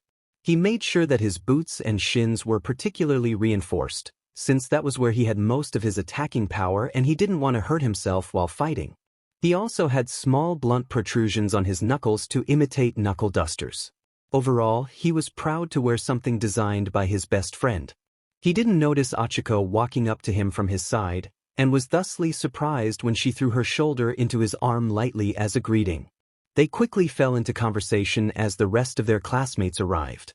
After a while, Izuku noticed a small commotion out of the corner of his eye, but before he could turn to see what was happening, All Might started the lesson. They say the clothes make the pros, and you lot are the proof. From this moment forth, you are all heroes in training. The large man boomed cheerfully. Every student turned their attention to the blonde, who only puffed his chest out more in probable gratitude before he continued his over-the-top speech. Today we will be doing indoor personnel battle training. Villain battles are most commonly seen outdoors, but statistically, the most heinous villains are more likely to appear indoors.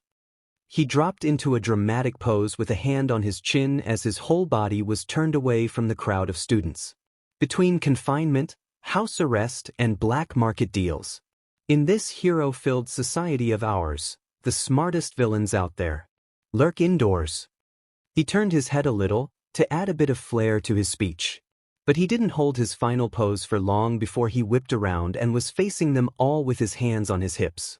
You'll now be split into villain teams and hero teams, and face off in 2-on-2 indoor battles.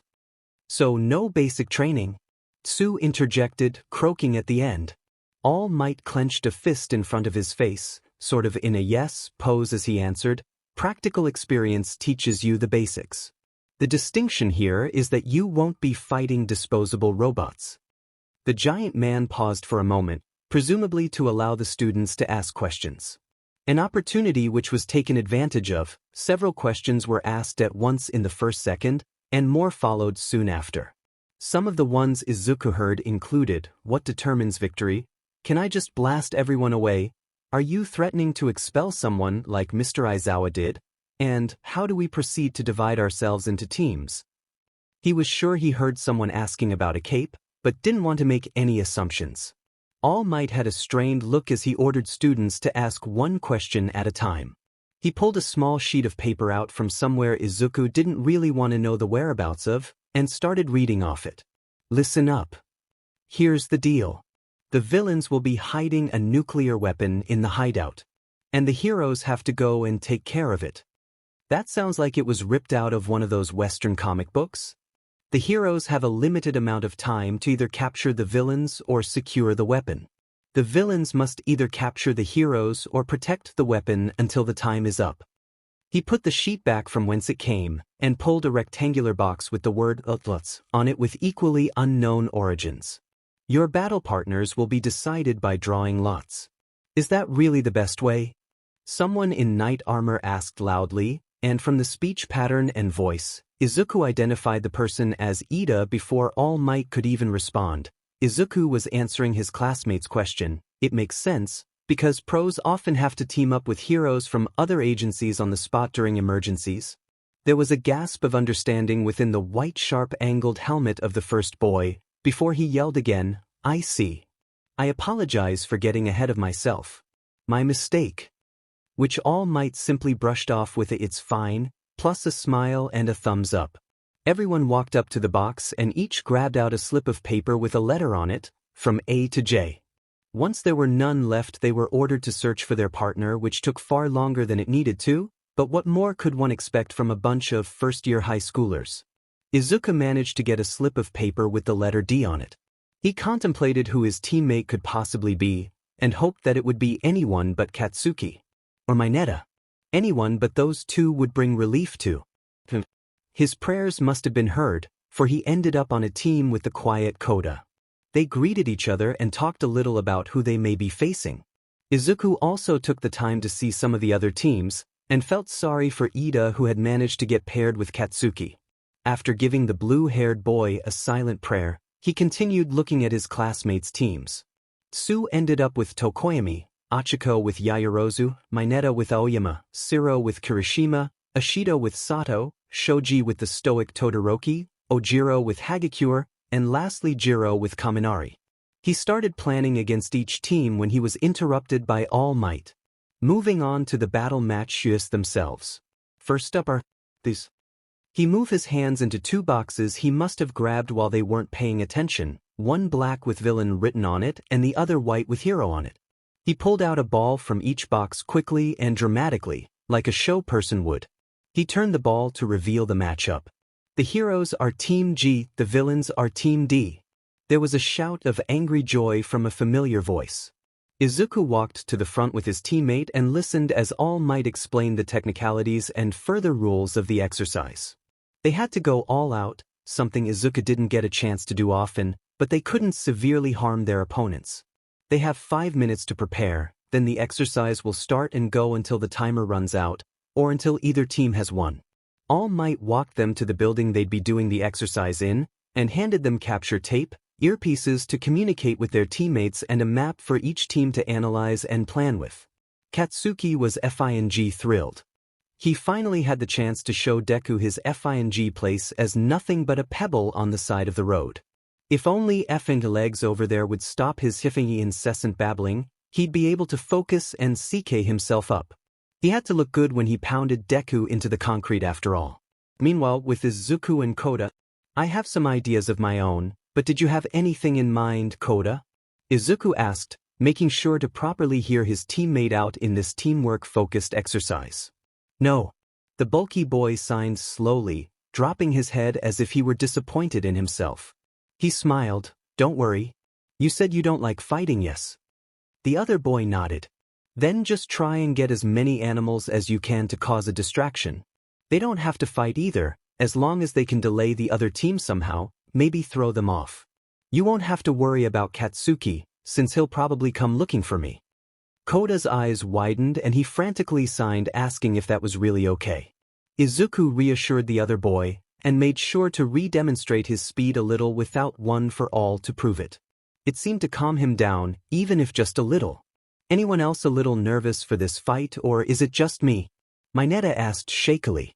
There were more than a few hums of agreement, and one student in particular was nervous about the oncoming battle. After all, the fastest and likely the strongest person in their class is facing the one guy whose personality was the only thing that matched his quirk in volatility. Then there were the two teammates that didn't really stand a chance, and from the looks of it were being put to the side. All Might caught their attention with an announcement, "All right, students. Watch closely and try to learn something." In the mind of the giant man was a simple unheard declaration to his successor, "Midoriya, my boy. You're just another student here. There is no favoritism when it comes to grading." Clipboard and pen in hand, he started the round. "You may begin."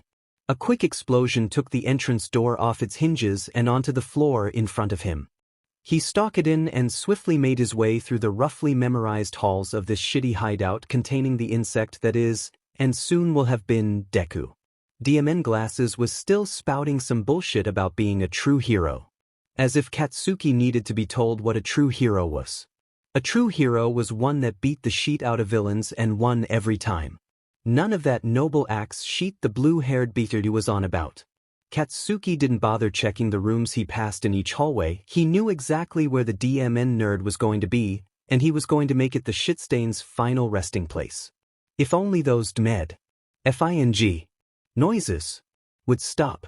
What the F was making all that racket?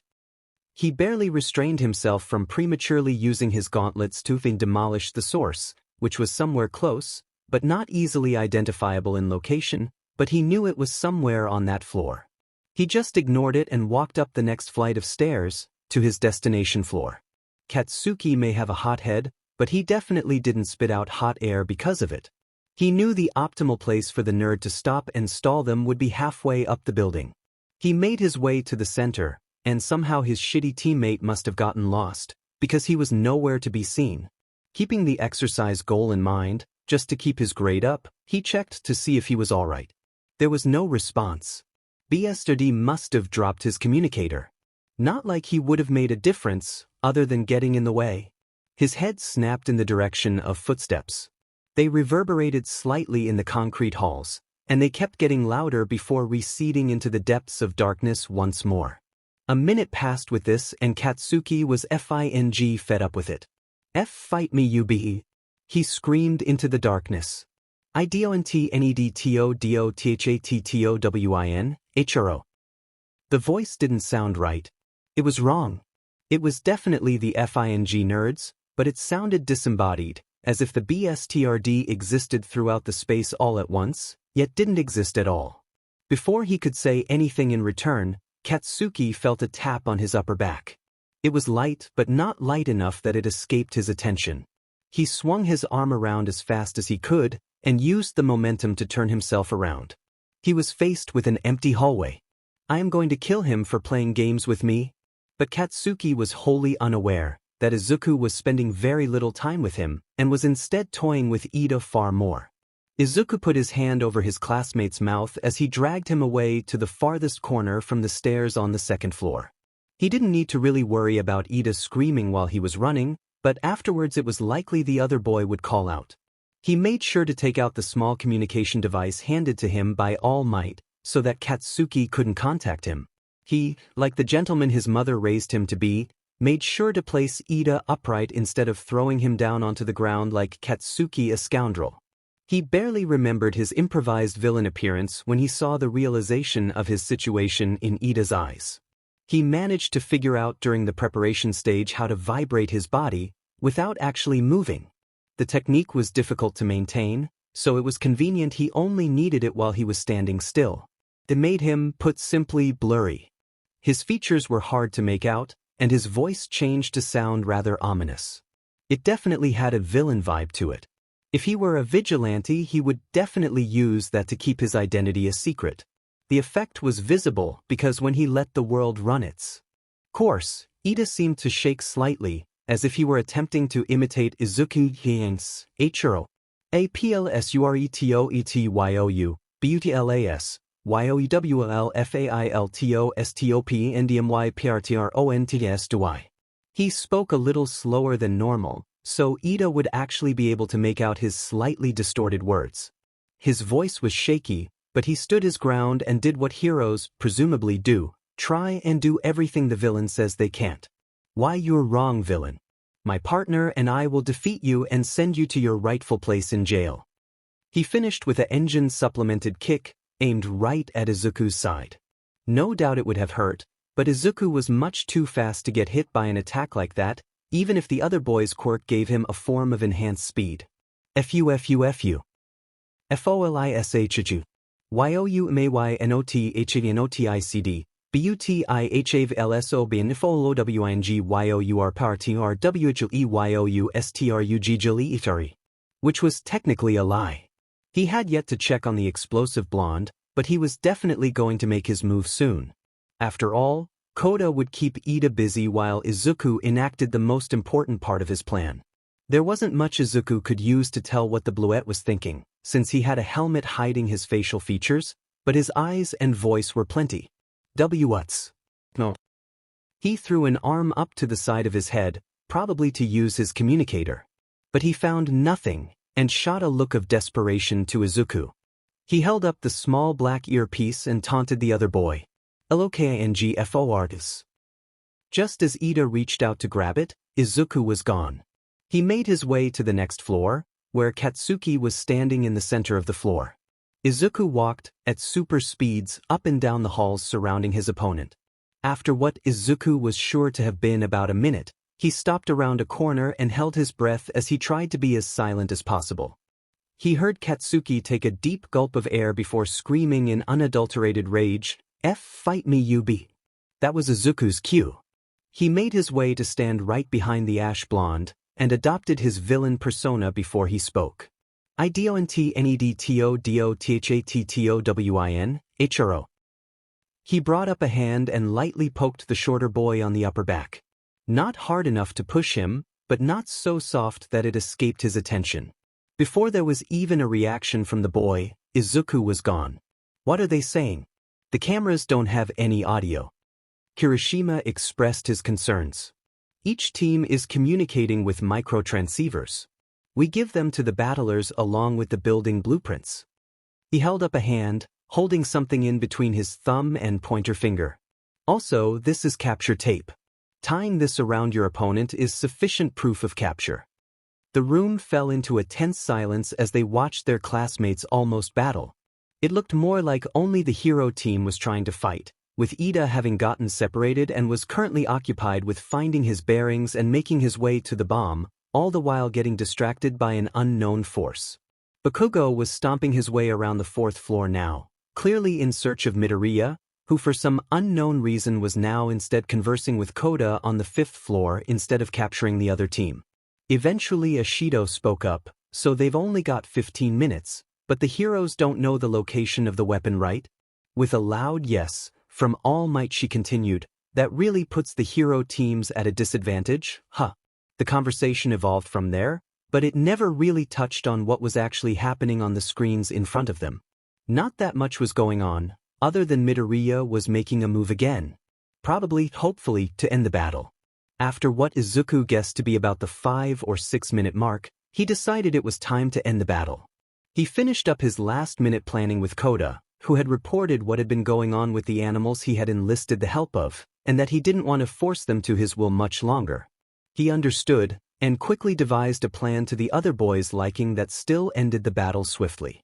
He made his way to the door, and with one last look at his teammate, he was standing a few meters behind Katsuki, who was about to turn the corner to the stairs leading to the 5th floor.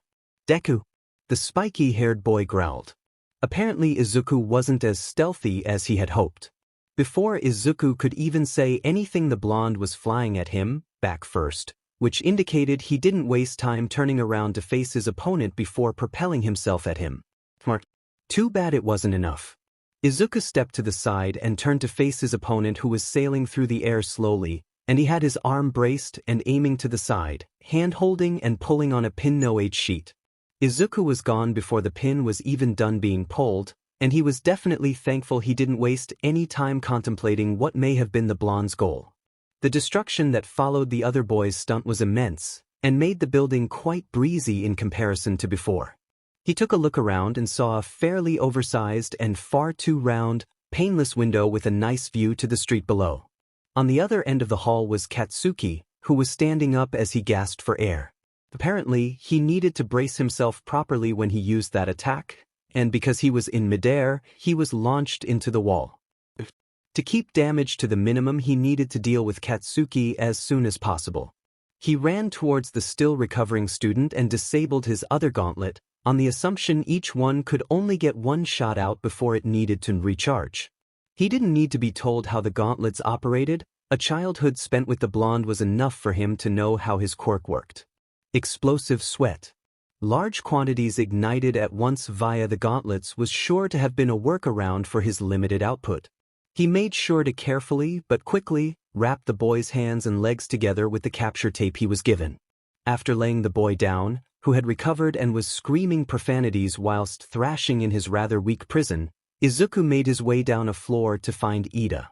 When Izuku spotted him, he was about halfway through the 3rd floor, having managed to find his way despite the disorientating displacement from Izuku and the distractions from Koda's friends. Izuku silently apologized as he grabbed the boy and tied his feet together after standing him upright. Izuku hoped that despite the inertia-like state his quirk seems to give sometimes, that he managed to kill Ida's walking momentum. Izuku relaxed, and the first thing he heard other than Ida's quiet, "What?" was All Might announcing the villain team's win. They were all instructed to make their way to the monitoring room for a post-battle evaluation. Once all the students were assembled, the evaluation began. All Might first started by congratulating each team for their efforts, but the win ultimately went to Team G. Now, I'd say the MVP of this battle was Ida. The large man stated excitedly. There was a gasp of shock from the boy, who had felt disappointed by his performance in the battle. Sue was the first to question All Might's choice, not Midoriya or Koda. Even though they won. I wonder why. Does anyone know?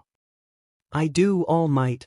Yaoyorozu raised a hand as she spoke, but instead of waiting for a chance to talk, she pressed on, confident she already had the attention of the teacher and the class. It's because Ida appeared to try the hardest throughout the exercise. From what I saw, Bakugo was motivated by a personal grudge, which affected his every action. And while his final attack was well thought out to counter Midoriya's speed, it was brash and caused severe damage to the building. Midoriya could and should have ended the battle as soon as he could have, and was also indirectly the cause of the destruction created by Bakugo. Koda, to put it simply, did little to assist his teammate. She took a moment to catch her breath before she continued her so far very impressive analysis. But Ida, while still outmatched in raw power, and lacking a cooperative teammate, tried to make it work. He did not give up after being disoriented, and while being apparently distracted, and pressed on. In the end, he was only too slow to get moving again, which proved to be his downfall. There was a stunned silence as everyone took the girl's words in. She said it better than I could. was all that went through All Might's head after he heard his students' thought process. As a teacher though, he felt he needed to contribute himself. His drive was most certainly impressive, but a hero must also know when to give in and call for backup. But otherwise, you're 100% correct, Yaoyorozu. The girl talked about building oneself from the bottom up, and that growth was best achieved through peer review and cheering each other on. She wasn't completely wrong, but there was something to be said about self-satisfaction that one just won't get from others. The next battle was called Team A as the villains versus Team C as the heroes. It was Ojiro and Hagakure on one team, which was apparently the villain team as they saw them walk into the building. The hero team was comprised of Shiro and Kirishima. The first thought that crossed Izuku's mind was that Shiro would have been better off as a villain, having been able to set up traps and easily capture the hypothetical hero team. Kirishima fits anywhere. He's like the Joker card in a game of rummy. But it wasn't like they were a weak team-up by any means. Ojiro would likely be matched up against Kirishima, who would tank most hits and retaliate every so often. Hagakure more or less kept to the shadows, and did her best to ensure that Shiro never made it to the bomb. It was pretty futile though, because in the end, Shiro caught Hagakure and captured her. Ojiro was tired out from his brawl with Kirishima, and even though he tried his best to stop Shiro, he just didn't have the energy. He at least took his main opponent down with him, since the other boy's quirk relied on stamina. In the end, the hero team won the battle. Izuku was the first to raise his hand to point out places for improvement, much like Yaoyorozu did for his battle. It wasn't long before the next battle went underway, with Tsu and Tokoyami as the villains against Mineta and Aoyama as the heroes. Much to the purple-haired boy's ire and everyone else's gratitude, Tokoyami took Mineta on while Tsu handled Aoyama. The battle itself wasn't particularly interesting, lasting only a few minutes. Mineta's performance was less than stellar, having panicked more than a few times and just aimlessly throwing his sticky ball at his opponent. There was a hole left behind by Aoyama, but other than that and a couple of broken walls, nothing else was destroyed and the victory was granted to the villains. The fourth and apparently most anticipated battle arrived, with Todoroki and Shoji playing as the villains while Kaminari and Jiro were the heroes. A few students complained about the unfairness, with Todoroki's overwhelming ability to freeze his opponents whenever he felt like it, and Shoji's ability to track them the entire time. Nobody really gave much thought to the potential of Jiro or Kaminari's quirks, or how they applied them. Jiro herself had speakers on her legs she could use to blast sound out, which could be used to disorient Shoji, or at best, upon closer range, the both of them. Kaminari could probably, given the chance, electrocute both his opponents. He would be unable to do that if he were frozen though. The battle went mostly like the class predicted. Todoroki had Shoji notify him when the heroes were on the second floor, before he froze the building from the fifth floor down. Understandably, Jiro and Kaminari were surprised, and thus ended up having their feet frozen to the floor. Conveniently, Jiro's speakers were untouched, so she waited until her opponents were close enough that she could catch them with her sound. Her plan worked, for the most part. She definitely disoriented them, but in his dazed and slightly panicked state, Todoroki froze the hero team almost completely, only leaving their shoulders and above untouched. This would have been fine for Kaminari if the blonde was alone, since he could have just electrocuted his enemies, but he had Jiro with him, so he couldn't fire off an attack. Disappointingly, the class's prediction about Todoroki's overwhelming power was right. The villain team won, and made it look fairly easy. The lesson was nearing its end, marked by the announcement of the fifth and final battle. Ashido and Sato as the villains versus Achiko and Yaoyorozu as the heroes. The fight was pretty unpredictable, though everyone that talked put their money on Yaoyorozu's team winning. But there was some sort of crazy ingenuity behind Ashido's team's tactics. She covered the stairs with extremely low concentration acid, but made sure it was slicker than pre-Quirk era actor Leonardo DiCaprio's hair. Apparently though, instead of having Sato make first contact with the hero team, Ashido would, and Sato would be left to defend the bomb directly. It is then that the hero team bypassed all the staircases and went straight to the fourth floor via zero gravity and a grappling hook. Taking the large yellow-suited villain by surprise, Ishido was left to race back to the bomb to catch them before the enemy team could win and end the exercise. It was close, but in the end the hero team won by incapacitating Sato via immobilizing him and making him float, and touched the bomb before Ishido managed to make it to them. Once again they were all gathered at the entrance and exit to the training grounds. Everyone had had their turn to partake in a battle, and everyone had learned something. Well, almost everyone.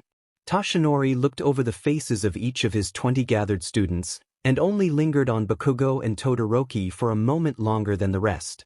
The two were powerful in their own rights, but one lost his cool and definitely seemed like he'd need counseling of sorts for something. He wasn't yet sure what. The other student was cold. Far too cold. No child that age should be acting like that, and on top of that he refused to use half of his quirk. But they would have to wait. He had a class to finish. Well done, everyone. There were no serious injuries, and in most cases there was great teamwork. I think you all did splendidly considering this was your first training exercise. Coming after Mr. Aizawa, such a straightforward classes. Almost a letdown. Young Azui commented.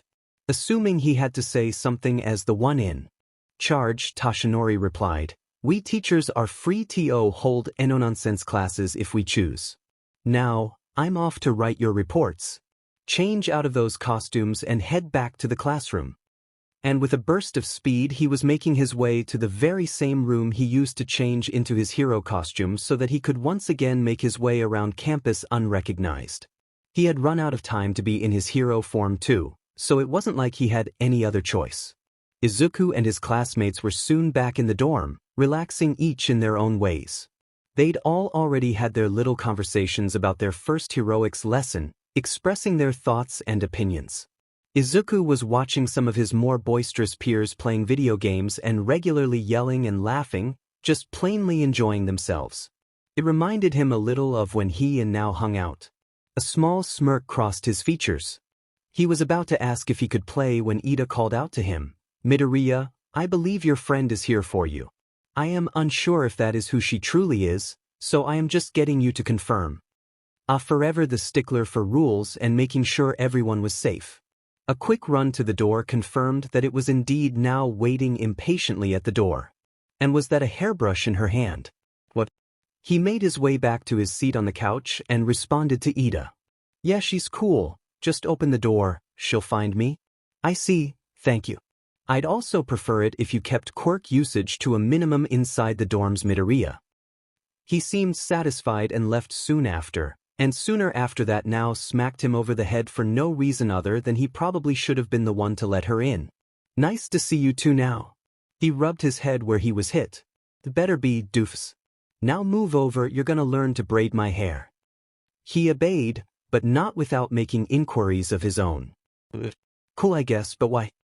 She only glared at him before throwing the hairbrush into his hands and a couple of hairbands. He looked to his nearby classmates who were just confused as he was, and only went back to playing their video game after Now angrily, and rhetorically, asked, what? So, you gonna give me any instructions? Or do I have to figure it out myself? Comb my hair first. Be gentle about it, alright? He only hummed in response as he grabbed the hairbrush and grabbed some of her hair as gently as he could, before running the bristles of the brush through. The few times he came across knots, he strategically sectioned that bit of hair off before continuing to fix it with the brush. Once he was done he sighed with pride at a job well done. You ain't done yet, Granny. Apparently he was slower with his work than he thought. Wordlessly, she took a hairband back and put her hair into a single ponytail, positioned at the center of the back of her head. Split the ponytail into 3 equally sized parts. Then cross them left over middle, then right over middle, and repeat. Leave a little bit of hair at the bottom.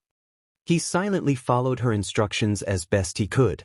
But he was still wondering why she suddenly was making him learn how to braid hair.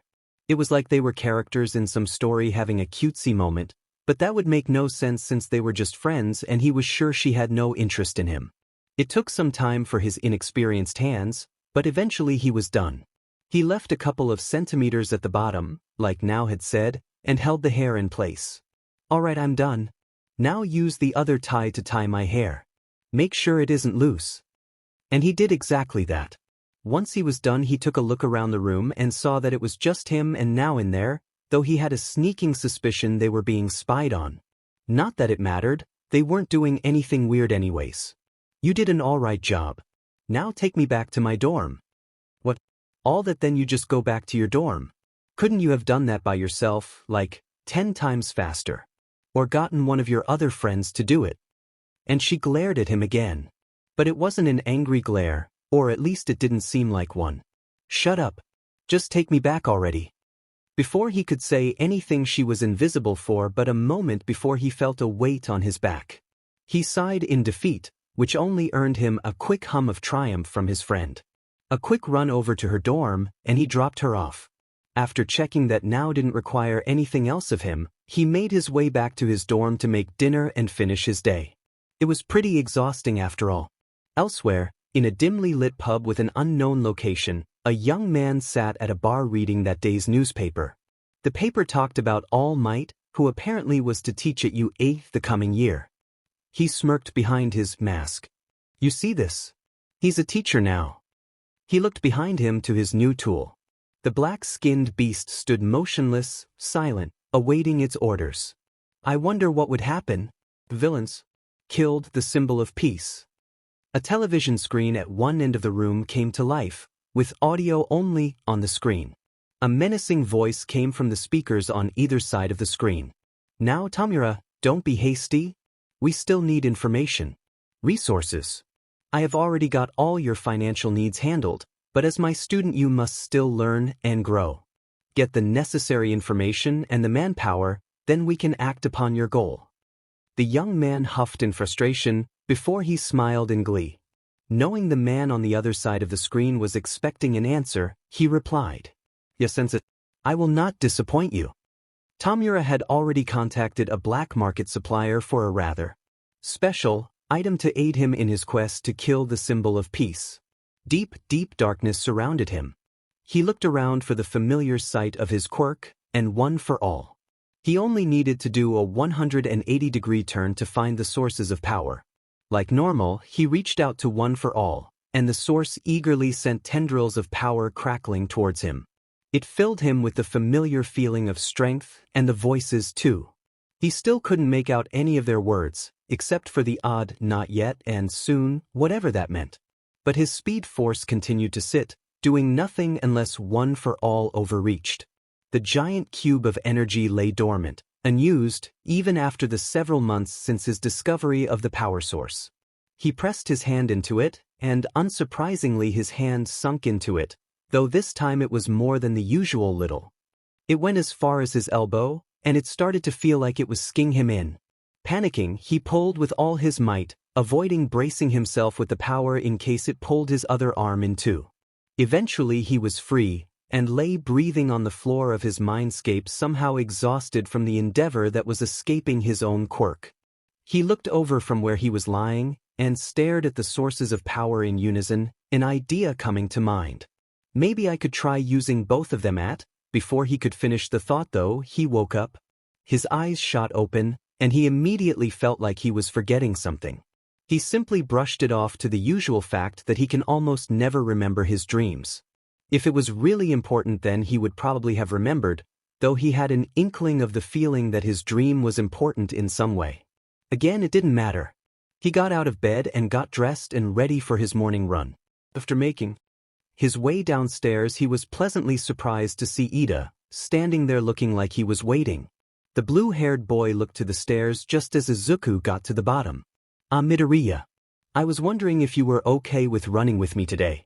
You always finish before I can even start, so I made sure to get here early enough to talk to you.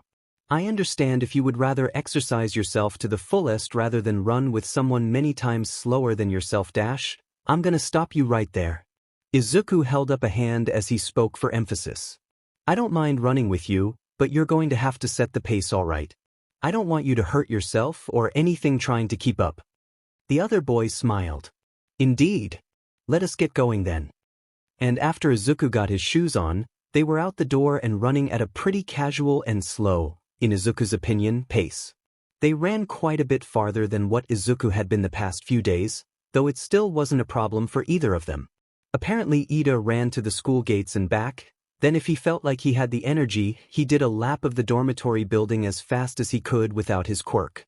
An interesting route which Izuku felt like he would adopt and adapt for himself. Though when they got to the gate, there was a lot of noise coming from the other side, as if there was a crowd of people trying to get in. Izuku mused that it reminded him of zombies in an apocalypse. They were probably just normal people, but it wasn't like Izuku could see who it was on the other side. Or could he? He took a quick couple seconds to run up the wall and glanced over to see a crowd of reporters and cameramen. Each person or pair trying to get the attention of the people inside the safety of the giant wall. Izuku was back by Ida's side before the other boy knew what was happening. They ran back and found they both had enough energy to take a lap around the dorm.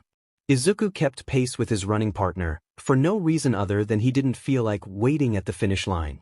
Afterwards they did some cool-down exercises and both went and took their own showers.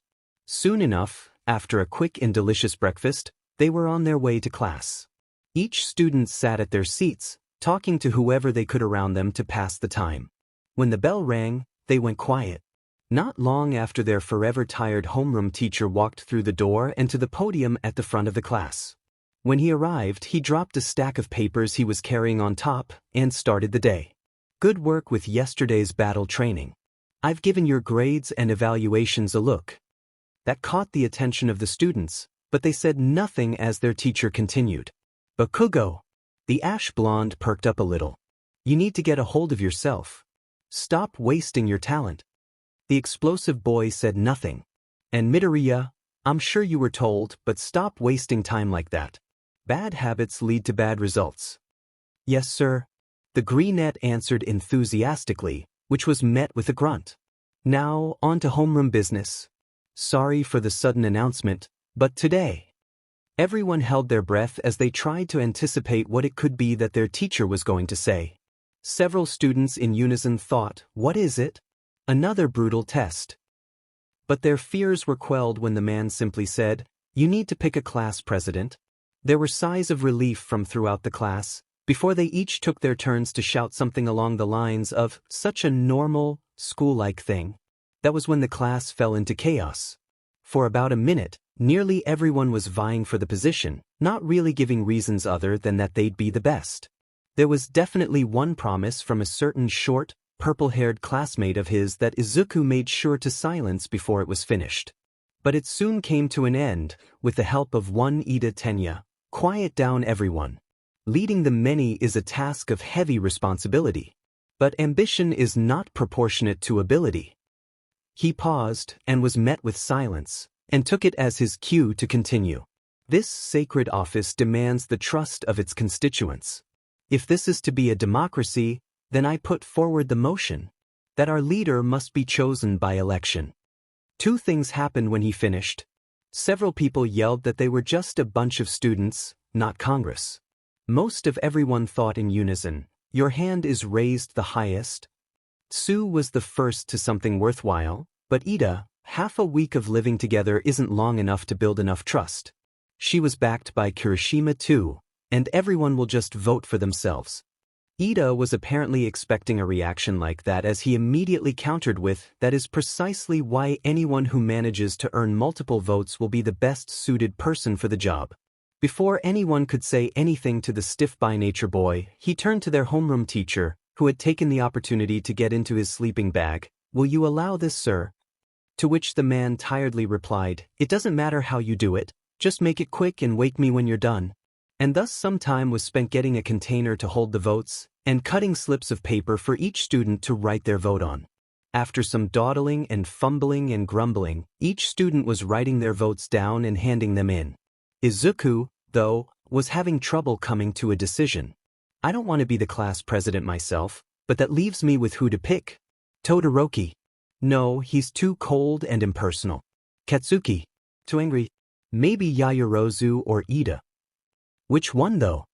It was only at the pressuring to finish that he came to a decision, and without thinking, wrote a name down. Before long the results were tallied up, and like Kirishima said, it appeared that most of everyone voted for themselves, though with a few exceptions. It stared in silent shock at the number of votes written next to his name. 2 votes. It wasn't enough to make him class president. No, that was reserved for Yaoyorozu, who had 3 votes. One of which was his. But it only meant that 2 people thought he should take up the role. Well, he was fine with being the deputy class president. There was some outrage from Katsuki about Izuku getting chosen for a leadership role instead of him, and Izuku could have sworn he heard Achiko suspiciously whistling in response to hearing that. He looked over to Ida, who was hunched over, his face hidden from the greenette, though he assumed his friend was probably upset about not getting it. They were then instructed by their apparently awake teacher to stand at the front of the class. As the man stood up and unpacked himself from his sleeping quarters, he made the official announcement, "All right then. So your president is Yaoyorozu and your vice president is Midoriya." Izuku nervously stood next to his classmate, who despite having a mostly impassive look on her face, had pride and gratitude shining in her eyes and aura. Seemed like she really wanted the position. It was soon after, however, that they were dismissed for their classes. Several classes later, and Izuku found himself enjoying lunch with his friends. It was the first opportunity they really had to talk, so of course the first topic that came up was the class president election that took place earlier that day. "You know, I didn't expect it at all." He got a confused look from each person sitting with him, so he elaborated. To get the position of vice class president, it was sort of unexpected. After swallowing a mouthful of rice, Achiko cheerfully stated, "I don't think so. I'm sure you'll do great." Such was the positivity from the girl, Izuku could only be grateful for her friendship. "I must agree with you, Rarika. Your skill in making and carrying out plans makes you perfectly suited to lead us. That's why I voted for you." Izuku looked at him impassively for just a moment, before he returned to eating his food. Achiko was talking again pretty soon though, but to Ida instead. "Didn't you want to be president too, Ida? You've got the glasses and everything. Whatever comes to mind falls out your mouth, doesn't it? As I said in the classroom, ambition and ability are completely different matters. I humbly made the choice I felt was correct." Humbly. The choice in Ida's wording did not slip past either Izuku or Achiko. The way you talk. Are you a rich kid?"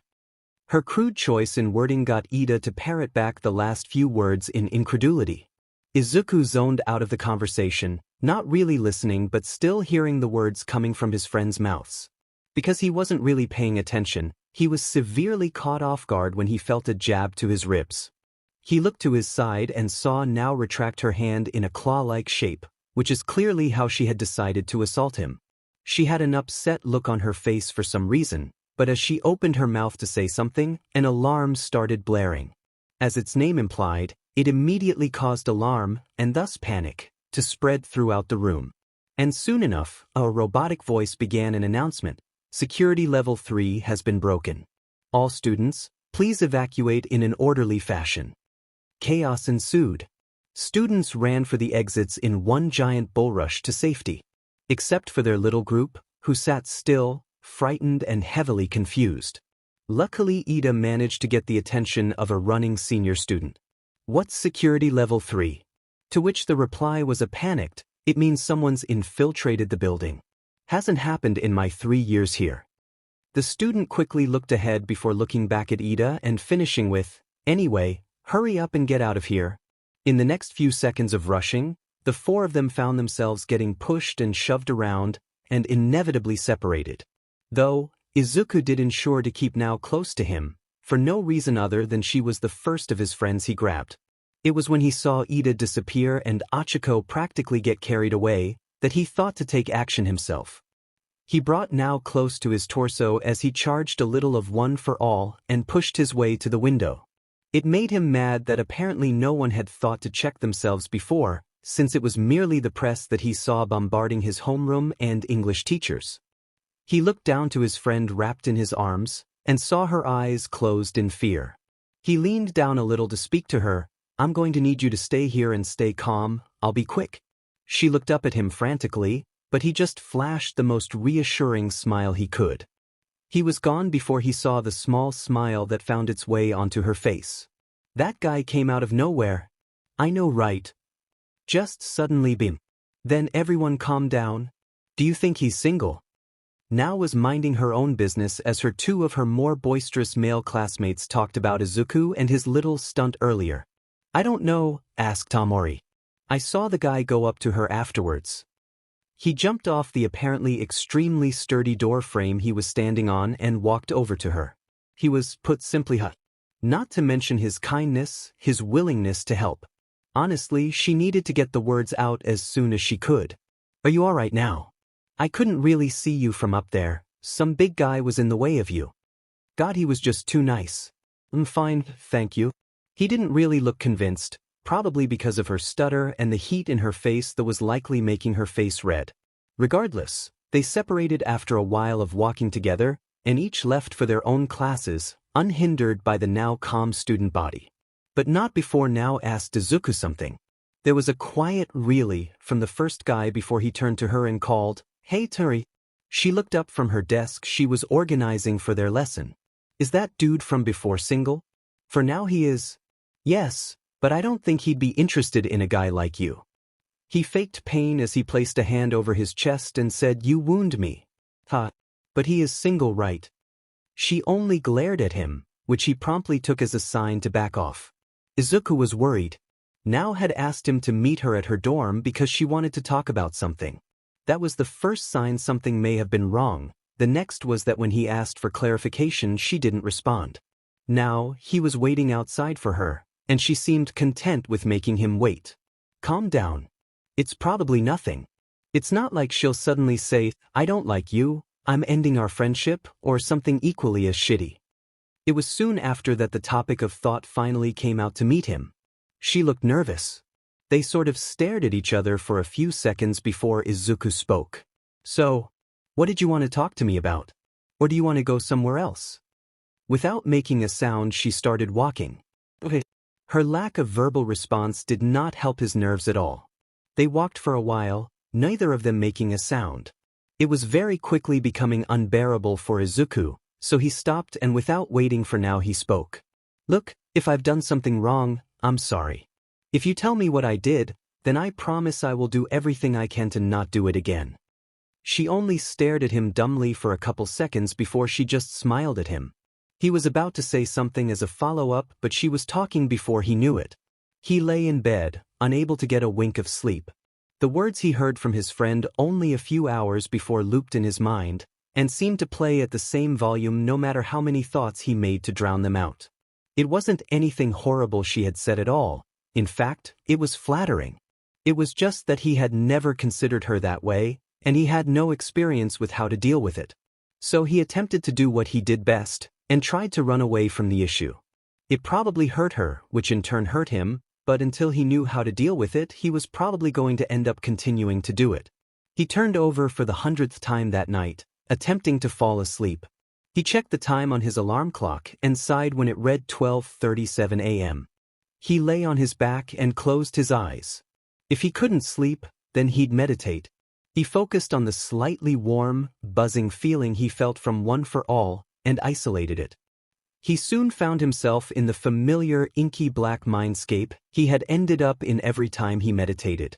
He saw the electric ball of power that was One for All, and off to the side was the cube the Speed Force continued to reside as. He approached them both, one on each side of him. Not knowing why, he stuck out an arm to each. As expected, One for All came to him eagerly. What surprised him was the appearance of the Speed Force seeming to turn into a liquid, melting and snaking its way towards him, before beginning to climb up his leg. The sensation of both sources of power was like when Achiko had used her quirk on him. He felt weightless, but at the same, infinitely powerful and down to earth. But for some reason, the sources became erratic and threw him away from them. Before he hit the ground, though, he woke up to a world of pain. The moment he opened his eyes, he tried to roll over to get a few extra minutes of sleep, but was instead overcome with immense pain. He ensured his mouth was shut before he even thought about making any sound, in case anybody heard. He took deep and slow breaths as he calmed down. "I didn't even do anything difficult yesterday." He turned his head to look at his alarm clock, and forwent any apprehensions about his unforeseen sore body. He practically launched himself out of bed before he got changed, nearly falling flat on his face multiple times. And it wasn't like he could use his quirk, since he was in enough pain moving at a regular person's speed. He got downstairs to see it void of his classmates, all of which had clearly left for class already. Not bothering to grab something to eat as he nearly ran out the door after getting his shoes on. Unsurprisingly, Ida ensured that Izuku was well reprimanded for nearly being late to class, despite his position as the class's vice president. They got through classes and a very awkward lunch, before they were again sitting in their seats waiting for their next heroics lesson to start. It wasn't long before the one and only insomniac employed by Yu walked in and started the lesson. Now for today's basic hero training, this time All Might, myself and one other hero will supervise. This time. So it's a special class. Izuku thought to himself. From a seat just a little ways behind Izuku, Shiro raised his hand, but didn't bother waiting to be called on to ask his question. What are we doing exactly? Thankfully, Mr. Aizawa didn't mention it and simply made the announcement with a lazy attempt at flamboyance. Preparing you for disaster relief from fires to floods. He held out a card similar to the one All Might did the other day, only this time it said rescued instead of battle. It's rescue training? Murmurs ran throughout the class that soon broke out into several conversations. Rescue, huh? Sounds like today's gonna be a lot of work too. Kaminari started, which prompted an enthusiastic right from Ishido. It also got Kirishima talking. Bro, come on, this is what being a hero is all about. I'm super pumped. Somewhere off to the other side of the classroom, Tsuyu mentioned being right at home in a flood. Apparently, however, the students were meant to sit in silence instead of contemplating the lesson out loud, because soon enough Mr. Aizawa was glaring at everyone as he growled a tired, "Hey, I'm not done," which got everyone to shut up real quick. The man took out a remote from his pocket as he spoke. It's up to each of you whether you wear your costumes or not, as some of them may be, or are, ill-suited to this sort of activity. After pressing the button on the remote, the panels that hid their costumes slowly ejected from the wall with a hiss. The facility we're going to has yet to be moved on campus for various reasons, so we'll be going by bus. That is all, now get ready. He finished before he started walking out of class. Everyone got up silently and made to get changed into their outfits of choice. Izuku remained seated for a few moments longer as he remembered the very moment All Might inspired Izuku to become a hero that helped everyone. Everyone was waiting outside the front of the school, which was thankfully free of reporters.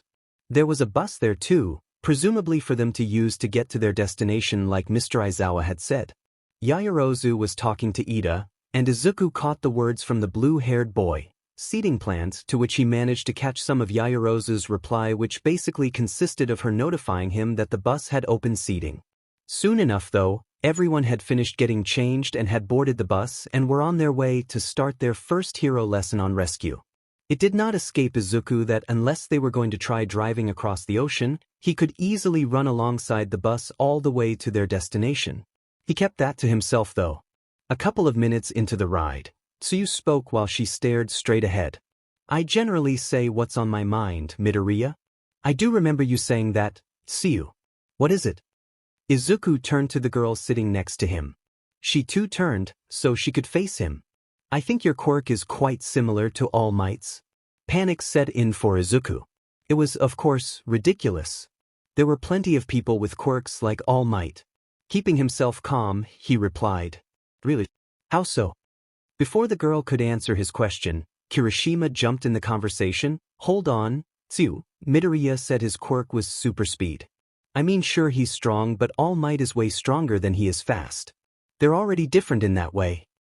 The red-haired boy looked to Izuku and smiled before he continued talking. "But that sort of simple power-type quirk is awesome.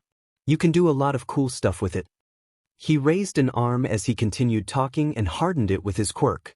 "My hardening makes me good in a fight, but it doesn't look like much, unfortunately. I think your quirk's great though. You could definitely make it as a pro with it." Izuku countered. From across the aisle, Aoyama decided to join the conversation. "My naval laser is pro-level in flashiness and strength." Ishido put a hand on his shoulder and reminded him, "But it's no good if it gives you a stomachache." A reminder which he apparently didn't want to hear because his face seemed to darken in disdain, despite there being no change other than him looking at Ishido. There was a short pause in conversation before Kirishima was talking again. Well, if you're talking about flashy and strong, it'd definitely be Todoroki and Bakugo. Bakugo's always mad, so it doesn't seem like he'll be popular, though. Tsuyu said simply. It just so happened to be that the ash-blonde boy had hurt her. The F you say, frog face. You wanna fight? She simply pointed to the ash-blonde boy and said, see. It was Kaminari's turn to speak. We've only known each other like half a week, so it's amazing that everyone already knows your personality is CRP steeped in sewage. The FS up with that vocabulary, BSRD. I'll kill you. Izuku could only watch in awe as Katsuki kept taking hits from his classmates, instead of them kissing his but like his middle school classmates did. It appeared that time had passed by without him realizing, because not a minute later Mr. Aizawa was yelling at everyone, we're here. Stop messing around. Which got him a quick yes, sir, from everyone. Hello everyone, I've been waiting for you. A person in an astronaut-heavy inspired costume announced after the students had all gotten off the bus. It's the space hero, 13. She's a gentlewoman hero who does her best work in rescue scenarios. Izuku gushed quietly. Not so quietly from his side, Achiko too, gushed. Oh, I love 13. The heroine only chuckled at the girl's words before she started talking again. Let's go inside without delay. In response, everyone bowed and said, we look forward to working with you. Upon entry, everyone was struck with awe at the incredible vastness of the many zones and sheer size of the building. There were a few exclamations that they had entered Universal Studios Japan. Such cries went ignored as 13 began introducing them to the facility. There's a shipwreck, a landslide, a fire, a windstorm, and more. Every disaster and accident you can imagine. I built this facility myself. I call it the Unforeseen Simulation Joint, or USJ for short. So it really is USJ? Everyone thought at the same time. Aizawa walked up to 13 to talk to them. 13, where's All Might? I thought he was meeting us here. About that? It seems he did too much hero work on his way to the school this morning and ran out of time. He's resting in the break room. He called me and apologized, and said he would try to show up near the end of the exercise. That man, that is the epitome of irrationality. Why hasn't he moved into the teachers' dorms yet? He received a shrug from his colleague. It can't be helped, let's get started. We took precautions anyways, so it should be fine. 13 took charge again so as to get the lesson on the way. I'm sure you are all aware of my quirk, black hole. I can SCK anything up and turn it into dust. Achiko was nodding so fast Izuku thought her head was going to fly off. She stopped the moment 13 finished her sentence though, and said what was on Izuku's mind. You've been able to use it to save lots of people from lots of different disasters? The heroine chuckled at the girl's enthusiasm, but it was soon cut off as the atmosphere became serious with her next words. Indeed, but it is a power that can just as easily be used to kill. I'm sure there are those of you with quirks just like that, right? Several of Izuku's classmates flashed through his mind, but not before he realized he himself held the immense and dangerous power of All Might within himself. In our superhuman society, quirks have been certified and stringently regulated by the government, so that doesn't seem to be a problem at first glance. However, you must not forget that there are many quirks that can easily kill with a single misstep. 13 took a quick glance through the crowd of students and knew they understood her words. It was time to make sure they didn't become discouraged. With Aizawa's physical fitness test, you found out the possibility of your own hidden powers, and with All Might's person-to-person combat training, I think you've experienced the danger of using those powers against others. You should think of this class as a fresh start. Here, you will learn how to use your quirks to save people's lives. You do not have powers so you can harm others. I hope you leave here with the understanding you have powers in order to help others. Izuku could only think about how amazing 13 was, having already taught most if not all of the class something, and provided them with the hope to prove that they deserve to be heroes. She did a fancy stage bow with her finishing words, that is all. Thank you for listening. As soon as they finished, everyone gave a round of applause for their teacher. It was, of course, cut short by Mr. Izawa, who wanted to get on with the lesson. He started approaching the group as he talked. All right then, first dash. Before he could finish though, there was a very audible sparking, and the students saw Mr. Izawa's gaze flick up to the lights behind them above the entrance door. One didn't get a chance to look for themselves before they all turned off simultaneously, darkening the facility. The sputtering of the fountain in the central plaza, as it seemed to cut off several times, got the tired man to instead turn around and face away from his students. He was just in time to see the air distort and a black mist swirl into appearance in front of the fountain before it quickly exploded and took the form of a shaky black wall, atop which sat two streaks yellow that, oddly enough, looked like eyes. A pale hand seemed to reach out from within and grasp an invisible edge and pull it to the side. What was revealed was the frightening image of a man with white hair whose face was blocked by a disembodied hand. Soon enough this man was taking steps out of the wall, and it was revealed that he had many more hands attached all across his body. Izawa threw a hand back to his students as he issued an order to group up and stay where they were. Right after he spoke to 13, protect the students. It was then one of the students, Kirishima, took a look at the plaza in front of them. It just so happened the boy took a look as many more villains stepped out of the mist. He took a short gasp before he started talking. What's that? Is this like the entrance exam where the lessons already started? Izuku took an instinctive step forward to have a closer look, but was immediately reprimanded by his teacher and told to stay back. Those are villains, is what Izuku heard him say as the man put on his signature yellow goggles. At his words, the entire class was shocked. Villain after villain poured out, and the stream appeared to end only when a large muscular black-skinned villain made their way into the facility. They were by far the most threatening-looking, with a beak-shaped mouth, and lots of extremely sharp-looking teeth exposed to the world. Not only that, but it was by far the biggest one there, and to top it all off, it casually had its brain exposed. The mist coalesced to take the form of a person in a very smart-looking bartender suit, their eyes bright yellow lights amidst the dark mist that made up their body. 13 and Eraserhead.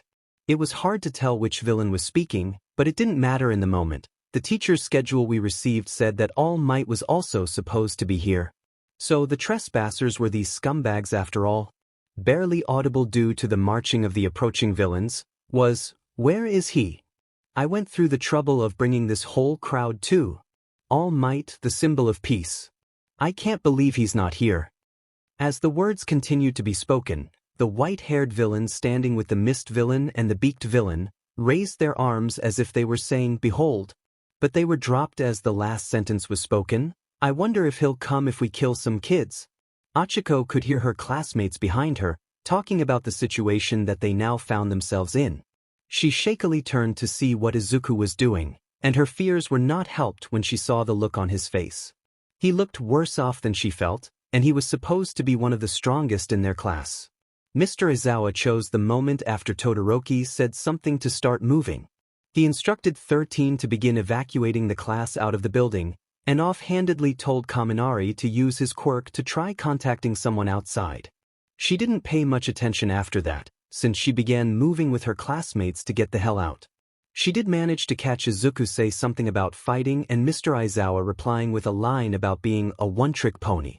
She barely noticed Ida stopping to make sure her green-haired classmate was with them, only that he was with her before the class was halfway to the door.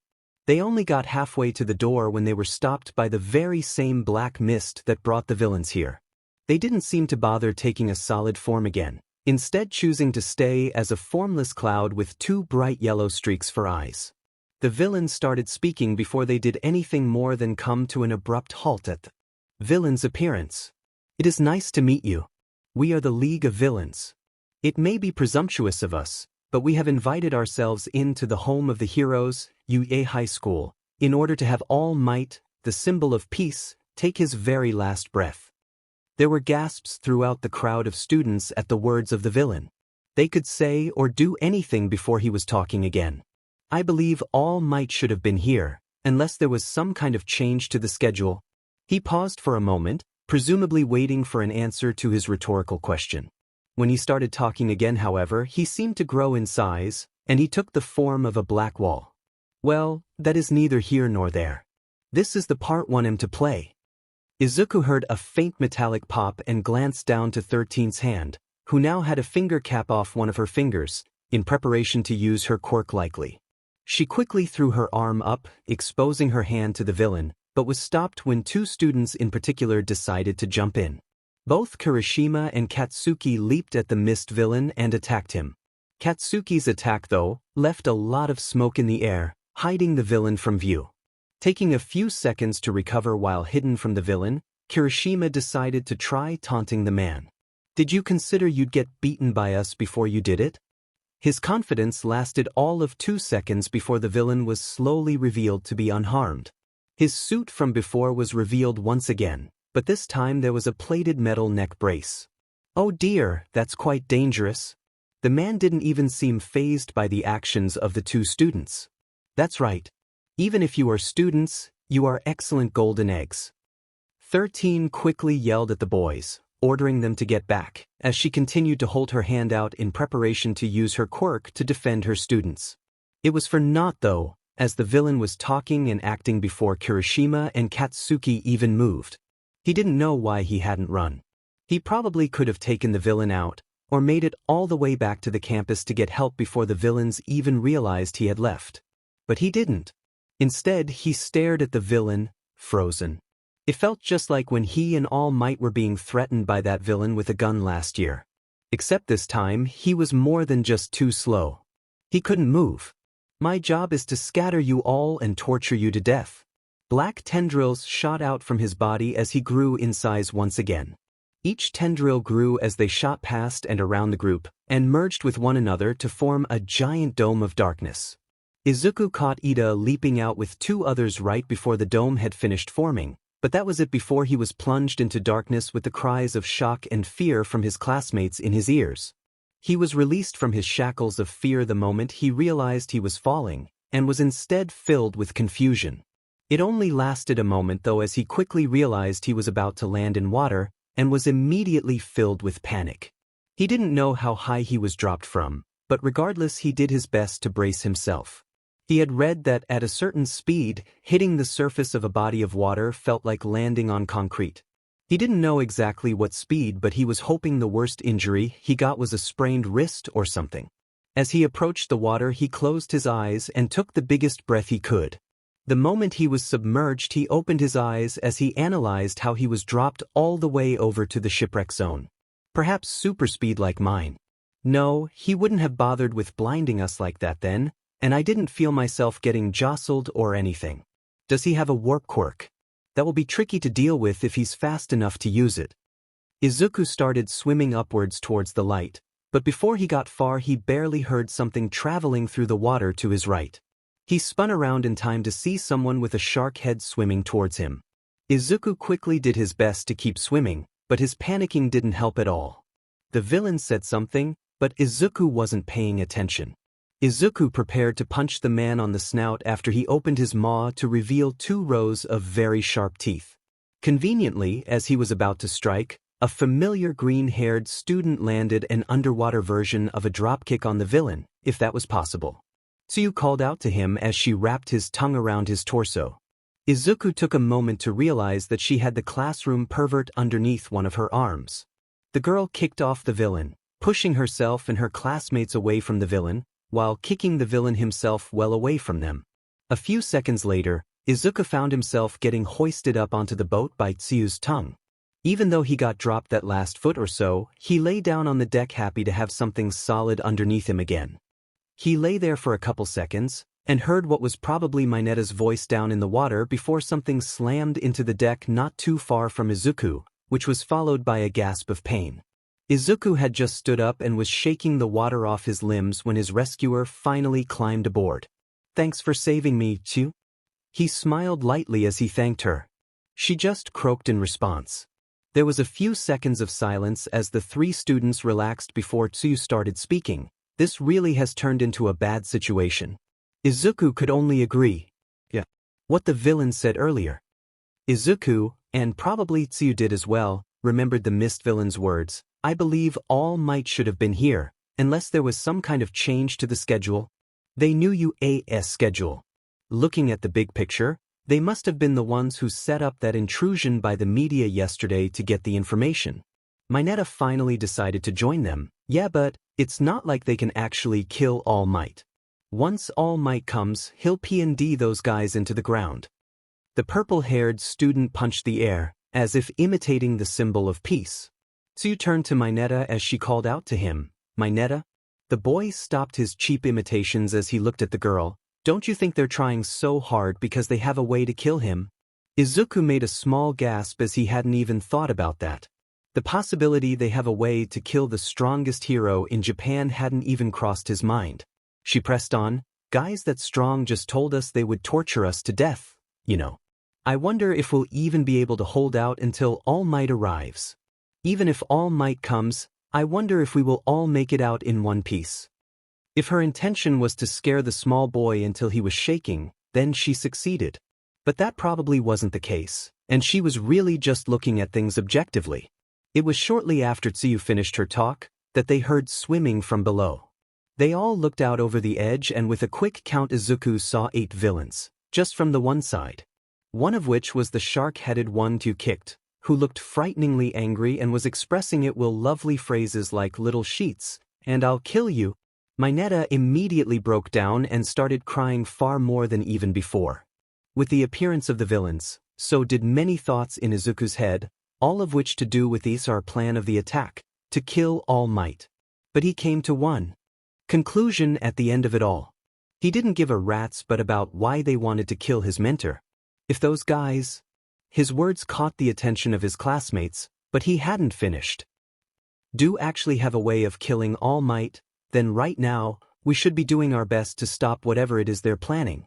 By fighting and winning." He had the feeling that that was the same conclusion everyone else who got warped came to. Tenya watched Shuji tensely as the multi-armed boy used his quirk to search for their classmates. When the boy started slowing his search, he eagerly asked after them, "Is everyone here?" The tall boy seemed to take a second to confirm his findings before he reported. "Everyone scattered, but they are definitely still in this building." The rest of the students still at the entrance all sighed with relief before turning back to the foe before them. The mist villain who still hadn't left. "Damn it. We can't hit him with physical attacks and he can warp things. His quirk is the worst," Zero stated, frustration clear in his voice. There was a second of silence where both parties just stared at one another, but it was interrupted by 13. "Ida," the heroine called. The boy affirmed that she had his attention. "Are you the fastest one in your class?" "No. Midoriya is." He spoke as if he were mentioning a lost loved one. "Is he here with us?" After being told that he was in the USJ, but not there with them at the entrance, she made a noise of thought. She wasn't silent for long though. "Then I will entrust this duty to you. You must run to the school and tell them about what is happening here. The alarms aren't ringing and our phones don't have signal. The alarm is based on infrared rays, and even though Eraserhead is erasing people's quirks left and right, they still aren't working, which means they must have someone with an interference quirk who hid the moment they arrived." She turned back to look directly at the student before she continued. "It would be faster for you to run than for us to find that person." He stepped forward as he replied, "I can't. It would be a disgrace as a hero in training to leave everyone behind while they dash. Just go ahead. We can handle it." Sato interrupted him. "If you can get outside, there are alarms. That's why these guys are only doing this inside, right?" The muscular boy walked forward to stand at the front of the group, albeit just behind 13. Zero joined him, with his own words of encouragement. "As long as you go outside, they won't follow you. Blow away this fog with your legs. Use your quirk to save others," 13 said as she faced the villain again. "Use my quirk to save others. That is why we're here, to learn to save people. If this can be counted, then I will do my best." He yelled with energy as he got into a good starting position to run straight to the door. He prepared his quirk, the exhausts extending. For the first time since he scattered everyone, the villain spoke. "Even if you have no choice, are there really idiots who talk about their plans in front of the enemy?" He exploded into tendrils of mist again, but this time 13 was ready. She held up her already prepared hand, and activated her quirk. We did it because it doesn't matter if we're found out. Every bit of his quirk was SCD up into her glove, and her quirk wouldn't stop until the heroine wanted it to. It was working exactly as she had planned, right up until the villain opened a warp gate in front of her quirk and behind her. It would appear that a disaster relief hero can't measure up to ever the most ordinary of heroes when it comes to a fight. So now you find yourself torn apart by your own power. You want us to fight these guys. They might even be tough enough to kill All Might. You're contradicting yourself, Midoriya. Our only hope is to hide somewhere until the UE heroes comes to rescue us. Mineta screamed at Izuku, who stared at him with shock. Instead of just letting the boy descend further into the depths of fear, Izuku decided to show the purple-haired boy something. Mineta, those guys down there, they're clearly well suited to aquatic combat, right? Don't ignore what I said. Clearly the boy wasn't in the right mind to think for himself. So the ringleaders must have organized their team once they found out about the different environments throughout the USJ. Tsuyu said, turning to Izuku to confirm. Exactly right. The intel they got allowed them as much, anyhow. But even with all the planning they clearly put in, there is still one thing that stands out to me. He held up a finger as he spoke, dropping it to point at Tsuyu when he continued. They sent you, Tsuyu, into the shipwreck zone. There was a moment of silence as they stared at each other, interrupted only by Mineta yelling, "What's your point already?" Izuku let out a little sigh before he stated the key point. What I'm saying is that they clearly don't know what our quirks are. When he finished, a light seemed to appear in Tsuyu's eyes as she realized what he was saying. If they had known that my quirk made me like a frog, then they would have dropped me into the fire zone. Izuku nodded and gave a little smile. It is exactly because they don't know our quirks that their plan consists of scattering us and overpowering us with numbers. He looked back over the railing to the 8 villains in front of them. They definitely have us beat when it comes to numbers and experience, so that leaves only one way to win. We have to exploit the fact that they don't know our quirks. He took note of the fact that the villains weren't moving, instead opting to stay in the water and watch them. They're definitely not underestimating us though.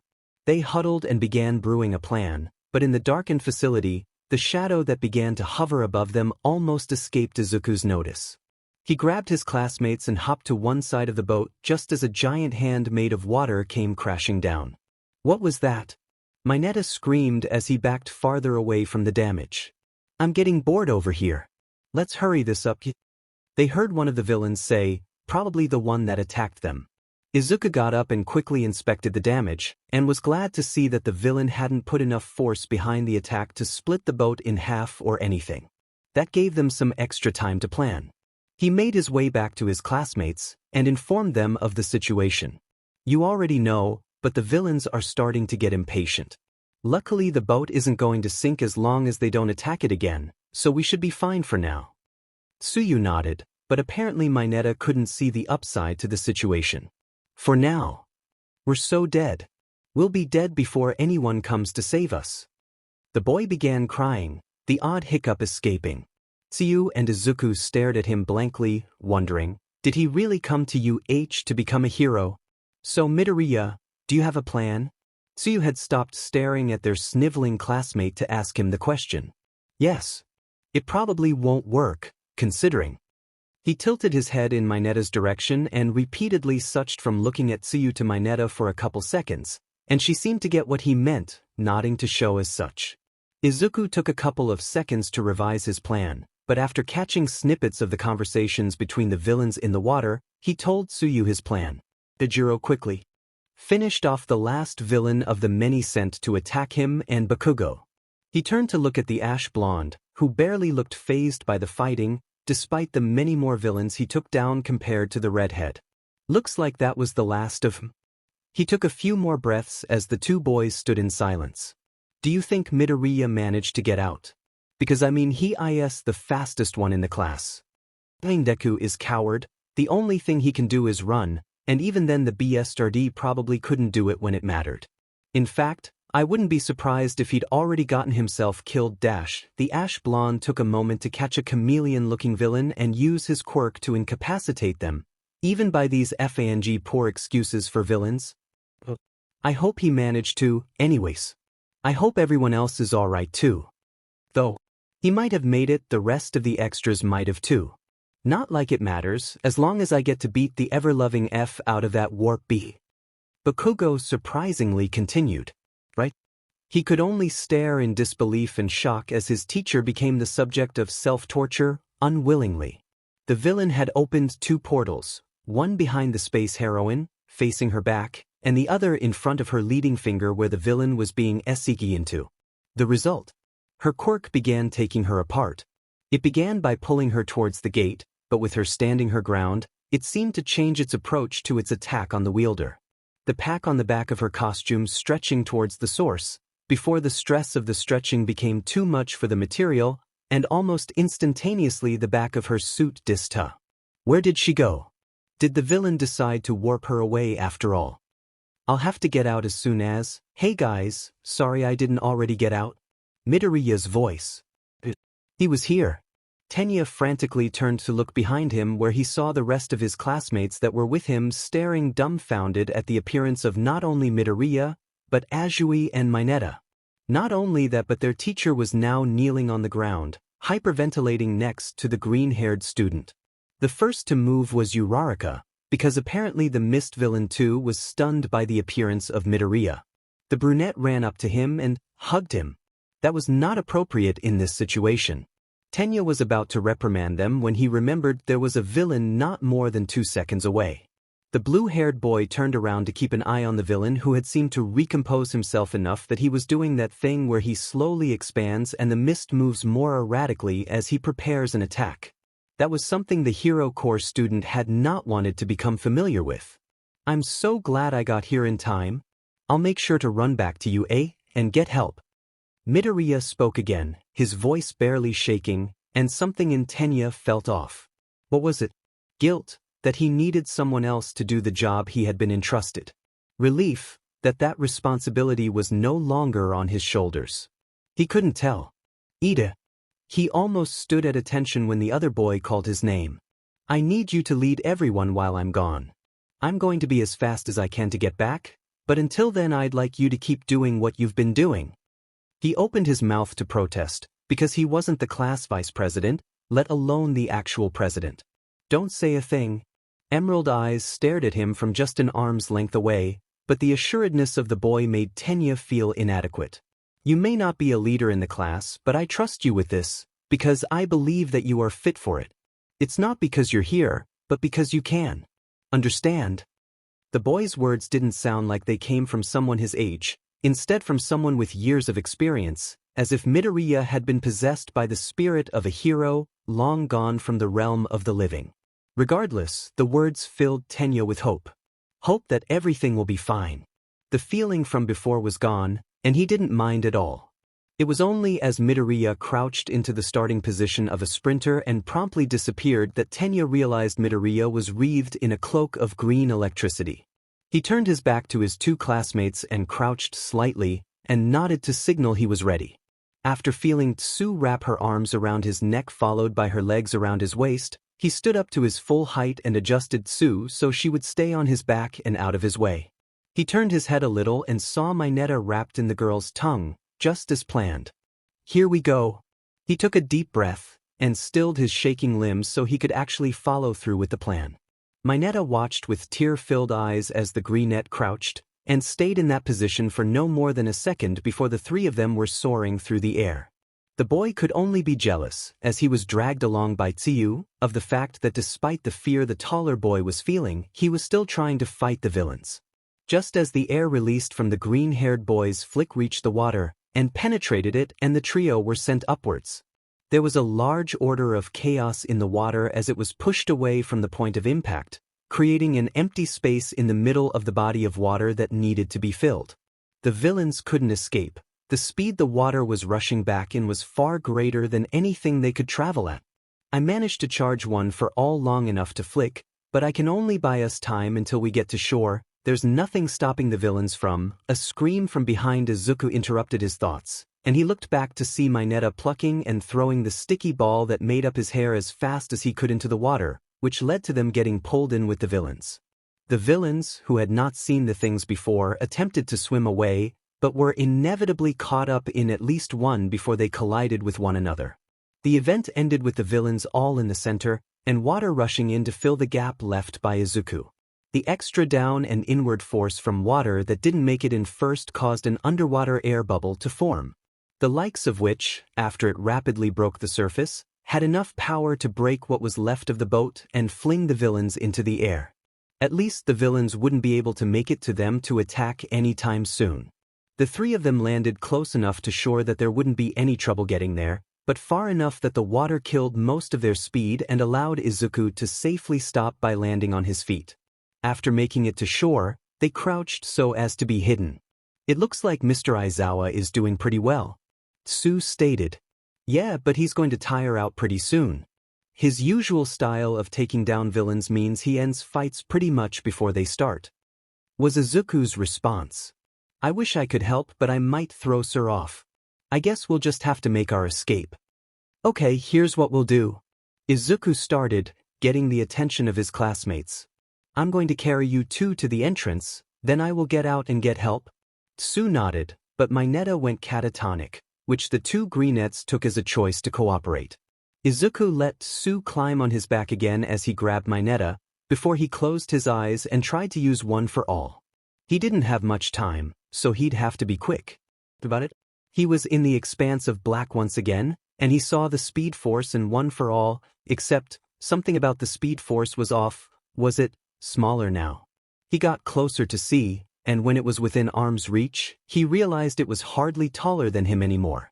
He quickly looked at one for all and saw no change, but it felt more available, like it was an open-armed mother offering a hug to her child. He reached out and made the connection, feeling one for all activate again. But this time, it wasn't the usual 15%, it felt more like 5%. He wasn't sure how much faster it made him, but he'd take anything he could get. He opened his eyes and realized it had hardly been 2 seconds, since Tsu nor Mineta weren't saying or doing anything to get him to go. And before he gave them any reason to, he was climbing out the water and running to the entrance. It was hardly a half-second trip, with or without one for all, but he made it in time to see 13 caught between two warp gates with their quirk active and facing the one in front of her. He put Tsu down as carefully as he could, and almost dropped Mineta, before he approached his teacher, who was in a very precarious position.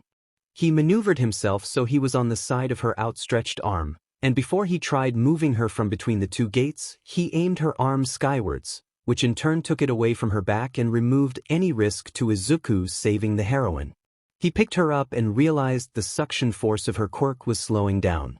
It was hard to notice at the speed he was going, but he could see it. He judged it safe enough to place her to the side of her students, where he returned to regular speed and ensured the safety of his teacher. She was hyperventilating, likely shocked that she likely almost lost her life in front of her students. "Hey guys, sorry I didn't already get out." Izuku spoke with as much calm as he could. He noticed that Ida had turned around rather quickly after he spoke. Surprise was the only thing on his features. Izuku stood up from beside his teacher, who had calmed down considerably. Before he could say anything more, he was wrapped in a hug. Surprised, he looked down and saw Achiko with her face buried in his chest. He gingerly placed his hands on her back, but he didn't keep the hug going for long, since he still needed to get help. "I'm so glad I got here in time. I'll make sure to run back to you, and get help." He did his best to maintain the calmness he displayed when he arrived, but some shakiness still seeped into his voice. He hoped nobody noticed. He walked forwards, stopping next to Ida. "Ida." The other boy looked like he barely resisted standing at attention. "I need you to lead everyone while I'm gone. I'm going to be as fast as I can to get back, but until then, I'd like you to keep doing what you've been doing." Ida opened his mouth to say something, probably to dissuade Izuku from trusting him. "Don't say a thing." Izuku stared his classmate in his eyes, but the blue-haired boy clearly wanted to do nothing more than rebuke his words. "You may not be a leader in the class, but I trust you with this, because I believe that you are fit for it. It's not because you're here, but because you can. Understand?" Izuku wasn't sure where the words came from, but felt one for all surge with something akin to pride when his classmates seemed to accept Izuku's reason. Izuku could only theorize about that, but not at the moment. He needed to get help. Izuku got into the classic starting position for sprinters and took a deep breath. He didn't bother giving a heads up to his classmates about his departure, as time was of the essence. He ran straight past the missed villain, too fast for him to even react. After he made it to the door, he took a quick glance and saw the determined faces of his classmates and teacher. Then he looked forward and pried open the door, not waiting any longer before he ran as fast as he could. His legs pounded on the concrete as he prayed he would be fast enough to get help in time. As the U8's gates came into view, so did his mentor leaving through them.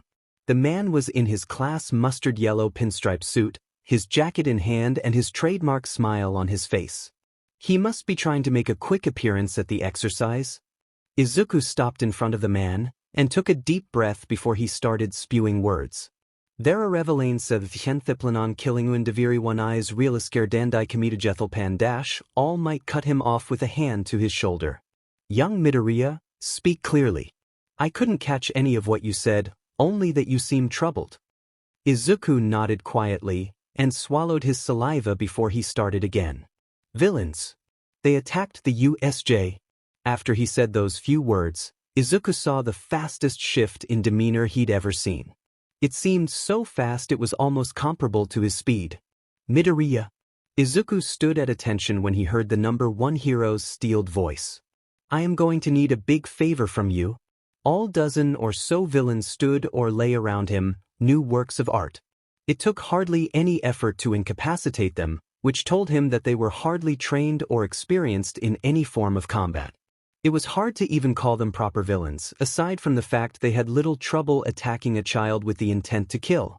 He froze another, who merely attempted leaping at him from the front. At the same time he stepped to the side when he heard a grunt from behind him, allowing him to grab a spear wielded by a bird-headed and like-brained villain, freezing him. Shudo had just about had enough of these people, losing to a child. He made sure to leave the man's face exposed, so he could see and breath. At first it seemed they'd recruited plenty of high-class criminals, and planned to overwhelm All Might, but clearly that's not the case. He looked at the villain in front of him, who had a green stripe across his eyes and the bridge of his nose. Walking closer to him, Shudo began the negotiations. Hey, if you stay like that, your cells will die and rot while you still live. The villain's face scrunched up, likely in fear, since tears began to pool in his eyes not long after. I'm training to become a hero, so I'd like to avoid leaving someone to such a cruel fate if possible. Shudo raised his right hand to hover in front of the villain's face, and activated his quirk slightly to let cool air waft in the man's face. The villain, in turn, whimpered pathetically. So, you're going to tell me what makes you think that you can kill All Might? Toshinori barged through the doors into the USJ, sending one flying to the side and the other left hanging on a single hinge. His usual smile was gone, instead the rage he felt within him on full display. He was grateful to his successor for granting him the favor of taking him to the USJ, and only realized in that trip that lasted hardly 3 seconds, that he was far faster than Toshinori in his prime. But that was a matter for later. Now, he had to deal with villains who thought it was okay to attack his students. Fear not. I am here. The few students that were near the entrance sighed with relief, smiles appearing on their faces. He walked to the top of the stairs to look out across the building to assess the situation. He spotted a young man covered in disembodied hands, and beside him stood a man made of black mist. His eyes drifted downwards, away from the two villains seemingly in. Charged to see a large black-skinned villain, who had a beak and his brain was exposed. Beneath him was unforgivable. He muttered under his breath at the sight of his colleague, arms twisted and smashed, face laying in a pool of BLD at the bottom of a cracked concrete crater. It was barely audible across the large distance between them, but he heard the hand-covered villain ask his companion a question. I thought you said the brat only just escaped? He did, was the mist villain's reply. They must mean young Midoriya? Truly his speed is impressive. I had a bad feeling, so I cut my talk with the principal short and came right away. Along the way, I came across young Midoriya, and he gave me the gist of the situation. Along with a lift here, but no one needs to know that. Toshinori brought his hand up to take his tie off, but wasn't gentle enough in his rage, and tore it off completely. He watched the villain in charge say something, and the black-skinned villain left Aizawa alone to stand next to him. As fast as he could, he dealt with the villains that were still standing, and made to grab his colleague. He stood with the man in his arms, his back turned to the villains. Before he was forced to fight with the man in his arms, he returned to the top of the stairs and laid him down as gently as he could. "Please take care of him," he asked his students and other colleague. Not waiting for an answer, he made his way back down to face the villains. He stood before them, as if he were on trial in front of a council. The truth was, however, he was the council and they were on trial. Without any words exchanged, he aimed for the leader, his arms positioned in an X as he called out the move, "Carolina." He barely heard the man say something before, instead of striking the villain, he hit the large black-skinned one. Smash. The only issue was, there was no effect. The large villain was unfazed, standing in front of his leader. The villain made to grab Toshinori, but he avoided the move by leaning backwards, before moving in a crouch and launching a punch to the villain's solar plexus. Yet again, there was no effect. In that case, he dodged another attempt to grab him and threw a punch to the villain's face. If the villain was muscular enough to withstand a body blow, then his weak point would be his head. He threw a few more punches to the villain's face, but to no avail. It doesn't work on his face either. He stepped back to avoid a punch from the giant, and threw a few in return. As he fought, the leader spoke. "It doesn't work because Nomu has shock absorption. If you want to hurt Nomu at all, the most effective way would be to tear him apart limb from limb. But whether he'd let you do that or not is an entirely different issue though." The man gloated, confident in his slave's ability to defeat him. An idea came to mind when Toshinori heard those words. He dodged another attack from the Nomu and stepped behind him. He thanked the villain leader as he wrapped his arms around the waist of his opponent and lifted him in the air, and suplexed the villain. An explosion of dust erupted from the ground as the villain made contact with it. Toshinori felt resistance as he pushed the villain further in, but it soon gave way as the villain wasn't making love with the concrete. Soon after though, he felt big fingers dig deep into his sides, and surmised that the mist villain, whom Midoriya informed him could make warp gates of sorts, had allowed the Nomu to escape its prison and make an attack on the hero's weak spot. But it wasn't likely they knew it was there, just a coincidence, he hoped. As the dust cleared, BLD slowly made its way out of his mouth. "Were you trying to immobilize him by sticking him deep into the concrete? There's no way that would work, you know. After all, Nomu is as strong as you are." The leader chuckled in glee, before he spoke to his companion. "This is good, Kurogiri. Such an unexpected opportunity. I can save our special item for later." Special item? So on top of having this Nomu they have a weapon? Was what Toshinori thought when he heard those words. Beneath him, the gates started shrinking while the Nomu was still part way through them. Toshinori, in his pain, released his grip on the Nomu's waist and made to remove its hands from his weak spot.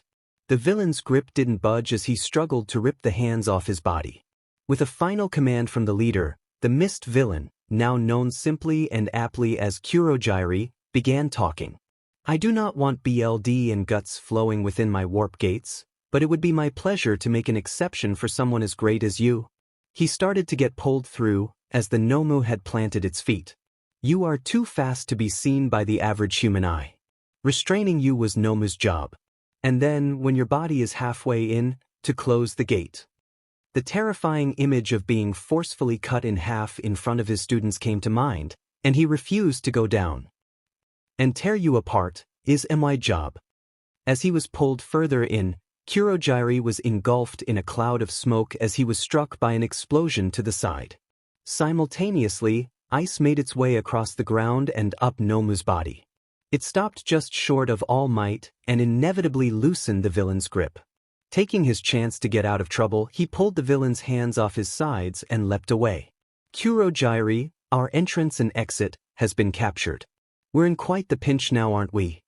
The leader spoke casually, as if he was unconcerned about his comrades.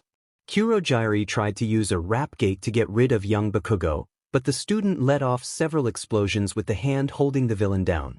He threatened the man if he attempted to do anything he found suspicious.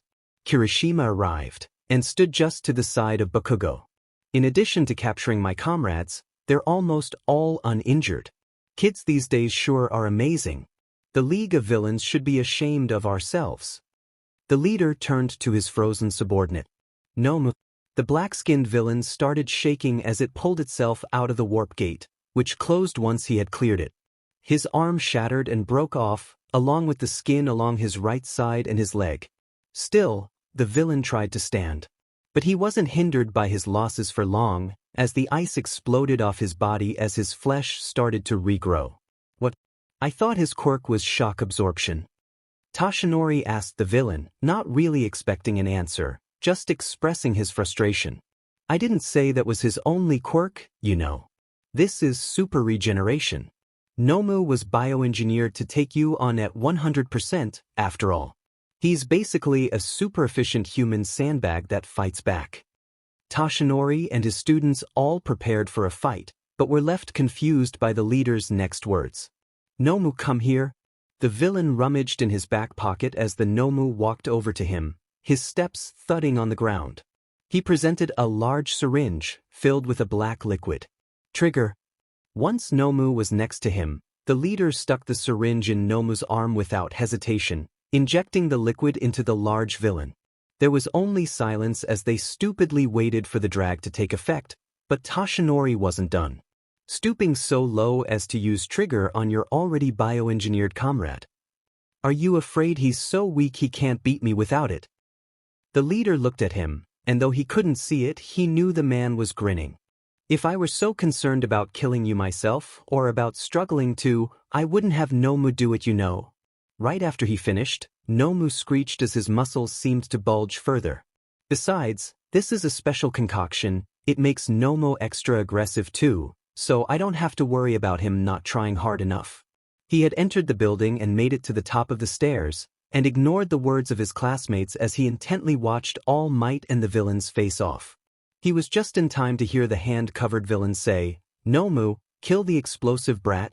The large black-skinned villain opened his maw and screeched like a feral beast, before turning to face Katsuki. Before he knew what he was doing, Izuku moved. He ignored the pain that had built up the more he used one for all, and pushed to go faster. He had thought he slammed his feet on the ground on his way out of the UJ, but now, he could just feel the concrete crack under the force of his steps. He could only attempt to imagine the sound he was making. The closer he got to the group, the easier it was to see All Might attempting to save the Ash Blonde, leaving behind Kirishima and Todoroki.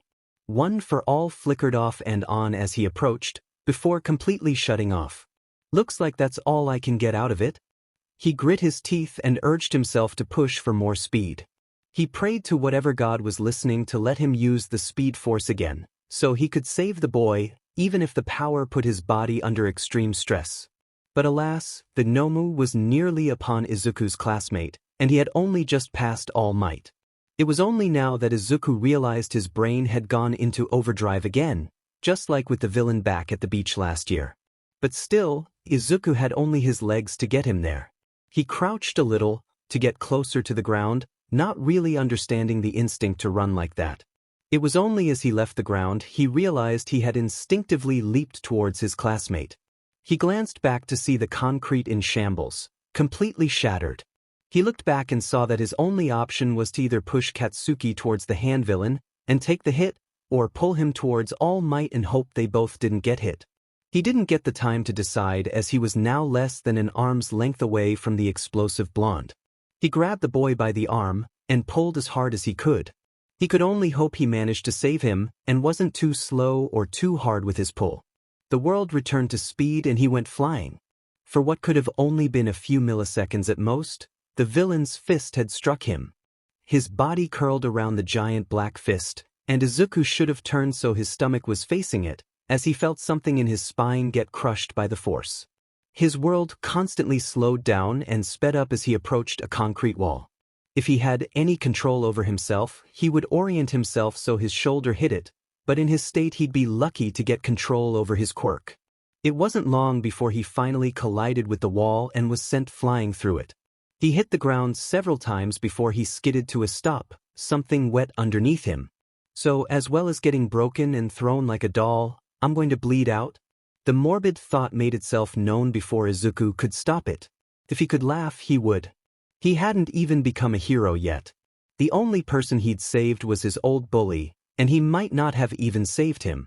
He calmed himself down before he somehow made his situation worse. After successfully doing so, he started trying to move his limbs. Testing with his extremities first, he found he could barely twitch the fingers in his right hand, and he couldn't even begin to feel his legs. So even if I somehow make it out alive, I might not even be able to become a hero because I can't walk. He felt the threat of tears at the back of his eyes, and he was surprised he could still cry. He didn't bother trying to hold them back, instead putting all his effort into the painful action that is breathing.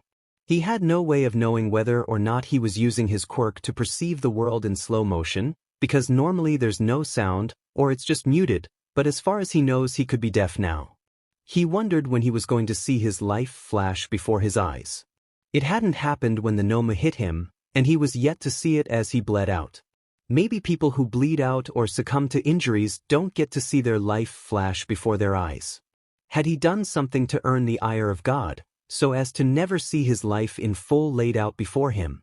Not even the bad parts. He felt a slow vibration rumble through the concrete, and watched as the black-skinned villain slowly flew through the air and hit the dome, which buckled under the force. The villain soon disappeared from sight. At least that mystery was solved. His quirk was active, and he had been experiencing hell for who knows how long. It was by chance that he saw a green spark of lightning cross his eyes. Had he been using one for all subconsciously? He probably hadn't noticed through the pain. Maybe, just maybe, it had sped up his regeneration enough to let him live. Even if he didn't get to be a hero anymore, as long as he could live another day, that would be fine. Probably not. The tiredness began to settle in, and the temptation to close his eyes and sleep was great. But he had heard stories about being tired if you're bleeding out, that those who close their eyes are almost guaranteed to die. He didn't want that. He still had things he wanted to achieve, even if, after everything, he couldn't be a hero. So, he refused to close his eyes for anything other than blinking. To him, if he lived, then he'd have a chance to find a way to become a hero, no matter the injuries he has sustained. All Might had somehow managed to send the Noma villain flying, despite the fact it was apparently using Trigger to boost its quirks. He spoke about the fight, saying that he had really gotten weaker. Katsuki was still reeling from the fact he had somehow managed to get out of the way of that Noma F-. And if it wasn't All Might who had saved him, then only one other person came to mind that could have done it, and the blonde refused to believe it. As the ringleader made to attack All Might, gunshots rang out. Hndjb fell to the floor, bleeding from his hands and legs. That didn't match the number of shots Katsuki heard fired, but the BSTRD got taken down, so all was fing forgiven. With a dramatic escape, the childish leader left using the warp gate BSTRD. The rest of the villains were taken down by the newly arrived staff members of UA and captured. The students were all taken outside to be interviewed by the police and checked for major injuries and treated. Katsuki had no FNG idea what the rat thing in the suit was talking about, but he noticed after a few words with the cop in the trench coat, his demeanor changed from calming to worried. Shortly after, several people came rushing out the door with a stretcher. On top of which, Deku lay. He could tell by the green suit, even though they had tried to hide his likely dead body from the students. His body was more effed up than anything Katsuki had seen in a horror movie, and he now had no choice but to swallow a pill he had previously refused to be in the same room with. Deku had saved him from the Nomu abomination, and was likely in more pain than Katsuki could ever imagine. A new feeling was born within him, and he wasn't sure what it was, but he hated it. Within him, and he wasn't sure what it was, but he hated it.